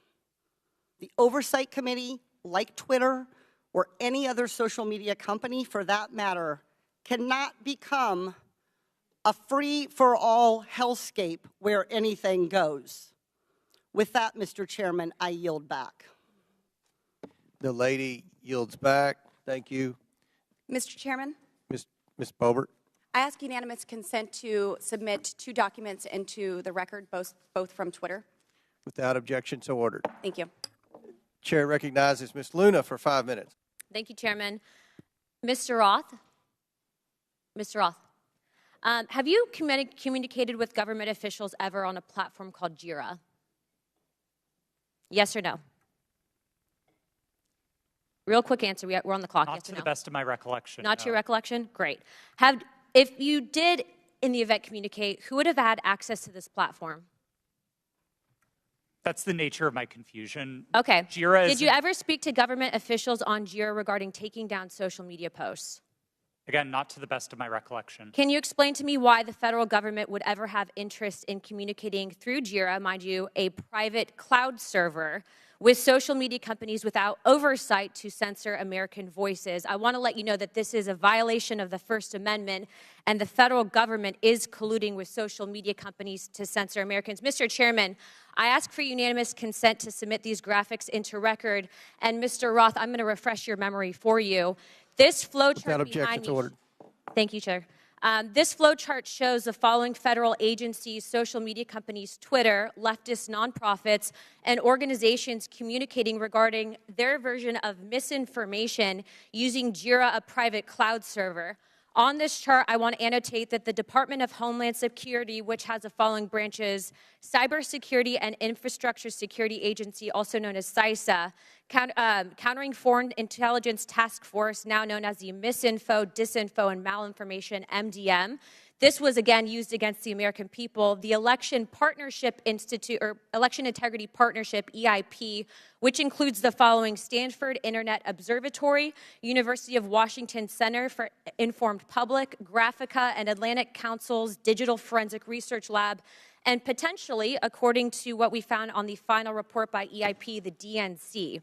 The Center for Internet Security, CIS, a nonprofit funded by DHS, the National Association of Secretaries of State, also known as NASS, and the National Association of State Election Directors, NASED, and in this case, because there are other social media companies involved, Twitter. What do all of these groups, though, have in common? And I'm going to, again, refresh your memory. They were all communicating on a private cloud server known as Jira. Now, the screenshot behind me, which is an example of one of thousands, shows on November 3rd, 2020, that you, Mr. Roth, a Twitter employee, were exchanging communications on Jira, a private cloud server, with CISA, NASS, NASED, and Alex Stamos, who now works at Stanford and is a former security officer at Facebook, to remove a posting. Do you now remember communicating on a private cloud server to remove a posting? Yes or no? I wouldn't agree with the characterization. I don't care if you agree. This is your stuff. Yes or no, did you communicate with a private entity, the government agency, on a private cloud server? Yes or no? The question was if I Yes or no? Yeah, I'm on time. Yes or no? Ma'am, I don't believe I can give you a yes or no. Well, I'm going to tell you right now that you did, and we have proof of it. This, ladies and gentlemen, is joint action between the federal government and a private company to censor and violate the First Amendment. This is also known, and I'm so glad that there's many attorneys on this panel, joint state actors. It's highly illegal. You are all engaged in this action, and I want you to know that you will be all held accountable. Ms. Gaddy, are you still on CISA's Cybersecurity Advisory Council? Yes or no? Yes, I am. Okay.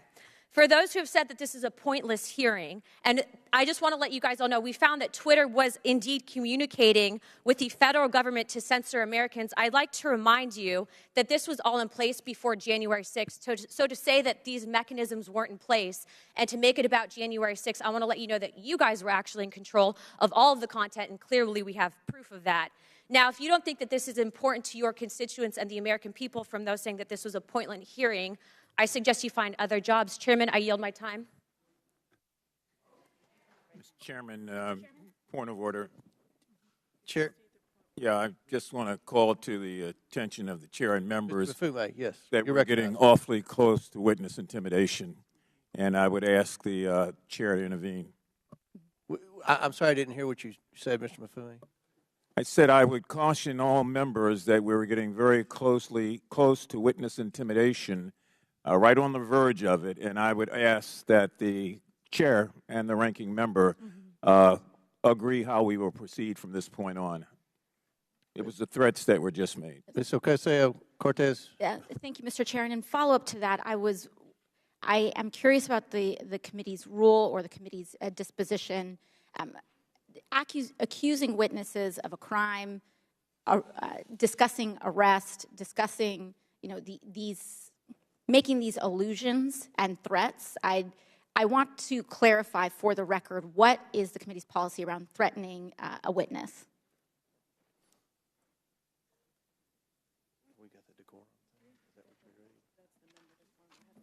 We have the member decorum. Do we have a witness decorum? And around the rules of decorum, can we agree that threatening a witness comes close to broaching general decorum? It does broach general decorum of the committee?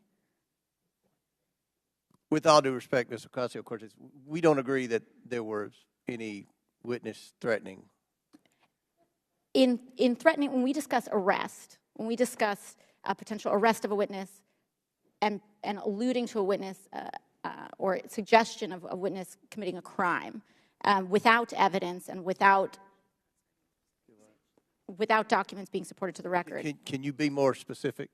When we talk about arresting a witness, or when we talk about a witness, insinuating that a witness is lying without documentation, I fear that this constitutes threatening a witness, and that will broach the rules of decorum of this committee. And I'd like to ask that we request witnesses be treated with respect. Thank you. Appreciate that, and I will remind everyone of the member decorum and witness decorum to treat everyone with respect. Thank you, Ms. Ocasio-Cortez. Do you have anything to add? No, thank you. I agree with you, Mr. Chairman. I have a separate point of order I just wanted to raise, which is it seems as if several members now seem to have access to some information from Twitter that people on our side don't have, and I would just hope that anybody who's communicated directly with Twitter or received any information relating to the witnesses who has that, who plans to use it, distribute it to the committee in advance. That's okay. I think that most of the evidence is coming from. I think a lot of the quotes and emails are on the laptop. Well, I think that at least one member indicated the Twitter files that Elon Musk has. Well, one member had indicated that she had received information directly from Twitter. Okay. Chair recognizes Mr. Edwards. Thank you, Mr. Chair, and to our witnesses, thank you for being with us today. I know it has been a long one. Just so that we're clear and to stage my next line of questioning, in December 2019, we've established that the FBI subpoenaed Hunter Biden's laptop from a computer store owner. And then we've established that nearly a year later, in October 2020, the Hunter Biden laptop story is published by the New York Post. Within hours, Twitter and other social media companies began limiting the distribution of the Hunter Biden story. My question is for Mr. Roth. In September 2020, a few weeks before the New York Post published the first story on the Hunter Biden trading on his name, you participated in an exercise hosted by the Aspen Institute with other media outlets, social media companies, and national security reporters. Isn't that correct? Yes, I did. And Mr. Roth, that event was hosted specifically by the Aspen Digital Hack and Dump Working Group. Is that correct? I know it was hosted by the Aspen Institute. I couldn't say who specifically within that. Mr. Roth, this event was before the release of the Hunter Biden laptop story, correct? That's my recollection, yes.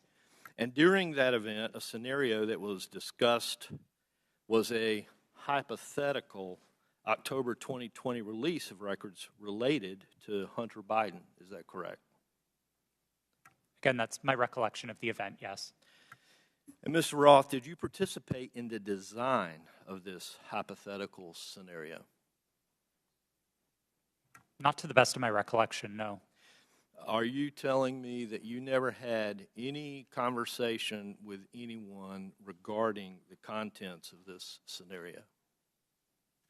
No, sir, I didn't say that. I met with the Aspen Institute on a number of occasions. I wouldn't say that I was involved in the development of the scenario in a specific way, no. So you're telling me that I will find no witnesses that would testify they had conversation with you regarding the development of this scenario? I genuinely could not say what other witnesses might or might not say. Why was Hunter Biden chosen as the subject of this scenario just weeks before the October 14th, 2020 publication of the first Hunter Biden story?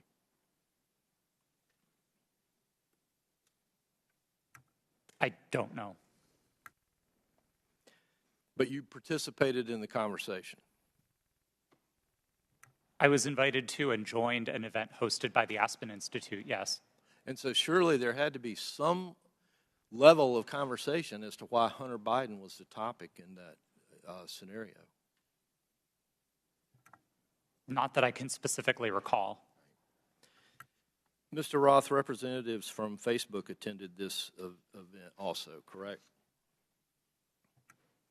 To the best of my recollection, yes.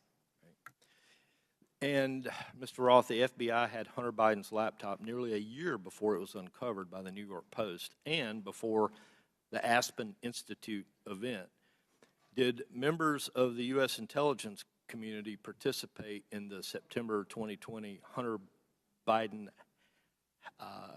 hack and dump exercise? I don't recall. Mr. Roth, I'd like to point you to a sworn statement that you previously made. I believe this was to the FEC.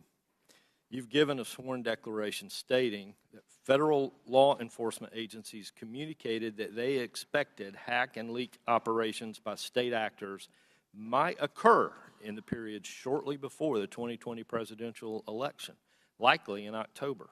Is this your statement? Yes, it was. And Mr. Roth, you said since 2018 you had been meeting with the Office of the Director of National Intelligence, the Department of Homeland Security, the FBI, and industry peers regarding election security, correct? Yes, sir. And Mr. Roth, you were told there would likely be a hack and leak operation occurring in October. Is that correct? I believe the FBI has objected to the word likely or expected, but we certainly discussed that possibility with them. All right. Thank you. Mr. Chair, I yield back. Gentleman yields back. Chair recognizes Ms. Bush for 5 minutes. St. Louis and I are here today to talk about the crisis posed by the power of private companies that operate social media platforms. Republicans are holding this hearing because of their ridiculous, politically motivated obsession with Hunter Biden. This is a distraction from their inability, again, to govern, and it hides the shared concerns raised by Republicans and Democrats alike about the vast power, impunity, and lack of accountability of social media platforms. There are so many examples of these companies responding inadequately or inappropriately in crisis that we have come to understand misconduct as the norm for social media giants and not an aberration. Social media played a key role in fanning the flames of violence on January 6th, on that attack on our U.S. Capitol. The impact has spread all over the world. Last fall, after Reuters reported that disinformation about Chile's proposed constitutional referendum was traveling 3 times faster on social media platforms than facts, several members of this committee wrote to Meta, Twitter, and TikTok demanding further action to reduce the dissemination, reduce the lies, reduce the hate. They did nothing. Ms. Gaddy, you were at Twitter on January 6th and asked repeatedly for a retrospective meeting to discuss what happened in the lead up to that day. Management told you, quote, it wasn't a priority for the company. Why was it not a priority for Twitter to learn lessons from January 6th? I don't believe you're referring to me. Apologies. I'm the chief legal officer. I did not make that statement.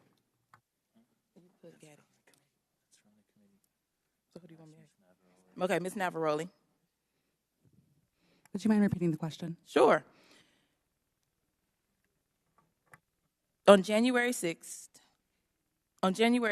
you were at Twitter and asked repeatedly for a retrospective meeting to discuss what happened in the lead up to that day. Management told you, quote, it wasn't a priority for that company. Why was it not a priority for Twitter to learn the lessons from January 6th? I can't speak to leadership's motivations or why it would not have been a priority for them. What I can say is myself and individual members of my team repeatedly asked that we do a retrospective to understand not just what happened on January 6th, but leading into January 8th and the permanent suspension of the president. What can you say is Twitter's top priority? I can't speak to Twitter's top priority at this moment. I can say that, again, my team's responsibility was to balance free expression and safety and to ensure the safety and lack of harm for people on the ground. Thank you. Twitter's top priority seems to be to maximize its profit. The people on this panel were among the top experts moderating content for equity and safety at Twitter, and your concerns were consistently steamrolled by executives pursuing profit.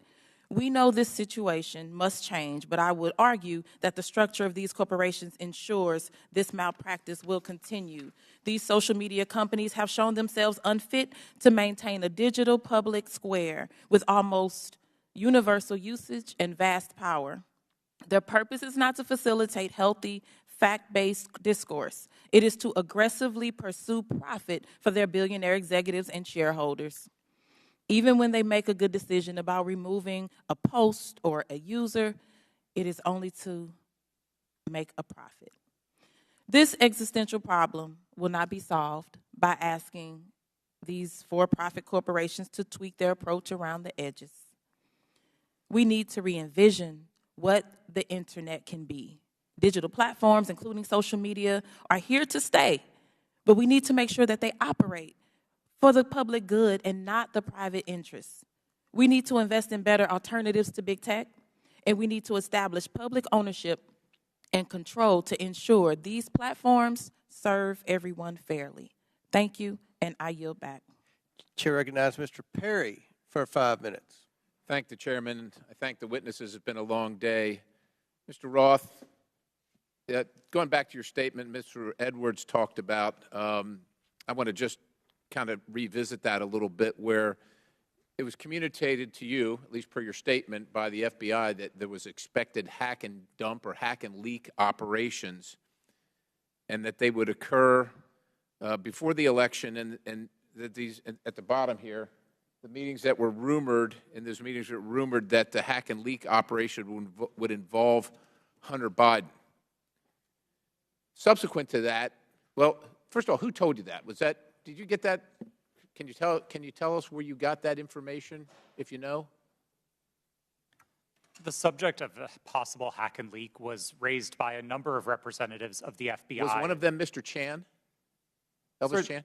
Yes, Mr. Chan was a part of it. So are you familiar with the fact that in his testimony in November of 2022 that he says we did not see any similar competing intrusions to what happened in 2016? And of course, you had been talking to intelligence agencies and law enforcement agencies for some time, and they were referring to the 2016 hack and dump operation. Are you familiar that he said that subsequent to you saying this? That they didn't have any evidence? I was not aware of Mr. Chan's fair. deposition. That's fair. No. Did they ever give you any evidence of the hack and dump operation that happened in 2016? And what I think I'm referring to is the allegation that the Clinton campaign, the DNC server was hacked and that information was spread about through WikiLeaks or other information channels. Did they ever give you any evidence of that occurrence during these discussions? That information was made public by the intelligence community in the Mueller report and by the Senate Intelligence. Yeah, evidence. Did they ever give you evidence? Because as far as we know, CrowdStrike looked at the servers. Did the FBI ever look at the servers from the DNC, to your knowledge? I think that would be a question better directed at the Fair FBI. enough, but the point is you never saw any evidence, right? You're just taking it on, and I'm not blaming you, because a lot of people want to believe the FBI. I've always wanted to believe the FBI. The question is, did they ever give you any evidence to believe that? Because they're making the case. They're making the case that there's a hack and leak operation coming, and it's going to be about Hunter Biden right before the election. Did they ever give you any evidence? It didn't come up. There was Okay, yeah, I didn't figure it did. And then you all set up a secret channel between Twitter and the FBI. Who did that from the FBI? Was that Roth? Or you're Roth. Was that Elvis? I'm sorry. Mr. Chan was a part of that work, yes. Yes, he was part of that. And so you set up, and you actually set up a war room as well, right? I believe the FBI operated a war Okay, room. fair enough. I didn't And you join it. participated in that? No, sir, I did not. You did not. Did Twitter participate in it? I believe Twitter may have sent a representative. Okay, fair enough. And then you did this table talk exercise about Hunter Biden and about a leak about Hunter Biden that would come out right before the election, essentially 10 days, and that happened in September, right before the election. And you participated in that, right? Yes, I did. Who facilitated that exercise? I know the Aspen Institute, but who facilitated the exercise proper? Was anybody from a government agency facilitating any part of that? Were they involved in the discussions during the exercise? No, I don't believe so, no. So they were just spectators? I wasn't aware that they were spectators either, but I don't recall exactly who was there. I know you don't recall who was there. Then who facilitated it? Do you recall that? My recollection is that the event was facilitated by Garrett Graff, who was a member of the Aspen Institute and Aspen Digital. All right. Do you find it odd now, after the fact, and I know you've already testified here, that you don't see, to Mr. Sessions, that you didn't see that you were misled or potentially duped? It sure seems highly coincidental. Would you agree? It at least seems highly coincidental. Knowing that the FBI had the laptop, that the FBI set up the war room and the channel and told you, per your statement, that this was going to happen, do you find it highly coincidental that it actually happened and it was Hunter Biden at all? I want to be clear that my statement to the FEC does not suggest that the FBI told me it would involve Hunter Biden. That's a popular reading of that declaration, but it was not my intent. I think there is a coincidence there, and I really can't speak as to how that came about. Yeah, it's really coincidental. One last question. Did the CIA or the other governmental agency ever ask Twitter to look at something that violated Twitter's policy? I don't recall specific outreach by the CIA specifically. Other government agency is what it was called in the Twitter files. Yes, Twitter regularly received reports from government requesting review under our rules. So the other government agency, that one, did they ever request information regarding violations of Twitter's policies? The CIA. Gentlemen, time's expired, but please answer the question. I thank the chairman. Again, I don't recall specific contact from the CIA, no. Chair recognizes Mr. Burleson for 5 minutes. Thank you, Mr. Chairman. I've sat here listening. I'm glad to be last in rank. I get to listen to all the testimony. And what's become clear to me, there are a few things, and that is that the censorship efforts of the big tech, the intelligence community, and the media were all working in concert to affect the 2020 election. I find it unbelievably ironic, and I hope others do too, see the irony that people who were so concerned and hell-bent and worried about the interference of outside groups on the 2016 election became willing participants to interfere in the following presidential election. These three groups worked together, and it's clear, worked hand in hand to hide the truth from the American people. The fact that the FBI had the Hunter Biden laptop, heck, it was in their possession for a year before the election is appalling. But that didn't stop them from spreading a lie and a bogus claim about it being Russian interference again. And you know, it's clear to me why they reached out to you, because they knew you would buy the lie. They knew that an organization with 99% of its employees donating to Democratic candidates and efforts would absolutely not look at any information with a jaundiced eye. You would take it as the gospel truth. And so they knew that, because it was clear from your tweets before that you have an opinion about the president, you have an opinion about the Republican Party. And so when all of that leading up to the October 14, 2020, when the New York Post published its story, everything was already in place. So, Mr. Roth, my question to you is, when 51 intelligence officials told us that the Hunter Biden laptop was Russian disinformation, the Democrats, the mainstream media, the president, all repeated this lie. Now that you know what you know years later, do you still believe that the Hunter Biden laptop is not real? Or do you believe it's real? Sir, I never held that belief. Do you believe that the story is Russian disinformation? No, sir. I didn't then, and I don't now. Okay. I have a question for Mr. Baker. You started your role as Twitter's deputy general counsel in June of 2020, correct? Yes, sir. Who hired you for that role? Who specifically hired me? My boss was a person named Sean Edgett, who was the general counsel. Sean Edgett? Edgett. Edgett. E-G-E-T-T. And that's who you interviewed with? I interviewed with numerous people, but Sean was my boss. Anyone that comes to mind outside of Sean? Ms. Gotti I interviewed with. You're saying other people that I interviewed with at Twitter? But ultimately, the hiring agent was Sean Edgett. I'm not sure exactly who made the decision, to be frank with you, but Sean was my boss. Okay. My next question is, when you were fired from Twitter in December of 2022, after the release of the first installment of the Twitter files, did you destroy any internal communications related to that first batch of the Twitter files? As I said in my testimony, I didn't destroy any documents, period. What reason were you fired? You'll have to ask Mr. Musk about that. That was not given. You were not given any information. He made a public statement about it in a tweet, but I think you would have to ask him for the precise reason. Okay, thank you. Back to Mr. Roth. Is it true that Twitter whitelisted accounts for the Department of Defense to spread propaganda about its efforts in the Middle East? Did they give you a list of accounts that were fake accounts and asked you to whitelist those accounts? That request was made of Twitter. To be clear, when I found out about that activity, I was appalled by it. I undid the action, and my team exposed activity originating from the Department of Defense's campaign publicly. We've shared that data with the world, and research about it has been published. Was that only in efforts against foreign entities, or were there any efforts against citizens of the United States?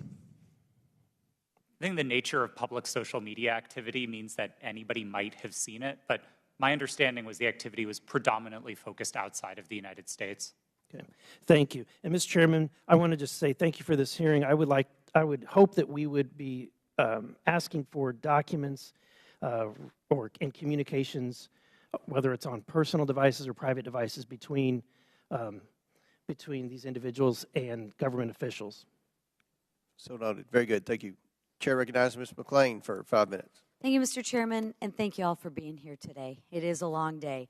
I'm going to try and make this quick and easy. Mr. Roth, part of your job at Twitter dealt with assessing dis and misinformation, correct? Yes. Wonderful. How did you determine what disinformation and misinformation was? What's your criteria for making that decision? Twitter had established policies covering each of those areas, and I'll take them in turn. We used the term we actually generally didn't use the term disinformation, but we focused on platform manipulation. So behaviors like running inauthentic accounts out of a Russian troll farm, we would address as the behaviors that they are and we would look for technical signs of that type of manipulation, and we would remove those accounts. So technical, it was all technical? On that side of things, yes. Okay. When it comes to misinformation, which broadly is a question of the content of tweets, Twitter would establish written policies. Which was? I'm sorry? Which was? Which policies did Twitter maintain? Yeah, I mean, I think what the problem with America is we have one set of rules for this team and another set of rules for this team. So we're trying to look at what is the equal playing field. I'm under the assumption that when we use disinformation and we use criteria, the criteria is the same for both sides. So I'm trying to figure out what is the criteria that you had in place to determine which information was misinformation, and did you apply that equitably, inclusively, so to speak, to all sides? So what is the criteria? Thank you for the question. We used a 3-part test across all of our misinformation policies. Okay. The first is whether the tweet advances a claim of fact stated definitively. Not an opinion, not a viewpoint, but a claim of fact stated definitively. Okay. The second part of that test is whether the claim of fact is provably false. Not iffy, not maybe, not gray area, definitely provably by multiple expert sources false. And then finally, and this is a really important part, we looked for evidence that those claims of fact could cause harm. So if a tweet met all 3 parts of that test, that it's a claim of fact, that it's provably false, and that it's dangerous, Twitter might intervene under its policies. No part of that test is viewpoint-based. And in your opinion, was that applied to all tweets? No. Thank you. Mr. Roth, you're familiar with the reports that the Biden administration was considering establishing a disinformation governance board under the Department of Homeland Security. I am aware of public reporting about that, yes. Thank you. And that board was never established, correct? That's my understanding. That is correct. It seems to me that the federal government had far more powerful disinformation governance board in its relationship with Twitter. Again, Mr. Roth, question: how often were you meeting with people from the federal government while you were at Twitter? Weekly, daily, monthly? I would estimate somewhere between weekly and monthly. Okay.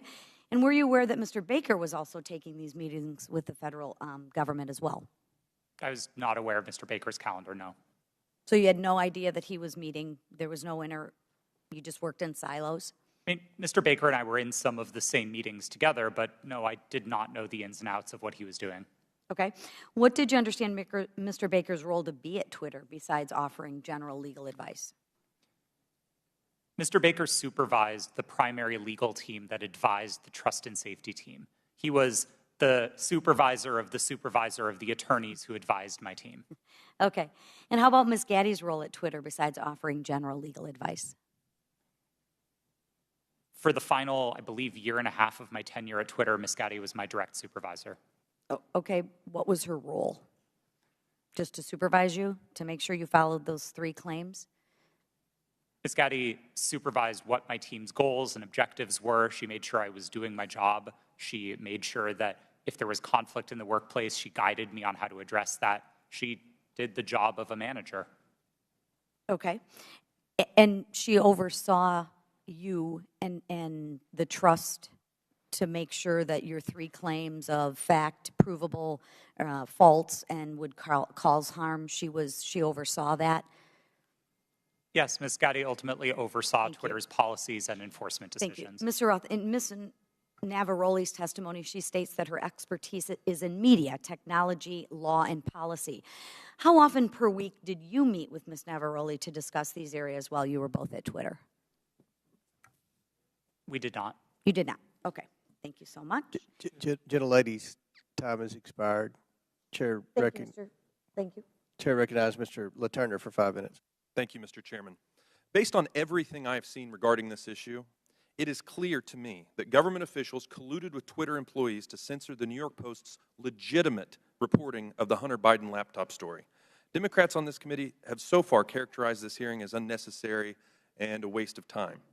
I'd invite any of my colleagues across the aisle to talk to folks in Kansas, because I can promise you they do not feel that way. In fact, my constituents are very concerned, and rightfully so, that a social media company collaborated with a government entity and a political party to suppress certain social media accounts and filter news ahead of an election cycle.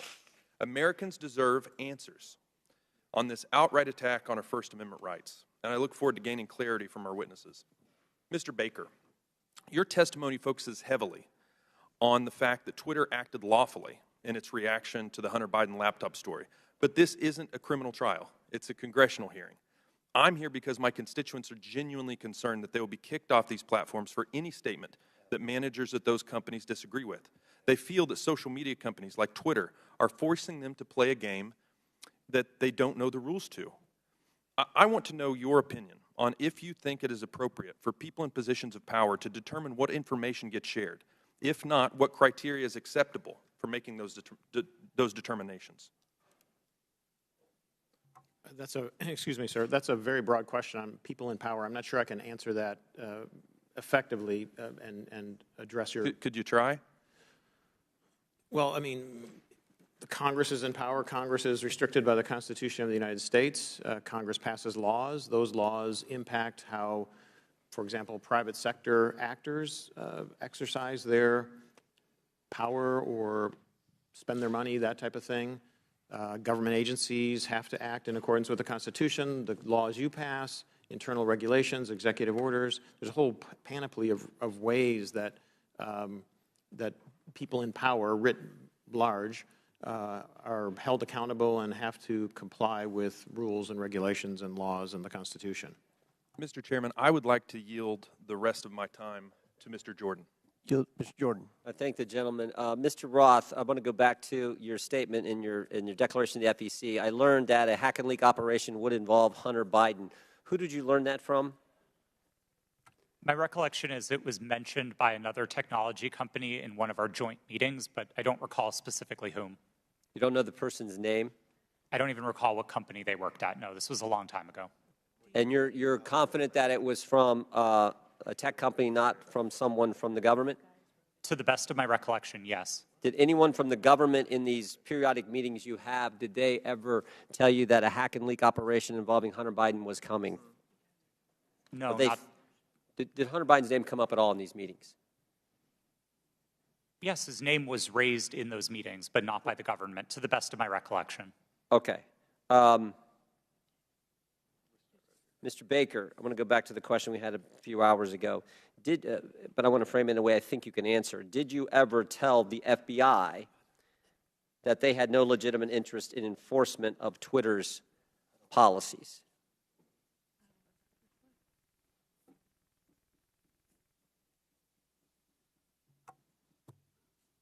I don't think I understand. I think I understand the question. I don't recall ever having such a conversation with the FBI. Okay, did you think there was a problem with the FBI sending you a list of names and accounts and saying, hey, these violate your policies? Did you see that as some kind of potential concern? I was always concerned that the FBI adhered to the Constitution and laws of the United States, period. And you didn't think that crossed the line? Well, what crossed the line, sir? What I just asked you. That the idea that they're sending you a list of accounts that they say these violate your terms of service. Again, I'm making sure that I can answer the question. Had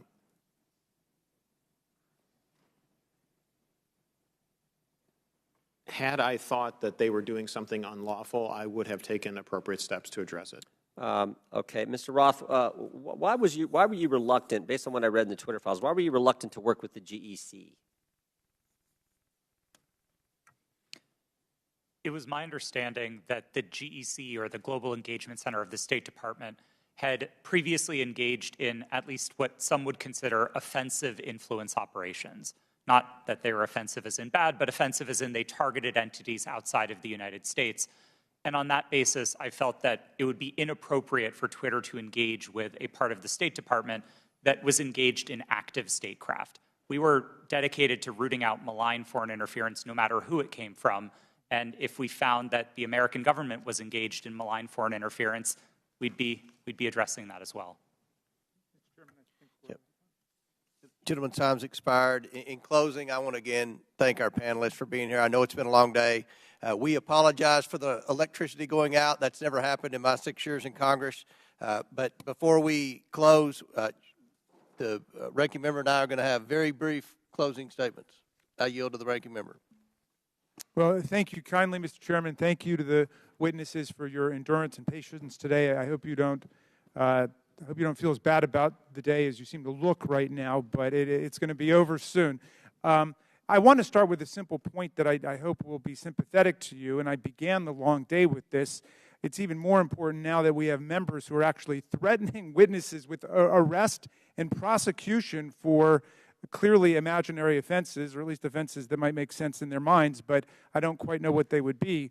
But Twitter is a private First Amendment protected media entity, and you make your own decisions like Fox News makes its decisions. And I might get kicked off of Fox News, or they might not cover me, or Wall Street Journal, or MSNBC. I've got no constitutional right to go there. So I think there's just a fundamental legal fallacy and logical fallacy that pervades most of the questioning today. And my friend, the chairman, and my friend, Mr. Jordan, certainly know that under our First Amendment, there's a state action requirement. There is no state action here. Now, there's an attempt to perhaps jerry-rig some state action by claiming, well, it was really the FBI that committed whatever offense was there. But what do we have in terms of what we found today? Well, today's witnesses, each and every one, testified that no U.S. government official directed any of them to censor, remove, or take down the New York Post story. That was their mistake. 2, today's witnesses all testified that the Biden campaign did not direct Twitter to take action against the New York Post story. And 3, the whole hearing was predicated on the idea that the FBI directed Twitter to take down the New York Post story to protect Biden, but once again, not a single witness testified that the FBI even communicated with Twitter about the New York Post story. So to me, this has been a wild cyber goose chase all day. It has turned up absolutely nothing. But there was one serious point made by our witness, Ms. Navaroli, who said that the violence and the chaos that was wreaked upon this institution, not far from where we sit today, on January 6th, the attempt to topple a presidential election and install someone who had not been elected as president, was facilitated by Twitter and other social media entities. And at Twitter, at least, the brass there specifically rejected the pleas of employees to take seriously all of the signs and clues of coming violence in the insurrectionary action that took place. That's a serious problem that we're going to have to deal with at some point at a serious hearing, Mr. Chairman. I yield back to you. Gentleman yields back. I will conclude by reminding my friend, the ranking member, that you've gone through quite the transition at the beginning of the hearing. You, as well as many of your colleagues, said this was a conspiracy theory. After listening to the witnesses, now you say it's a simple mistake they made in suppressing the laptop story. Twitter is a private company, but they enjoy special liability protection, Section 230. They also, according to the Twitter files, receive millions of dollars from the FBI, which is tax dollars, I would assume. And that makes it a concern of the Oversight Committee. The reason that we've had this hearing is because the laptop has been mislabeled by many in the mainstream media as being Russian disinformation, and that started with Twitter, as well as being tampered with, and you had several people, including Mr. Goldman, that implied that it had been tampered with, even though CBS News and other credible media outlets. You mean mainstream media outlets? CBS? Yeah. You don't think CBS is credible? No, I thought you were just calling them mainstream media. No, no. Okay. CBS News. CBS News has done a forensic audit that shows that the hard drive is legitimate and it was not tampered with. So these are misconceptions that are out there, and they started because of the suppression of the laptop story. The reason the laptop's important is because there's evidence on there that should concern every American about potential corruption, as well as evidence that would suggest that there's a possibility that this administration could be compromised because of the millions and millions of dollars that they've received from our adversaries around the world. We believe that's worth investigating. We believe national security is important. We had a hearing yesterday on our border. We believe there's a crisis at the border, and it threatens our national security. We had a hearing today. We believe that we need to make sure that this administration is not compromised because of the millions of dollars that they've received from our adversaries around the world. That much of that evidence is contained in the laptop. So I think this was a very successful hearing. I appreciate the witnesses' time. I know it was a very long day, and again, we've never had the electricity go out before. But again, we appreciate your sincere testimony. And with that, and without objection, all members will have 5 legislative days. Mr. Chair, I apologize to interrupt. It's come to my attention that I have to seek your unanimous request in order to submit some additional documents. Without objection, so ordered. Thank you. Apologies. With that, and without objection, all members will have 5 legislative days within which to submit materials and to submit additional written questions for the witnesses, which will be forwarded to the witnesses for their response. If there's no further business, without objection, the committee stands adjourned.